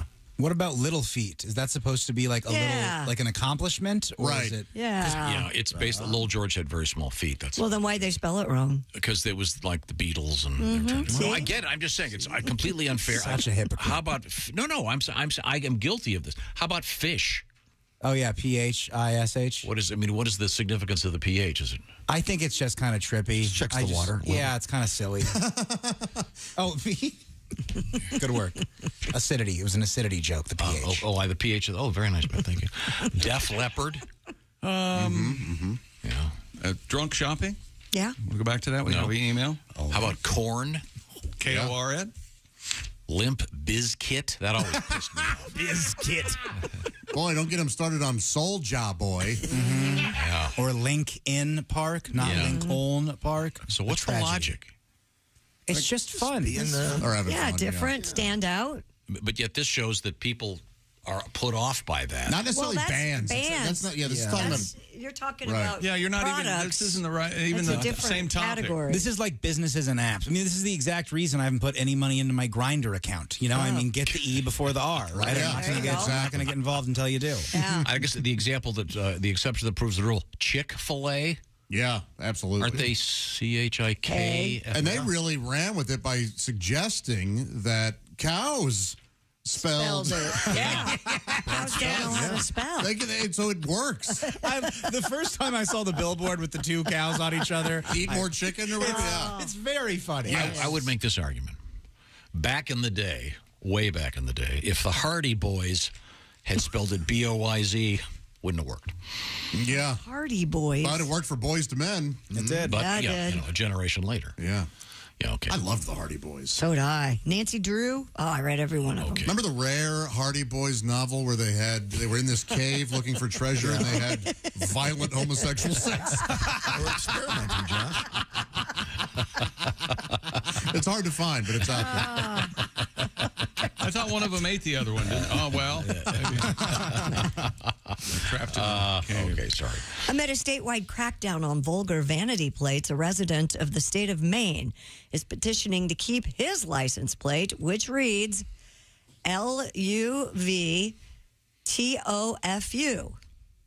Sure. Love tofu.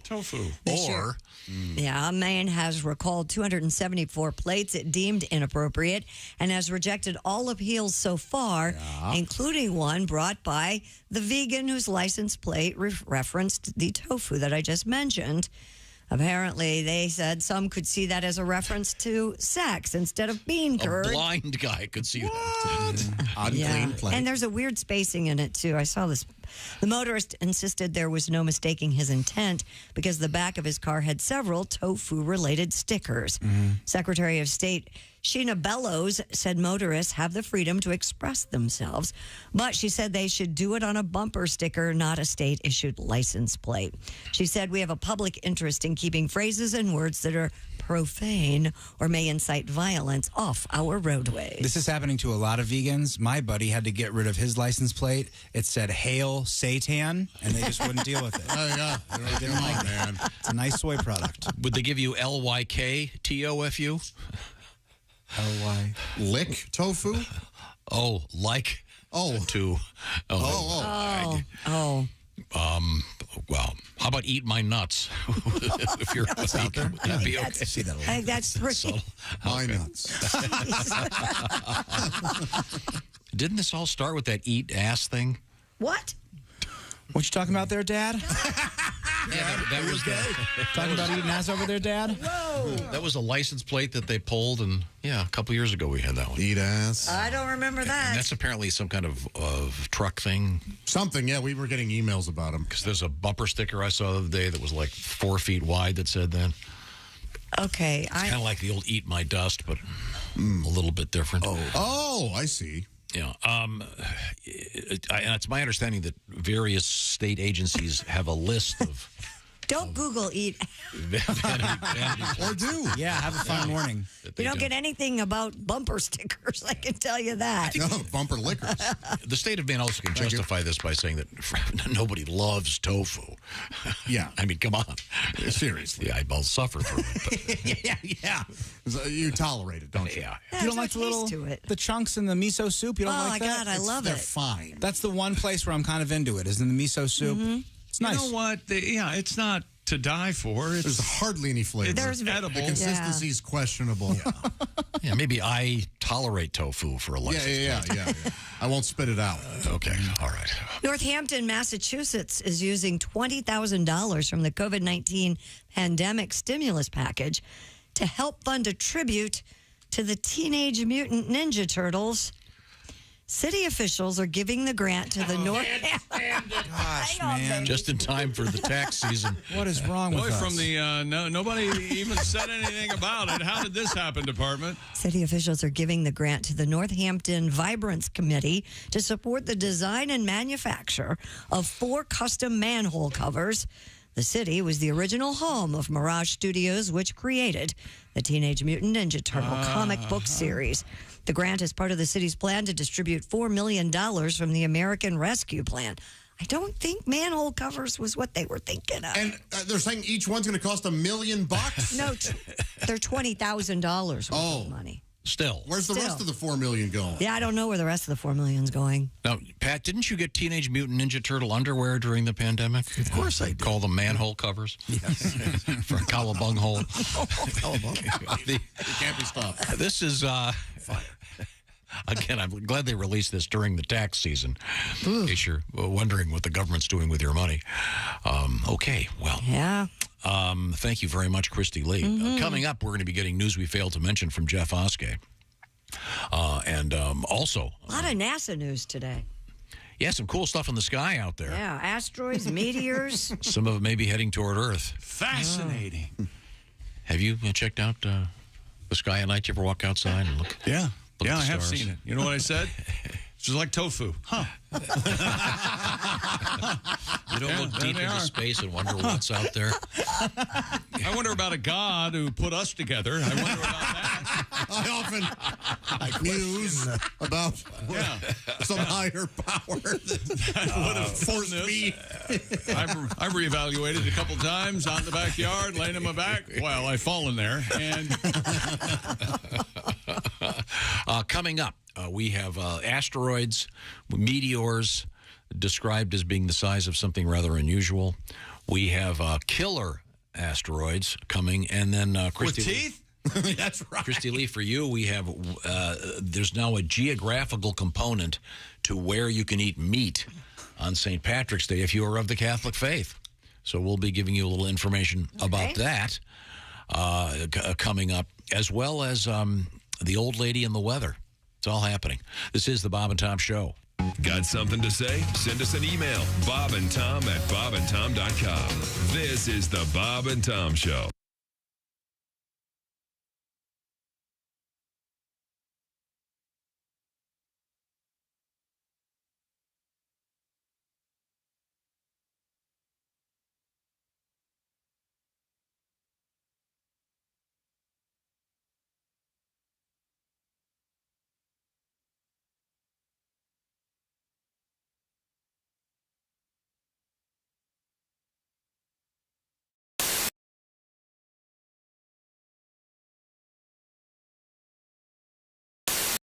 You got the guitar out. You say you have a new song? Yeah, I got a new one. Just got finished recording this for upcoming CD. Okay. All right. No, you don't want to mess with Michelle Obama. She's tough enough to whoop Ricky Tidwell's mama. Seen her out standing on the White House steps with the massive forearms and them big biceps. Yeah, I know exactly what the press corps is thinking. She's 2 inches shorter than a Abraham Lincoln. Got a dress on tighter than a Swiss Army knife and a booty that shakes like Barney Fife. Yeah, she's the pretty lady that lives in the castle. The first lady that I wouldn't arm wrestle. Don't spill nothing on the White House rug, 'cause she put the Queen of England in a big bear hug. She's tall enough to make Yao Ming nervous. She don't even need any Secret Service. And she ain't gonna take any crap off Barack. She could cut his wind off with a side headlock. No, you don't want to mess with Michelle Obama. I'd rather start a fight with the Dalai Lama. She's got a lot of class and a lot of behind. And in 5-inch pumps, she's about 6'9". Trying to remember the next verse. May have to come back to me after commercial. Hold on 1 second. Oh, I know what it is. She's a Princeton lawyer and a real good mother. She's got more teeth than an Osmond brother. And a jawbone bigger than Kanye West. And there ain't no telling what she can bench press. And I think that's all I can remember. That's all you remember? That's okay. It's still going. It's a work in progress. I'll think of it here in a second. It'll hit me when you're in the middle of commercial. All right, yeah, that's fine. Comedian Tim Wilson is here with us, and Tim has his guitar out, obviously, and he's going to be... She knows all the wrong buttons to push. She's read more books than Laura Bush. Got a right arm bigger than Maria Shriver, and she put Oprah Winfrey in a pile driver. No, you don't want to mess with Michelle Obama. You don't want to mess with Michelle Obama. You don't want to mess with Michelle Obama, comma, period. I think that's the end of it.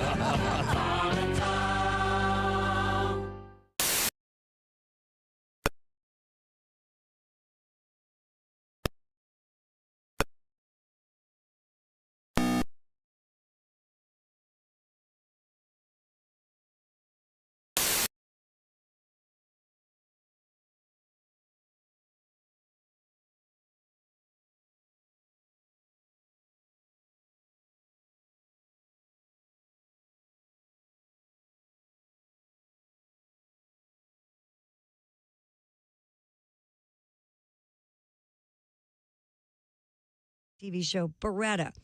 His career, though, never recovered from the long ordeal, which began with the shooting death of his wife, Bonnie Lee Bakley, outside a Studio City restaurant, May 4th, 2001. Blake was adamant that he did not kill his wife, and a jury ultimately acquitted him, but a civil jury did find him liable for her death and ordered him to pay Bakley's family $30 million, a judgment which sent him into bankruptcy. Meanwhile, the producers of the Academy Awards say they will draw you in from the very first moment. What they're going to do that, well, they won't say. Glenn Weiss and Ricky Kirshner say their goal is to make sure people have a good time watching the show. Everything Everywhere All at Once is the lead nominee with 11. You can catch the Oscars live on ABC from Los Angeles. Oh, and speaking of, Lady Gaga will not perform at the Academy Awards. Her song Hold My Hand from Top Gun Maverick, it is up for Best Original Song, but the producers say Lady Gaga's simply too busy filming the Joker sequel. And that's your news. I'm Christy Lee. More of the Bob and Tom Show coming up. Ladies and gentlemen, Bob and Tom. Time for a little surprise. Yeah? Yeah. Who's that sexy man with the deep voice? Ace Cosby. Here he is with his joke of the day. What the hell was that? Was that? You need to erase that. Hey, Ace, what you got, buddy? Hey, Chick, I tried my hand at tennis. You tried your hand at tennis? I lost. Next time, I'm using a racket. That was Ace Cosby's joke of the day. Bob and Tom in the morning and highlights all day long. The Bob and Tom Show, weekday mornings at 6 a.m. Eastern on Bob and Tom 24/7. Bob and Tom. If you irradiate poop, it will be sterile, but it's still poop. You can pick your morning radio show, but you can't wipe Bob and Tom on the couch. It's the most talked about show on television, The Bachelorette, where 25 eligible bachelors try to win the hand of one single woman. And now, Bob and Tom Television brings you a new twist on this hit show. She's 30 and single. She's... What the hell do you mean by that? Oh, nothing. Meet Linda Jackson. Now, here come the fellas. Say hello to Todd Williams. Hi, Linda. I'm really pleased to... Yeah. Next. And here's our next eligible guy. Say hello to... Hold it. Are you really going to say each time, say hello to Dick Ding Dong or whatever? Jesus. Okay. Here he is, Jerry Peterson. Hello, Linda. I can't tell you how happy I am to finally meet you. Right. What do you do, Jerry? Well, I own my own consulting business and... consulting, eh? And when did you lose your Amway dealership, Jerry? Huh? Sheesh, what a bitch. She's the Bachelorette. She's single, pissed off, and is looking for money. Lots of money. Hi, I'm Linda. I'm Phil. Yeah. Did you forget something? No, I don't think so. Any gift? Gift? I didn't know that we were... Bye-bye, loser. Wow! Tune in to Bob and Tom TV and see why she's called the Bachelorette. She's on the prowl, and she's got... Shut your hole and bring on the rich numbnuts. On Bob and Tom TV. Plus. Hey, welcome back from Bob and Tom Show. It's Christy Lee at the news desk. There's Pat Godwin in the performance room. Hey, Chick. Robot disco. There's Josh Arnold. What do you want? Chick, how are you? There's Ace Cosby. What happened to your orange suit? I took it off. There's Willie Griswold. You know, the suit was kind of silly, but I like you in a shiny lapel. I think we can get you a more dressed down version of a shiny lapel. I could ask you the same sort of question. What happened to the commercial? I'm Chick, and here's Tom. Needs fighting words. I will be getting to that. Let's see, today's theme, colors. Oh. Orange suit, pink slip. Orange insoles? The Orange Insoles desk, you're wearing an orange suit. We got a special Orange Insoles competition coming up. I'm very excited about this. Bracket Mayhem. You're shot at $1 million, and you could win yourself some Orange Insoles, a Yeti cooler. You could also win for your house the original Papa Shot game. Oh, wow. Wouldn't that be great in your living room? So fun. I'm talking your living room? Sure. Well, this is the problem. I was going to say single men only. I'm talking to single guys, or maybe you've got a little man cave, A nice family room, maybe a basement. Little Papa Shot down there with a big cool. Okay, well you could win one. We'll give you some details coming up on that. Hey, Tom. Yes, sir. How far does groveling go with you? Do you like to, so let's say you gave one of us a pink slip. Right. And let's say you fired me. You said, I'm sorry, you're gone. And I dropped to my knees and I begged and pleaded and wept and kissed your feet and really, metaphorically, and really sort of just really begged, talked about all of your good qualities. But how far does that... That wouldn't really help. Oh. The minute you touched my feet, it would be really... Again, metaphorically. Yeah, I don't like people touching me. Well. He doesn't fire anyone. You know that. Well, no, of course not. But I'm just asking if you'd like to see people Grovel. Not at all. Yeah, he doesn't fire anyone. Didn't you hear that intro music? That's not on me. Another county heard. Not on me. I kind of like that one. It was like robot disco. It Yeah, was it's cool. fun. Oh, there's a reason we do Yeah. that. I'll explain it. It involves royalties and the internet, but Well, sure. it's far too complicated to pass along to all of you. Now we have. Now we're all in trouble. Yep. I think it started with me though, and I apologize. we had this bizarre world record. Yes. I blame the Is Guinness this the World horse Record. skull again? Yes, these places were built structurally using horse skulls hundreds of years ago, and it just seems so bizarre. What about this story are you so fascinated by? I don't understand it. Because it's creepy. It's awful. I'm upset it's in the world. I had no idea about Me either, this. and I didn't want to know. There has to be some crazy superstition. Where someone said, yeah, if you build the foundation with horse skulls in it, you'll have good luck or something. Who knows? But got this. Okay. This comes to us from Pat in Piedmont, South Carolina. Pat always makes pretty brilliant observations about this show. He said, my wife and I recently visited Ecuador. We toured the capital city. Is it pronounced Quito? I don't know. Quito. I don't know much about Ecuador. We saw what had been the home of a very wealthy family. The tour guide pointed out how you could tell they were well off. The ground floor was tiled. Between each tile was a row of vertebrae bones. Whoa. Only the wealthy could afford meat, and they would show off that fact by accumulating the bones of the animals they ate. How about that? See, once again, I don't want to know that. That's a baller move. No joke. Bizarre. And over here is my medicine cabinet, and as you can tell, it's made out of eyeballs. Very sophisticated and rich. Where did all these horse skulls come from? Well, the battlefields. Yeah. Oh, I There wasn't were paying dead attention. horses obviously. everywhere. If this is a new record, what was the old record? Well, this is, I think Guinness has to release a record every day and every once in a while they go back in time. These places were built hundreds of years ago, and they were excavated 100 years ago.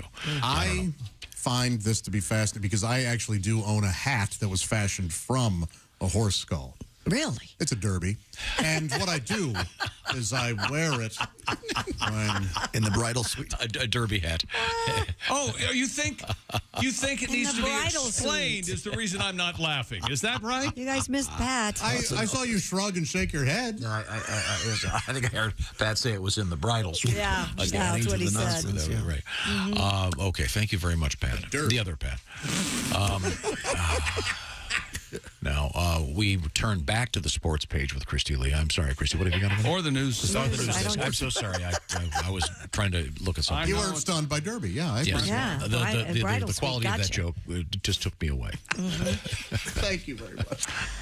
Doctors in Mexico are saying an infant girl was born with a 6-centimeter long tail. Wow. In the case reported detailing the extremely rare occurrence, Are they physicians sure it wasn't a boy facing them? noticed that the baby was born with no other discernible health issues. Not a tail at all. Apart from a tail measuring 5.7 centimeters long and 3 to 5 millimeters wide. Come on, do it in inches. This is America. The girl's tail was not vestigial. That means it couldn't wag or it move was a useless organ like an appendix, but rather a true tail. The skin-covered tail contained muscles and nerves. Have you seen these pictures? Though there was no bones so weird. in They're the trying to get appendage. this little baby out of a tree by holding up a banana. It's just. Oh my gosh! Were they able to remove it? Thank you for being. That reminds me of the world's greatest Flip Wilson joke. Go online. I can't tell you anything about it. But Josh, I'll talk to you. Yes, please. To do with a monkey riding a train. Okay, when they checked the infant 2 months later, they determined the tail had grown in proportion to the baby's own growth. Is that right? Doctors did ultimately remove the tail and reconstructed the area with plastic surgery. No complications reported. And little baby Rosemary is fine. Named after her mother? Yeah, named after mom. That's just so crazy. Scary. This happens every now and again. Yeah. It's usually not a good reason for it. I mean, think about it. We all have our story. In this case, this kid has a tail. He does, doesn't he? T-A-L-E. I thought that might get a little more than polite dismissal. Had Derby gotten more, that would have gotten more. Oh, now we're joke right. fighting. Derby didn't deserve more. Okay. Are derby hats called derby hats because you wear them at the derby, though? No, it's a different style. There is a style Derby's of a hat place, called a right? derby. Derby's, is that what Derby it's a place? Derbyshire. Well, maybe there was just a derby. I don't know. Yeah. It's a sea of men in hats. Welcome to Derbyville. There's a great scene in the book that Chick and I were reading last month. Remember the scene where they go to the horse races in England? It's fantastic. He was not dressed properly. That's all I remember. There's certain races you have to. You know, it is interesting reading the same book that he reads at kind of the same time. Everything is fascinating and amazing, and I thought it was interesting. I mean, this guy fascinating. This guy's at this horse event. And he He goes to the bathroom. He comes out, and in the hallway is the Queen Mother. Oh my gosh! Has a little chit chat. Fascinating. What would you say to She's her? usually there. You say, "Hey, don't go in there. Yeah, you're old, but I don't think you can take it." Are you? Queen Mom. I've heard of a royal dump, but this is ridiculous. I say. Right now, on a different note, help me. Tell me how to cook, Tom. Can you help me? I can give you a hint. HelloFresh has got a whole bunch of really cool new stuff. In fact, HelloFresh has these new dietitian win recipes. Each is under 700 calories, made with less sodium. You can power up with protein smart options like the one-pot pork and black bean chili or a creamy Dijon dill chicken with 30 grams or more of protein. I bring this up because HelloFresh has an array of choices every week, 40 things to choose from.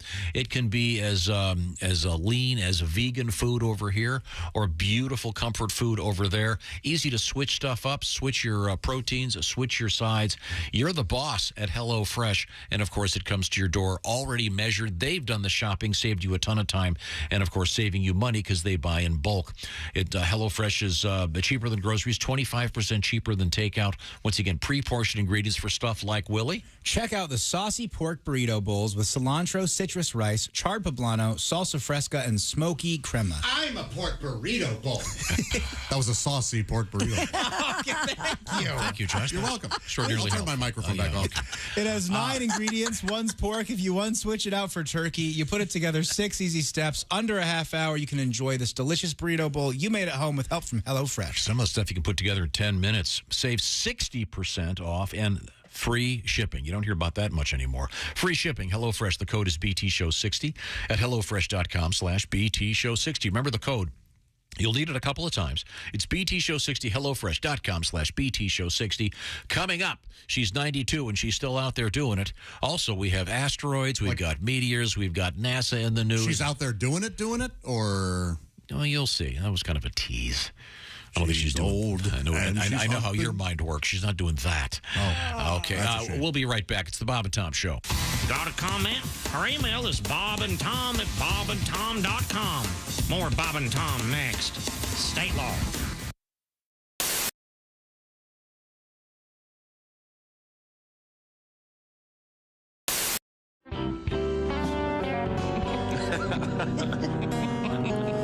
She's a mystery girl. Yeah.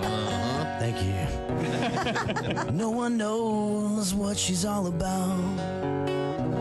She's a mystery girl. No one knows what she does.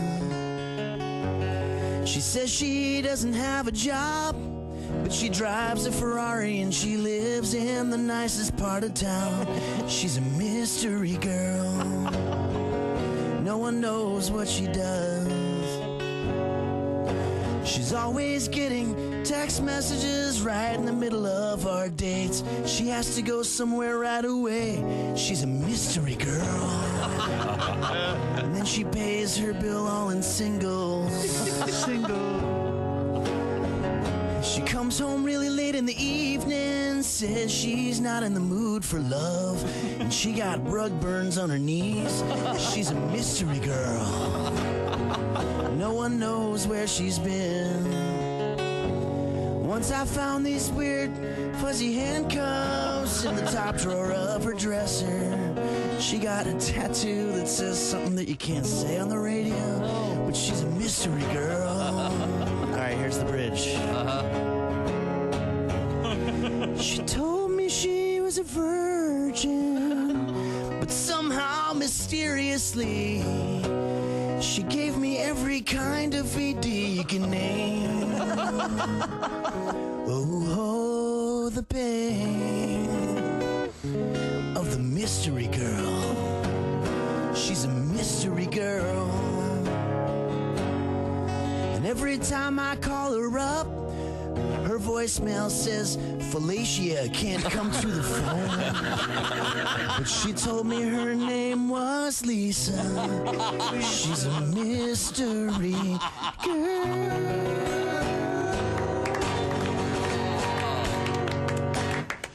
Was that Henry Felicia? Phillips.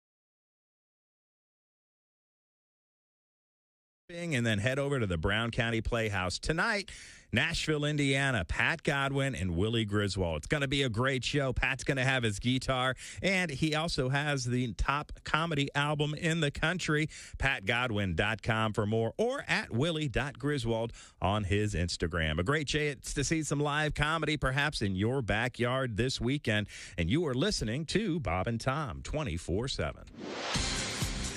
Good morning, I'm Mark Allison with a look at things you may have missed from around the world. Xi Jinping has been awarded a third 5-year term as China's president, adding to signs he might stay in power for life at a time of severe economic challenges and rising tensions with the United States and others. Xi's unanimous endorsement Friday by the ceremonial National People's Congress, a foregone conclusion. During his 2 terms in office, Xi has sidelined potential challengers and filled the top ranks of the Communist Party with loyalists. He broke with tradition in October to give himself a third 5-year term as party leader. His intent to stay in power was presaged when a 2-term limit on the presidency deleted from the Chinese constitution. Xi was also unanimously named commander of the People's Liberation Army. Iraq's new government suddenly enforcing a long-dormant law banning alcohol imports to the country and arresting people over social media content seemed morally offensive. The crackdown has raised alarm among religious minorities and rights activists. Some see the measures as an attempt by the prime minister to head off potential political challenges from religious conservatives. Defenders say the ban is in line with the values of an overwhelming majority in the predominantly Muslim country. And that's a look at things you may have missed on the other side of the world. More of the Bob and Tom Show coming up. Hey man, it's Donnie Baker, and the fact remains there's nothing better than being a VIP. And I don't mean like his dudes on Pervert Rabbit Xanadu's. I'm talking about a Bob and Tom VIP. Best thing, you'll never miss another minute of the show. I swear to God, you can hear the show here in the morning, and then cause you're a Bob and Tom VIP, you'll get the podcast of the entire show, a 12-month library of podcasts, hundreds of Bob and Tom comedy tapes, and a 60-day video archive of the show. Bob and Tom VIP. You have to get it. It's state law. Hi, this is Nick Griffin, and you're listening to Bob and Tom 24/7. How many times have you been auditioning for like a civic theater production or a Broadway musical or a church show or a school show or something like that, and you had a great audition, you sang a song, maybe you told a joke or two, and then the director comes up to you and says, great audition, kid, and your resume looks good, but do you know any pig Latin? You'll never be caught in this position again if you enroll now in Haji's Academy of Theatrical Arts and Pig Latin. At the Haji Academy of Theatrical Arts and Pig Latin, you'll learn to act your way through some of the world's greatest theatrical masterpieces, and you'll do them entirely in Pig Latin. Things like Death of a Salesman.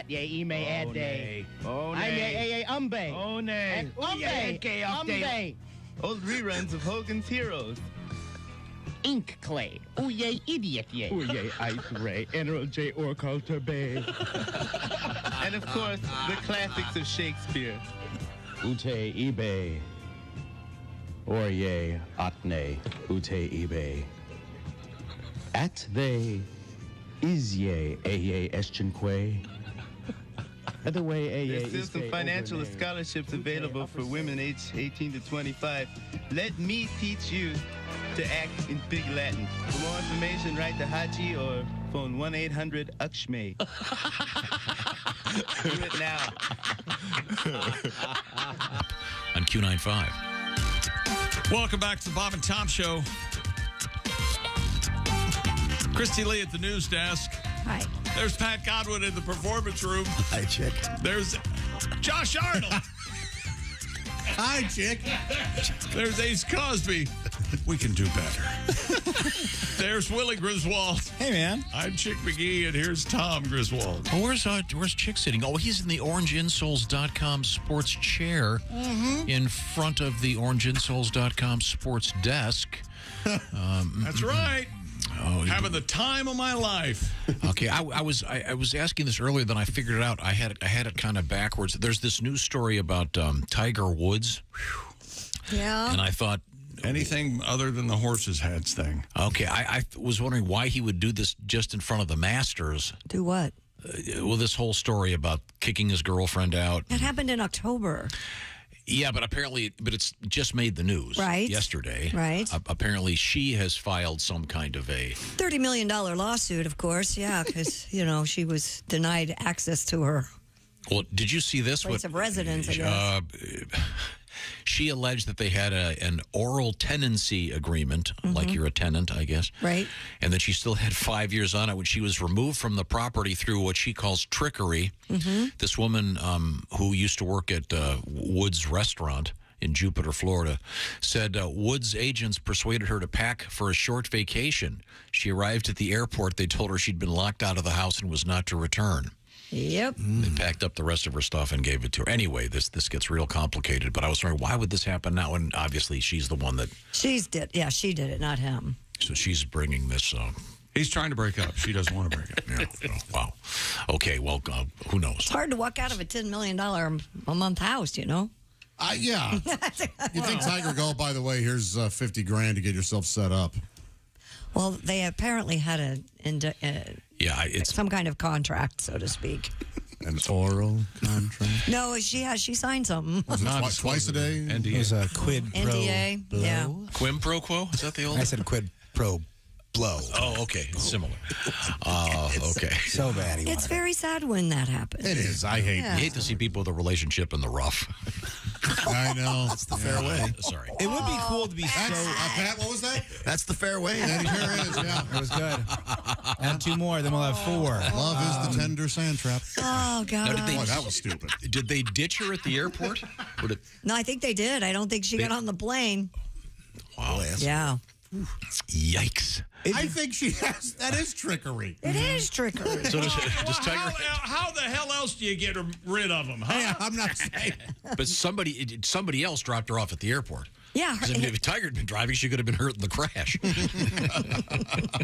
It'd be cool to be so Tiger's rich. people. To be so rich, you have agents to break up for people for you. That's right? That's an awesome thing to do. Didn't we have a news story about a service that would do that for you? Mm-hmm. Oh, boy. Just have a conversation, man. Just be an adult and ghost the person. Right? Wait a minute. Anyway, well, I'm sorry. Breaking up is hard to do. Ask Neil Sedaka or whatever his name is. They tell me that you're leaving. I can't believe it's true. That's beautiful. Did you write that? You've never heard that song? No, I thought Chick was just expressing himself. Is it breaking up is hard to do? Oh, that thing's awful. That's terrible. The slow version is the badass version. You ever heard the slow version? Oh, I don't care for either. If you don't care for the slow version, you have zero feelings. Well, okay. Christy Lee is at the Bob and Tom news desk. What's happening over there? Oh, let's see what is happening. A 92-year-old woman from Maine is making news. She's been a weather watcher for the National Oceanic Atmospheric Administration. We call it NOAA. Hello? For over 65 years. My roids are itching. That means a heavy winter. Okay, whatever the sentence you had there, end the sentence, but add to it in her own mind. Okay, go ahead. A 92-year-old woman from Maine has been a weather watcher for the National Oceanic Atmospheric Administration for over 65 years and has no intention of retiring in her own mind. That's exactly right. They have no idea she exists. Oh. Arlene Cole of Newcastle got her start with NOAA in the late 1950s. Weather observers are a group of more than 7,000 volunteers across the country that track and report weather conditions. Cole said, quote, I grew up on a farm and farm weather is very important. The nonagenarian, is that what it would be? Nonagenarian? It's non, isn't it? Nonagenarian. She's 9. 90. 95. I mean, she has a lot of bread. She plans to track weather as long as she can do it properly, she says. Yeah. She calls Al Roker that kid. 92. Wow. No, she doesn't. We've asked her to. We're working towards that. You know something? I withdraw that suggestion. Yeah. Let's just keep her away from Al Roker and Hoda. And all, yeah. Her most respected weather tool is her bum hip. All right. We're going to get a tornado. So she just calls somebody and she's like, hey, it's raining out, or it's sunny out, or it's cloudy out. There are thousands of these all over the country that do that. It's very handy when there are things like tornadoes that don't show up in the satellite, and then it's actually a very smart thing to have. Well, that's impossible. Thank you, man. We appreciate your hard work. But she's retiring. She's done. No, she says she's never going to retire. She's not going to retire until... Oh, she'll retire. She might be forced Go ahead, lady. Take on time. See, let me know how that turns out. Though some Texas Catholics will be able to eat meat on St. Patrick's Day, Chicago area Catholics will not. The Archdiocese of Chicago will not grant a general dispensation for the memorial of St. Patrick. That's right. Chicago God's a tougher God. It falls on a Friday during Hey, look, Lent Jesus this year. died for your sins. You can't have one day without the corned beef. Jesus Christ. Go home, watch an old Bears game, and shut up. This means Chicago Catholics are still supposed to refrain from eating meat on the holiday in keeping with the Lenten tradition. However, it said that Catholics who find themselves at an event where meat is being served can, in good conscience, substitute the general rule of abstinence with another form of penance or a significant act of charity that benefits the poor. So they can eat meat then? Well, as long as the Catholics, Catholics, they're at a party. They have to be, as long as somebody's getting punished. Yeah, Yeah, that's really kind of what they're saying. Praise God. Yeah, Just feel real guilty about what you're doing. Booze is okay, though, no matter what. Yeah, that's not part of Lent. In Houston, they have a blanket, you're okay. Yeah. So, in other words, every region has its own bishop or whatever that makes this decision. There are a lot of Diocese has its own, right? Every diocese has their own rule. So check with your diocese. Now, I am not a member of that club, but I think it should work much more like, how does it, what do they call it? Like those rollover minutes with your phone. Right. Yeah. Okay, I'm not going to do it this Friday, but I'll add it on. I'll tack it on in April. Well, they're asking you to tack it on a different day in Lent. Like if you eat meat on Friday, the 17th, then abstain from meat on Monday. Oh, that's fair. Okay, yeah. I see. Yeah. Oh, so you got to keep it within that You window. just got to, substitute a day. Didn't it used to be no meat the whole time? Yeah, yes. Every Friday, back when I was a kid. I mean, when you were wearing the chapel whole veils. month, right? Or you mean every Friday throughout the year? No, wasn't it every Friday throughout the year? We were growing up, Yeah. Probably a good health tip. In all actuality, right? Yeah, some would say that for sure. Might be a smart move. But, okay. Some would say fasting totally once a week is a very good health. Sure. Get awful hungry. Seems nearly impossible. Yeah. Fasting would be easy if you weren't so hungry. Yeah. That's the damn thing about it. That's what gets in the way. Yeah. Eat, pray, starve. Wait a minute. No, it would be, no, don't eat, pray.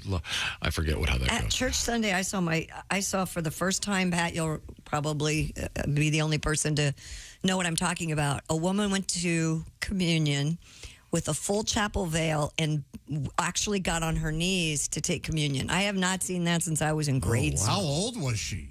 She wasn't that old. Wow. Okay. No, and that's what I thought. Would that be She was considered probably more respectful? It was the old school. That is old. Does that slow down the process? No, I didn't. She was the only one who did it. Well, women had to wear hats, something on their head. We had to wear a chapel, kid. a veil, yeah. But I had not seen that like I said, since grade school. It was amazing. Huh. Now, Pat Godwin is going to be doing a special show with Willie G tonight. Party time. At the famous Brown County Playhouse, Nashville. If you get a chance, go see the boys tonight. That should be a terrific show. Patty G, we'd like to get at least one more song out of you today. Is that going to be possible? Sure. We got that meteorite story coming up. We can coming update up. that. Sure. Pizza. Do you have it in you to redo your premature ejaculation song? He has it in him, but only. I think you were next 30 seconds. I think you were kind of bummed out by it. No, It seemed like great. I didn't think. I loved it. It was Yeah, we hilarious. could do that again. Yeah, next break. It's hard to play. That's a complicated set of chords. Oh, I can pull it off. No, we don't have to pull it off now. Okay. Yeah. See, this is the problem. I agree. He doesn't know when you want him to do anything. You're just babbling over there about a song, and he's ready to go, and then he's not. And he's ready to go, and then he's not. Now, don't blame me. We'll agree on something, and then I'll ask him, and he'll go, "What?" No, or Is that how it works, Pat? Or then you'll agree on something, you'll go, play something completely different we never talked about. Why not? That's actually true. We have to prove this show is live. It is live. Oh my God. We've proven it. This isn't scripted. Yeah. You don't get this Willie. inconsistency if you write it all down. Okay. You're asking Willie a question?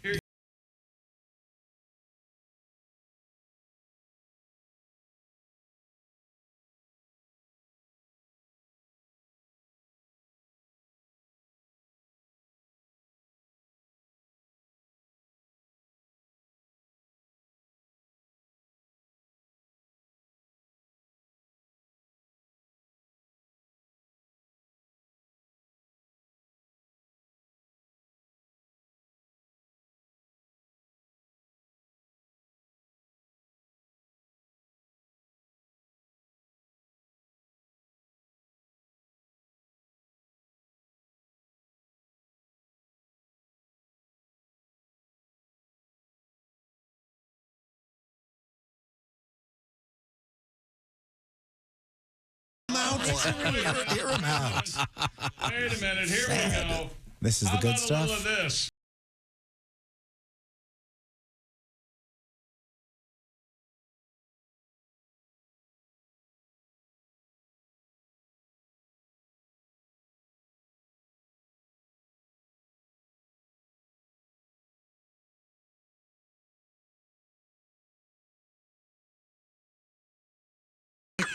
Isn't that sick of you? Sick of you. Yeah. Sick of you, your feet stink, you never take a bath. Never take a bath. And I love it when Gore plays it. Oftentimes they'll go like live and count. They'll go, you know what? He essentially addresses. He's telling the crowd, "I'm sick of you, the folks who paid to see us." Nice. I'm sick of you. You never take a Oh bath. my gosh, I got to read the lyrics to that. Okay, right now, it's quiz time. Once again, Christy Lee, before you start reading, what is Yes. your sleep number setting, if you please? 40.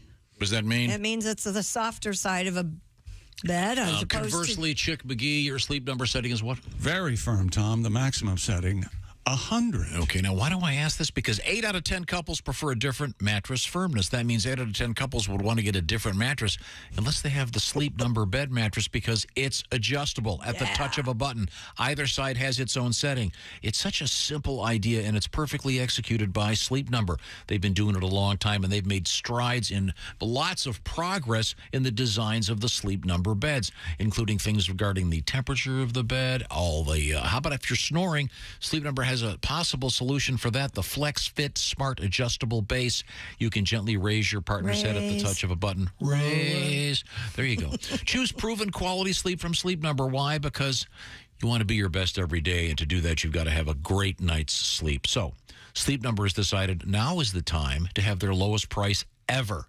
Save $1,200 on the Sleep Number 360 i10 Smart Bed. And for a very limited time, special financing is available subject to credit approval. Details, you'll find them at sleepnumber.com/BT show. The Sleep Number bed only available at Sleep Number stores. Sleepnumber.com/BT show. Tell them the Bob and Tom Show sent you. Coming up, it's our Space Hunk. Some interesting stuff, including something heading for the Earth. Oh, yeah. That's right. It's an asteroid. Oh, yeah. Well, it could be the end of the world. This is the Bob and Tom Show.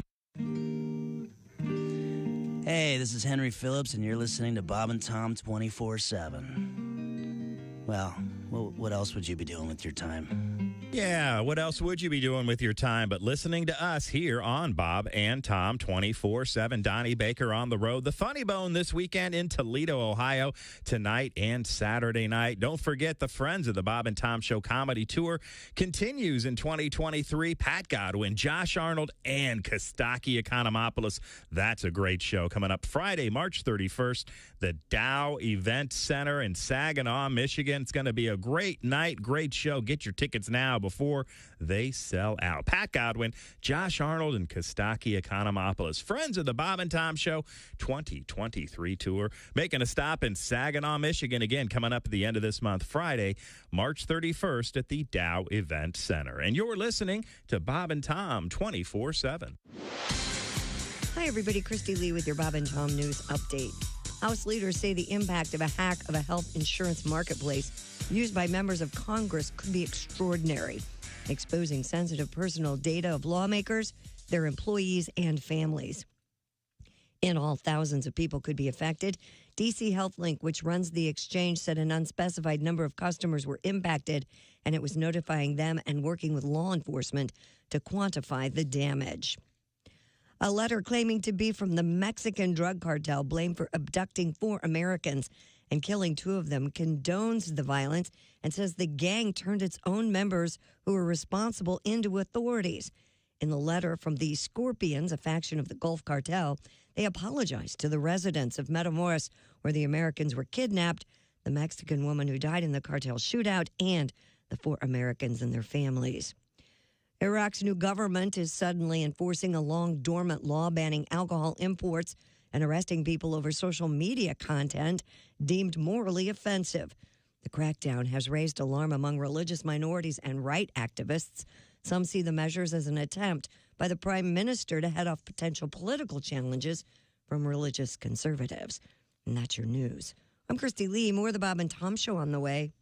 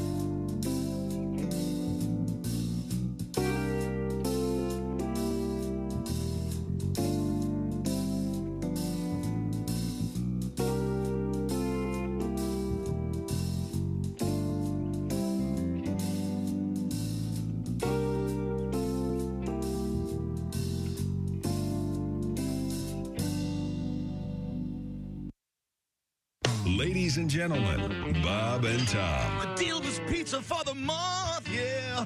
Put your gut to the test. Come on, get a real pizza delivered. That's right. 30 minutes or less. Hit it, come on.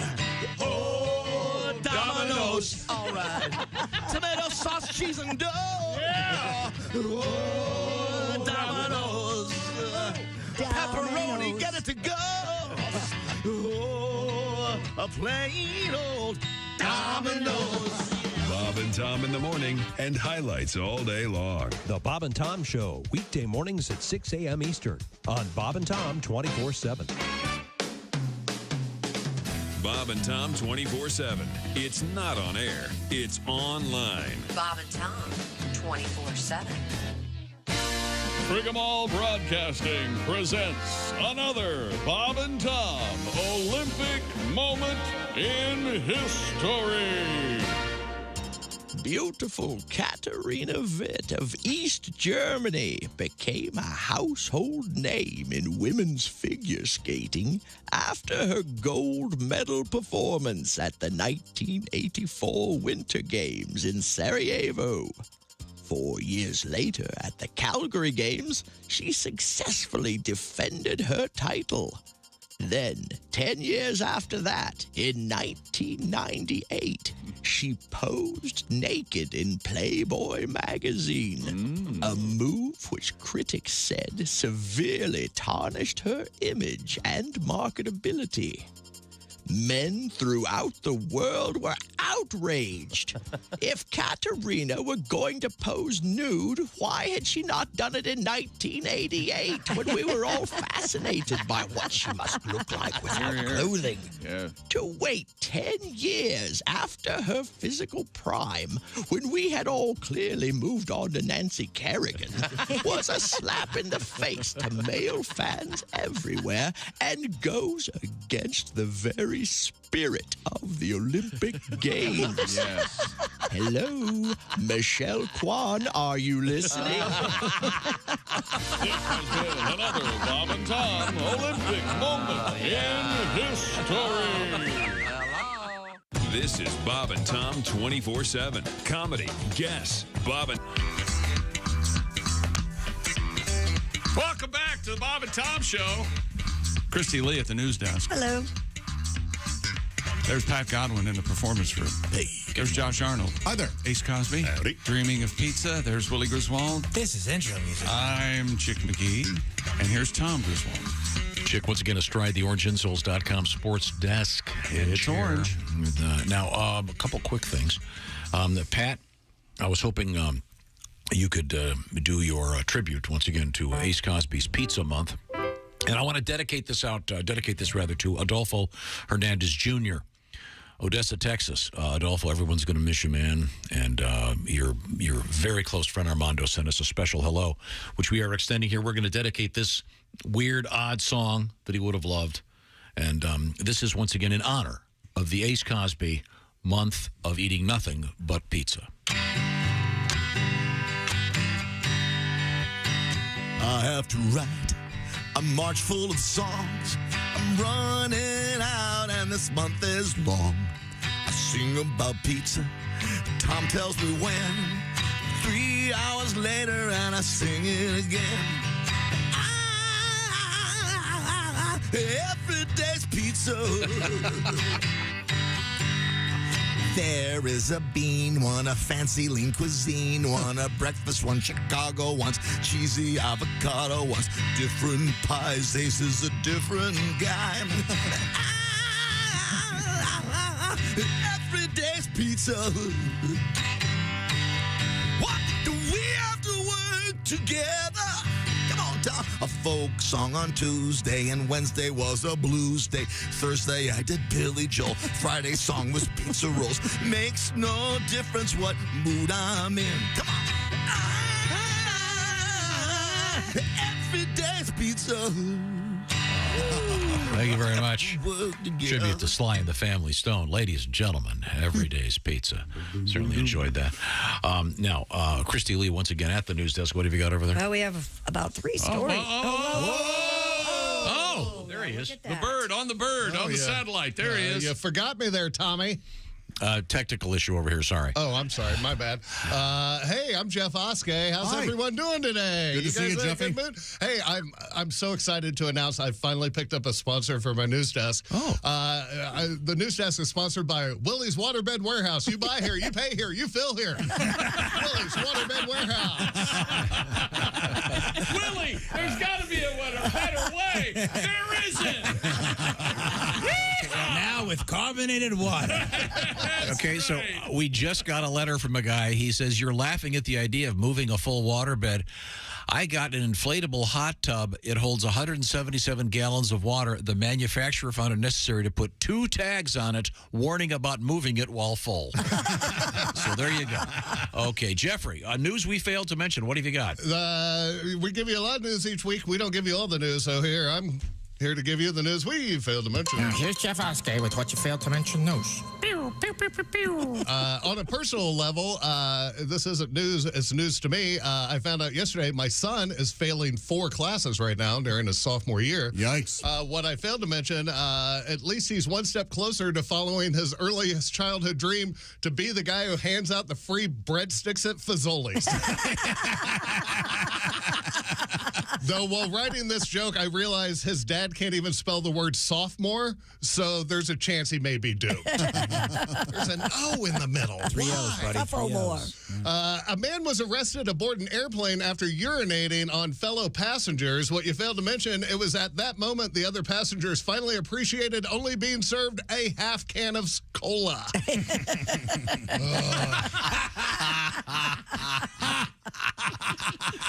Mullets are making a comeback. What you failed to mention, to me, a mullet looks like your barber got called away on an emergency halfway through your haircut. Now, when I grew up, mullets were very popular. I had a mullet. Unfortunately, my hair's super curly, so it just looked like a ball of pubes hanging off the back of my neck. Not a good look. A 20-year-old chicken named Peanut was named the world's largest chicken by the Guinness Book of World Records. What you failed to mention, Peanut said the key to her long life was never trying to cross the road. Chicken, never you see. trying to cross the road.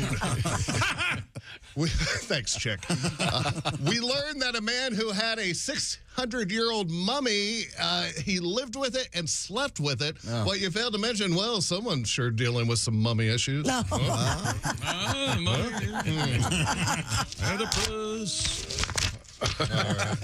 An ice cream store in Germany is offering cricket-flavored ice cream. What you failed to mention, I'm going to stick with their Sea Isle cicada sundaes.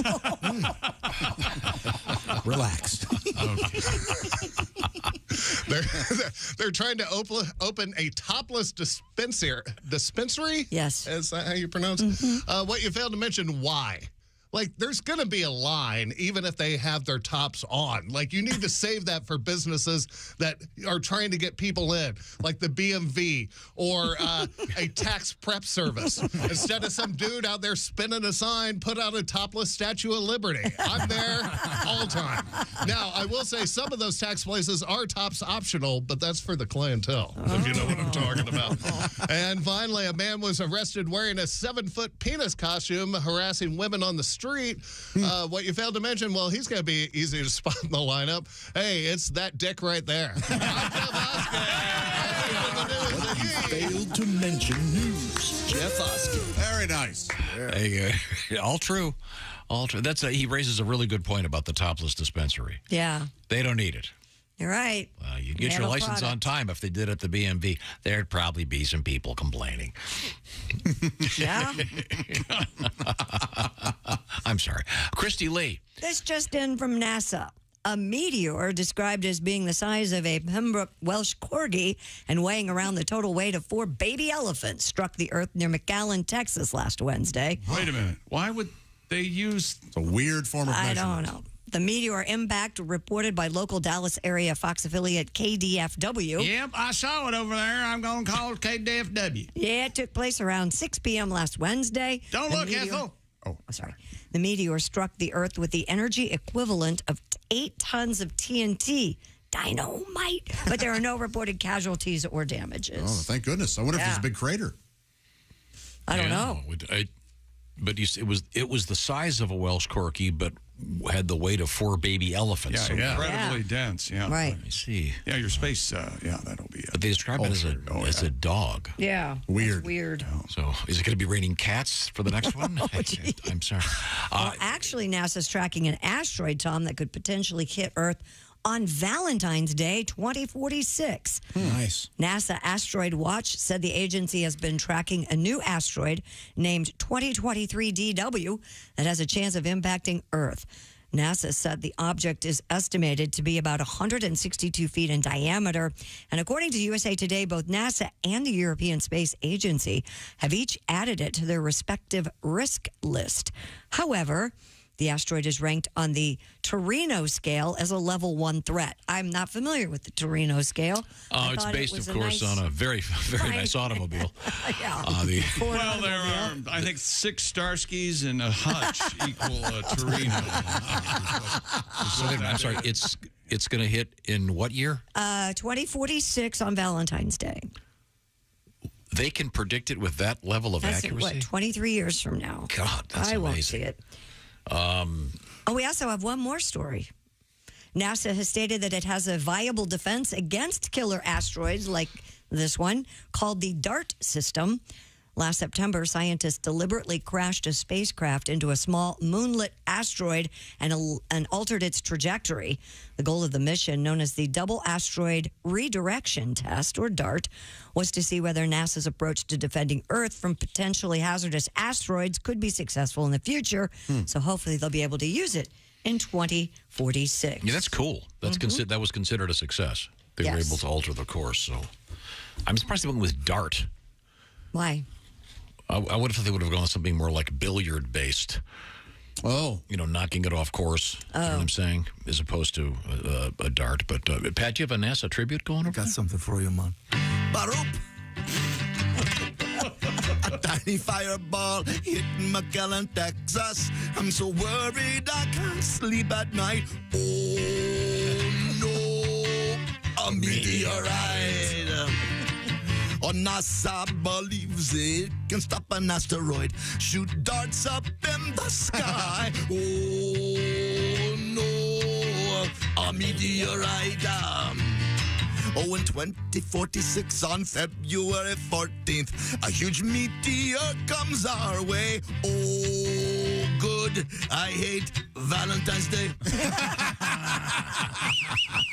Yeah. That's not the kind of rock she wants on Valentine's Day. Whoa. Well, that is amazing that they can get it they can predict it that far ahead. I know I messed up earlier, but there's no need to jump on board. Here's a cool story in a weird way. We'll be the judge of that. Yeah. Okay, Latvia. Check. Ready? Hilarious. The government of Latvia says cars that are confiscated from drunk drivers will be sent to Ukraine to help with the war effort. I like it. It's cool. Yeah, good for them. But so my question is a simple one. They confiscate your car. What if you've still got 40 payments on it? Well, you're paying for a car you don't have. Also, depending on the car, I don't see how a Prius is going to help the war effort. I suppose, I don't know. It just seems like such an odd thing to do. And so if you're going to the front lines in your Prius or whatever it would be, can they confiscate your car and you still have to pay for it? In Latvia, apparently. Just another reason not to go. I don't think that the car loan people care whether you have the car or the government has the car. You still owe them the money. They say Latvia has the worst drinking and driving rates in all of Europe. Yeah, they live in Latvia. Yeah. Drink to forget they're in Latvia. I don't know anything about Latvia. I'm sure there's some very nice places there. Probably the most beautiful place on earth is in Latvia. Yeah, for all we know, it's wonderful. Yeah. We have a couple of stories out of the entertainment world. Like what? Well, the Academy Awards are Sunday, if you'd like to watch those on ABC. There's nothing funnier than the red carpet. For my money, live TV, celebrities, it's hilarious. I love It's not red it. this year. Yeah, it's beige. They changed the carpet color. Thanks. Why did they do that? What? Ace is on top of it. He's right. I saw it yesterday. It's beige now. It's not red. All right. Well, it was blue at the Spirit Awards, I think. Oh, was it? So, yeah. Did they say why? I didn't read the story. I just saw the picture and went, this was ridiculous. I've always loved the unintended irony and hypocrisy of the red carpet of, this year we found that there were so many wonderful roles for women, and women are getting better roles behind the scenes of films, and God bless all the women in the industry. Yes, what dress are you wearing? Yeah. Or when they say, you know what, this is about helping disenfranchised people. All I want to do is help the world in this. And yes, the dress I'm wearing costs more than all of their houses could buy. We flew it in on a private plane from Italy just for today. That's true. I don't understand the color thing, though. I don't either, and I'll try to find out. I wonder if it has anything to do with how they look in the photos, if maybe the red is not the best thing to have in the background that of a could photo. be, and it just looks bad on Instagram or TikTok. Exactly. God. Is the MAGA logo visible? What? On the red carpet? That's what you got. There's a backwards joke. That's a backwards joke. That's a backwards joke. I'm your son, and I have no clue where you lie. It's a fun game. The joke, it has to be political in some way. Who knows, yeah. What else is happening? Champagne color this time. It's the first time since 1961 that the carpet is not red. I'm not sure exactly why they did that. Of course, in 1960, the carpet was naked ladies. And everyone loves Chick, it. you were absolutely dead on. In Why the bother good with the old change? days. The Academy CEO said the arrival line will look more luxurious with the red drapes on all sides in contrast with the champagne-colored carpet. No, I'm sure that. And by the way, that carpet is going to be cut up and used to carpet the boxes of the 100,000 homeless people in Los Angeles. Jesus. Ooh. Got a nice shag carpet for you there, buddy. We sit around and worry about the color of the carpet. Come on. Did you hear who sadly passed away? I'm not so sad. Yeah, Robert Blake. That's the next story I was going to bring Beretta? up. Yeah, an Emmy-winning actor whose career triumphs were later overshadowed by a trial in which he was acquitted of killing his wife. How? Robert Blake died at the age of 89 Thursday in Los Angeles. He had heart disease. He was, of course, as Tom mentioned, the star of Beretta back in the 70s. But he's also in Cold Blood, one of the best movies ever. Once hailed as among the finest actors of his generation, Blake became better known as the defendant in a real-life murder trial story. And he was acquitted by a jury, but then a civil jury found him guilty, and he was ordered to pay $30 million to Bonnie Lee Bakley's family. Don't do the crime if you can't do the time. The Beretta theme? The Beretta theme was Sammy. And he had that bird? Yep. Yeah, Fred. You remember this? No, I'm aware of Beretta, but I've never seen it. He had a cockatoo. Big white bird. Didn't he have like one of those tough guy commercials? And you could take No, that that's Robert Conrad. Didn't he have and you could take that to the bank? Oh. Wasn't that a...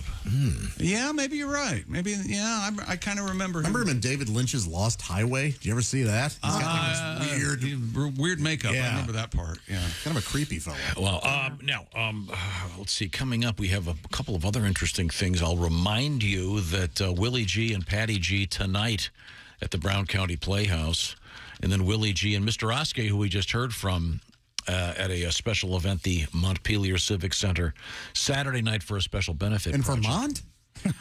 No, but thank you for the guess. Well, then tell the people where Montpelier is. They have to look it up themselves. Okay. What am I? What is this? Some kind of information-related program? Right now, the Bob and Tom Show is brought to you by BetterHelp. Getting to know yourself, a lifelong process. Everything changes every day. Can be very confusing. A lot of stuff coming at us all the time. Therapy is about deepening your self-awareness. It is not a sign of weakness to ask for a little help as you keep searching. And BetterHelp is a way to get you connected with a licensed therapist. And the therapy is then done online. So it's very convenient, flexible, and suited to your schedule. You'll take a brief test. It's more of a questionnaire to get matched with a licensed therapist. And by the way, you can switch therapists at any time for no additional charge. And maybe begin your exploration. Discover your potential. It's done with BetterHelp. And once again, the Bob and Tom Show is sponsored by BetterHelp. Visit BetterHelp.com/BT Show to get 10% off your first month. That's BetterHelp, H-E-L-P. BetterHelp.com/BT Show. Now, when we come back, we're going to walk you through the important events that have shaped this world of ours. That's right. It's history. This is the Bob and Tom Show. Thanks for listening to the Bob and Tom Show this morning. Catch any part of the show you missed later today on our YouTube channel.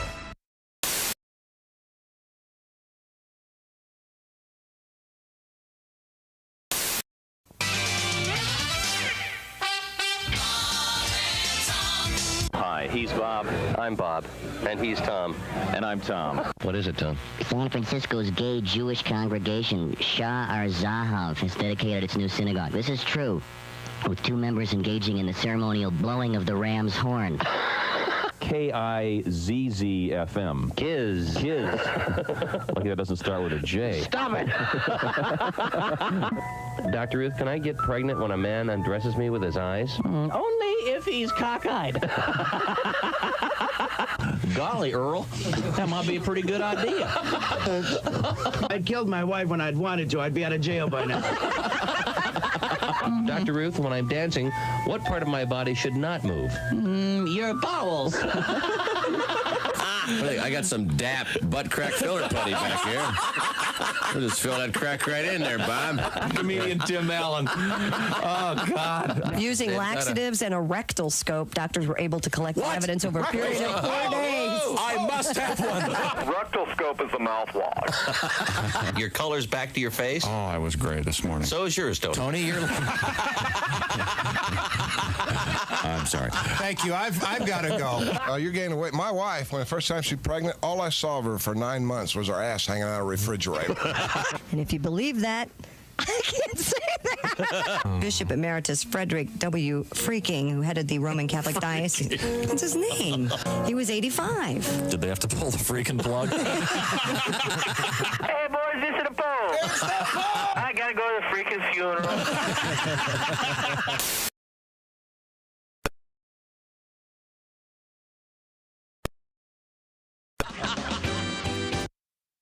Bob and Tom 24/7. Hey, just a reminder, you can sign up for our Bracket Mayhem contest. Sure, the brackets aren't set yet, but you can pre-register a shot at $1 million on the line. All you have to do is pick the perfect bracket. While you're there, we'll give you another shot to be a winner, actually 2. You'll have a chance to win a home version of the original Pop-A-Shot game. You know what a Pop-A-Shot game is. I don't have to mansplain that. And a Yeti cooler from Orange Insoles. I don't have to mansplain the Yeti cooler either, do I? No, I don't. You can look it up on the internet. It is wonderful, and you have a chance to win it for free at bobandtom.com/contest for all the details. As we roll through this Friday, coming up, a look at history on this March 10th with Thomas B. Griswold. I believe it may have been the first phone call ever recorded. Not jumping ahead, but I did look at the history list when I sent it to Tom today. Also, things we learned on the Bob and Tom Show. We learn things each and every day. Today, no exception. Usually it's obscure and odd. It passes fast, but if you're paying close attention to the show, you may hear at the very end things that you may have missed, and you may have been paying enough attention to actually catch it. That is coming up next, and you are listening to Bob and Tom 24/7 on a Friday. I'm Chick McGee with your Bob and Tom Sports Update. The Phoenix Suns say Kevin Durant has a left ankle sprain after slipping on the floor during pregame warm-ups Wednesday. He'll be reevaluated in 3 weeks. And former NBA star Shawn Kemp, his attorneys say he acted in self-defense when he exchanged gunfire in a mall parking lot while trying to retrieve a stolen cell phone and other items from another car. Kemp was arrested by Tacoma, Washington police Wednesday, but was released from jail yesterday afternoon without charges having been filed. On the court in the NBA, Charlotte, Utah, Memphis, Milwaukee, Sacramento all win in regulation, and the Pacers beat the Rockets in overtime, 134-125. College basketball, Patrick Ewing has been fired as basketball coach at Georgetown after the latest in a series of very rough seasons for the school. He led Georgetown to a national championship as a player in the 80s, of course. Top 25 college basketball, the tournaments around the country last night. Number 2, UCLA. Number 3, Kansas. Number 6, Marquette. Number 7, Texas. Number 8, Arizona all win. Iowa State upset number 10, Baylor. Number 11, UConn. Number 22, TCU. Number 13, Virginia. Number 14, Miami. Number 15, Xavier. Number 17, Tennessee. Number 20, San Diego State. Number 21, Duke. Number 24, Creighton. All win in their tournaments. And a full slate in the NHL last night. Carolina, Dallas, Edmonton, St. Louis, Los Angeles, Arizona, and Ottawa all win in regulation. The Rangers and Jersey win in shootouts, and the Isles and Vegas win in overtime.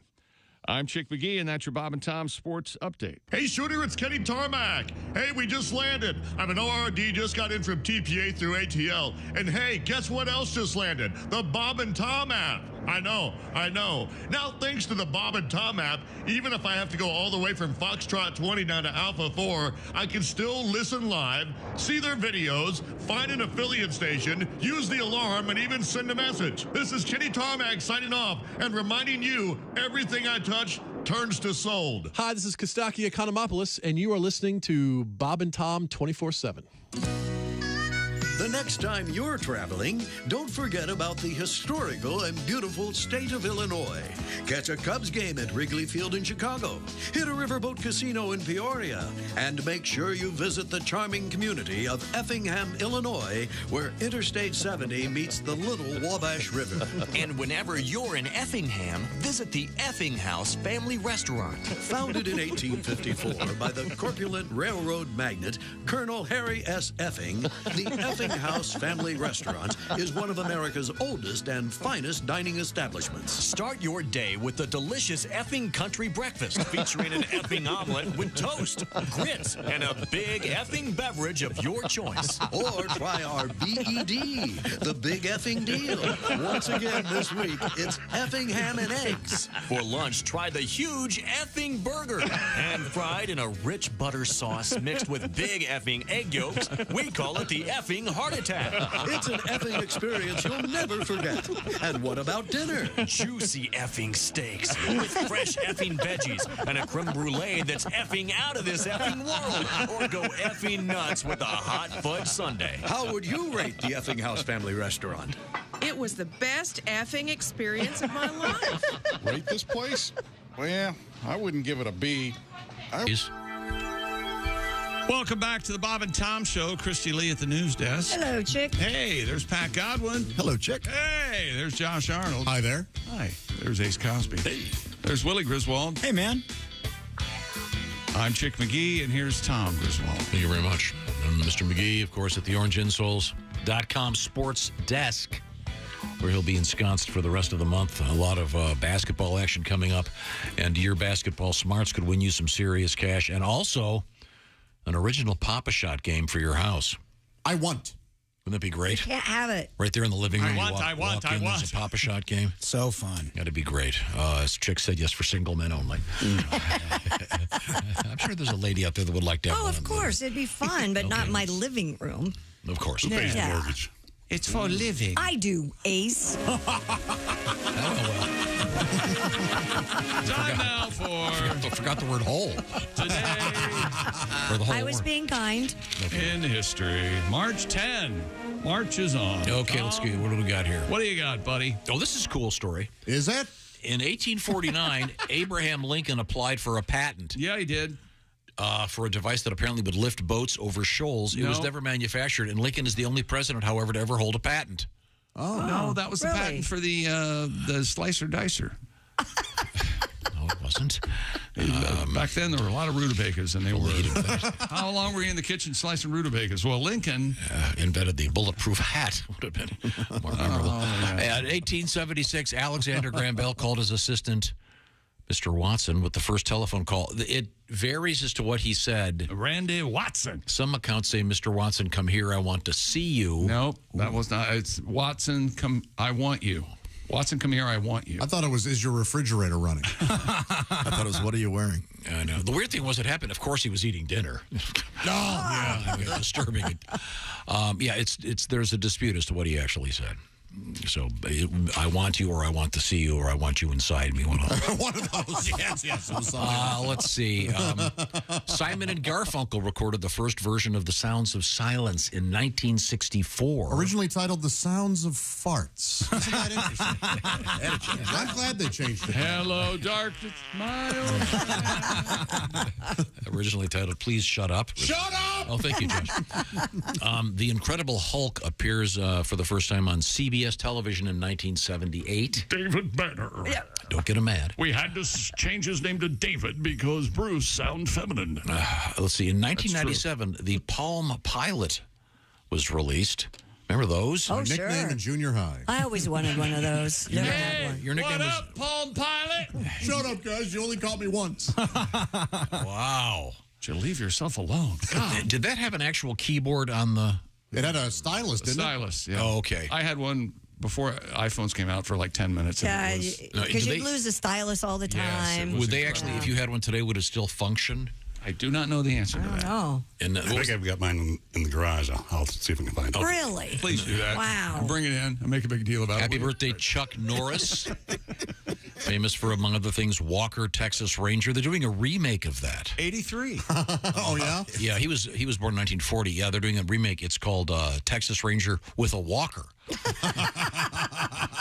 Chuck's getting up there. Okay. A lot of hair in that man's chest, by the way. And none on his head. Worst toupee in the business. Okay. Let's see. Happy birthday, Tom Schultz, the founder, I think the only member now of Boston. Hey, sorry, the album's going to be late. I broke my hand playing basketball. Okay. Idiot. Sharon Stone, a very fine actress, but still famous for the famous scene. And what is it called? Her middle name is Cher-alike. basic instinct. Share alike. Time now for things we learned on today's show. Oh, you got to say happy birthday to John Hamm. Oh, yeah. Pat Godwin's doppelganger. Wow. Thank you very much. He's engaged. He's getting married. I'm so happy for him. He's the only good person from St. Louis. I'd agree with that. Things we learned today brought to you by Hyundai. Have you ever heard his Vincent podcast? Oh, what is Ham's podcast? You never heard it, seriously? No. No, it's a two-man podcast with John Greeneggs. Oh, I thought you were doing a ham radio joke. Things we learned today brought to you by Hyundai. Green eggs and ham. I will not listen to that on a train. All-electric Hyundai Ioniq 6. Learn more about a wide range of electrified vehicles at HyundaiUSA.com. Very cool car. Extension cord not included. Silly. That's very silly. Thank you. Today, Blatant Hostility was alive and well. Right at the start, we were all yelling, shut up at each other. Who told you that? Shut up. I don't know if you knew. Ace eating pizza for March. Couple great new pizza songs from Pat Godwin. By the way, Pat and I have decided at the end of the month, all the songs performed in the month will be done that last day. Oh, yeah. You guys will have fun being here there for 4 days. Tom does not care for Twinkies, he said. Sorry. He'd rather have a boiled egg? What does that mean? Yeah, Remember he had Twinkies and boiled eggs? I wonder why it tasted fun. Yeah, When I boiled was at eggs and camp, Twinkies at camp. Twinkies don't taste the way they used to. That's right. Maybe it's my sophisticated palate. I'm No, sure it is. they just don't. Willie had a lizard when he was a kid. It was named Thunder Tornado Griswold. It was. That is a good name. I don't know what happened to him. Today's Pat's Pizza song was Everyday Pizza. We covered the mosquitoes, the band that appeared on the Gilligan's Island TV show. That was 30 seconds. I won't get back. Christy likes it a bit softer. Her The sleep mattress. number bed. Oh, Clearly. Daylight savings time starts this Sunday. I cannot mow my lawn without drawing a huge crowd. yeah. And I said the shorter sentence is, you cannot mow your lawn. I can. I just choose not to. Okay. Pee in the bed now is also known as pulling a Josh Arnold.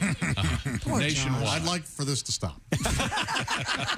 It must not be fun for you. And Specifically. next Friday is going to be real boring because Josh thought today was St. Patrick's Day. I did. Yes, you did. I messed up. Next Friday. Thank you very much. I messed up real bad. We appreciate you. Christmas is Tuesday. Don't forget to check out some of the stuff floating around on our YouTube channel, including the cool piece with Greg Morton from last week. Had a couple million people watch it already. It's really good. This is the Bob and Tom Show. Hey, thanks for listening to the Bob and Tom Show this morning. Get a look at today's show on our YouTube channel.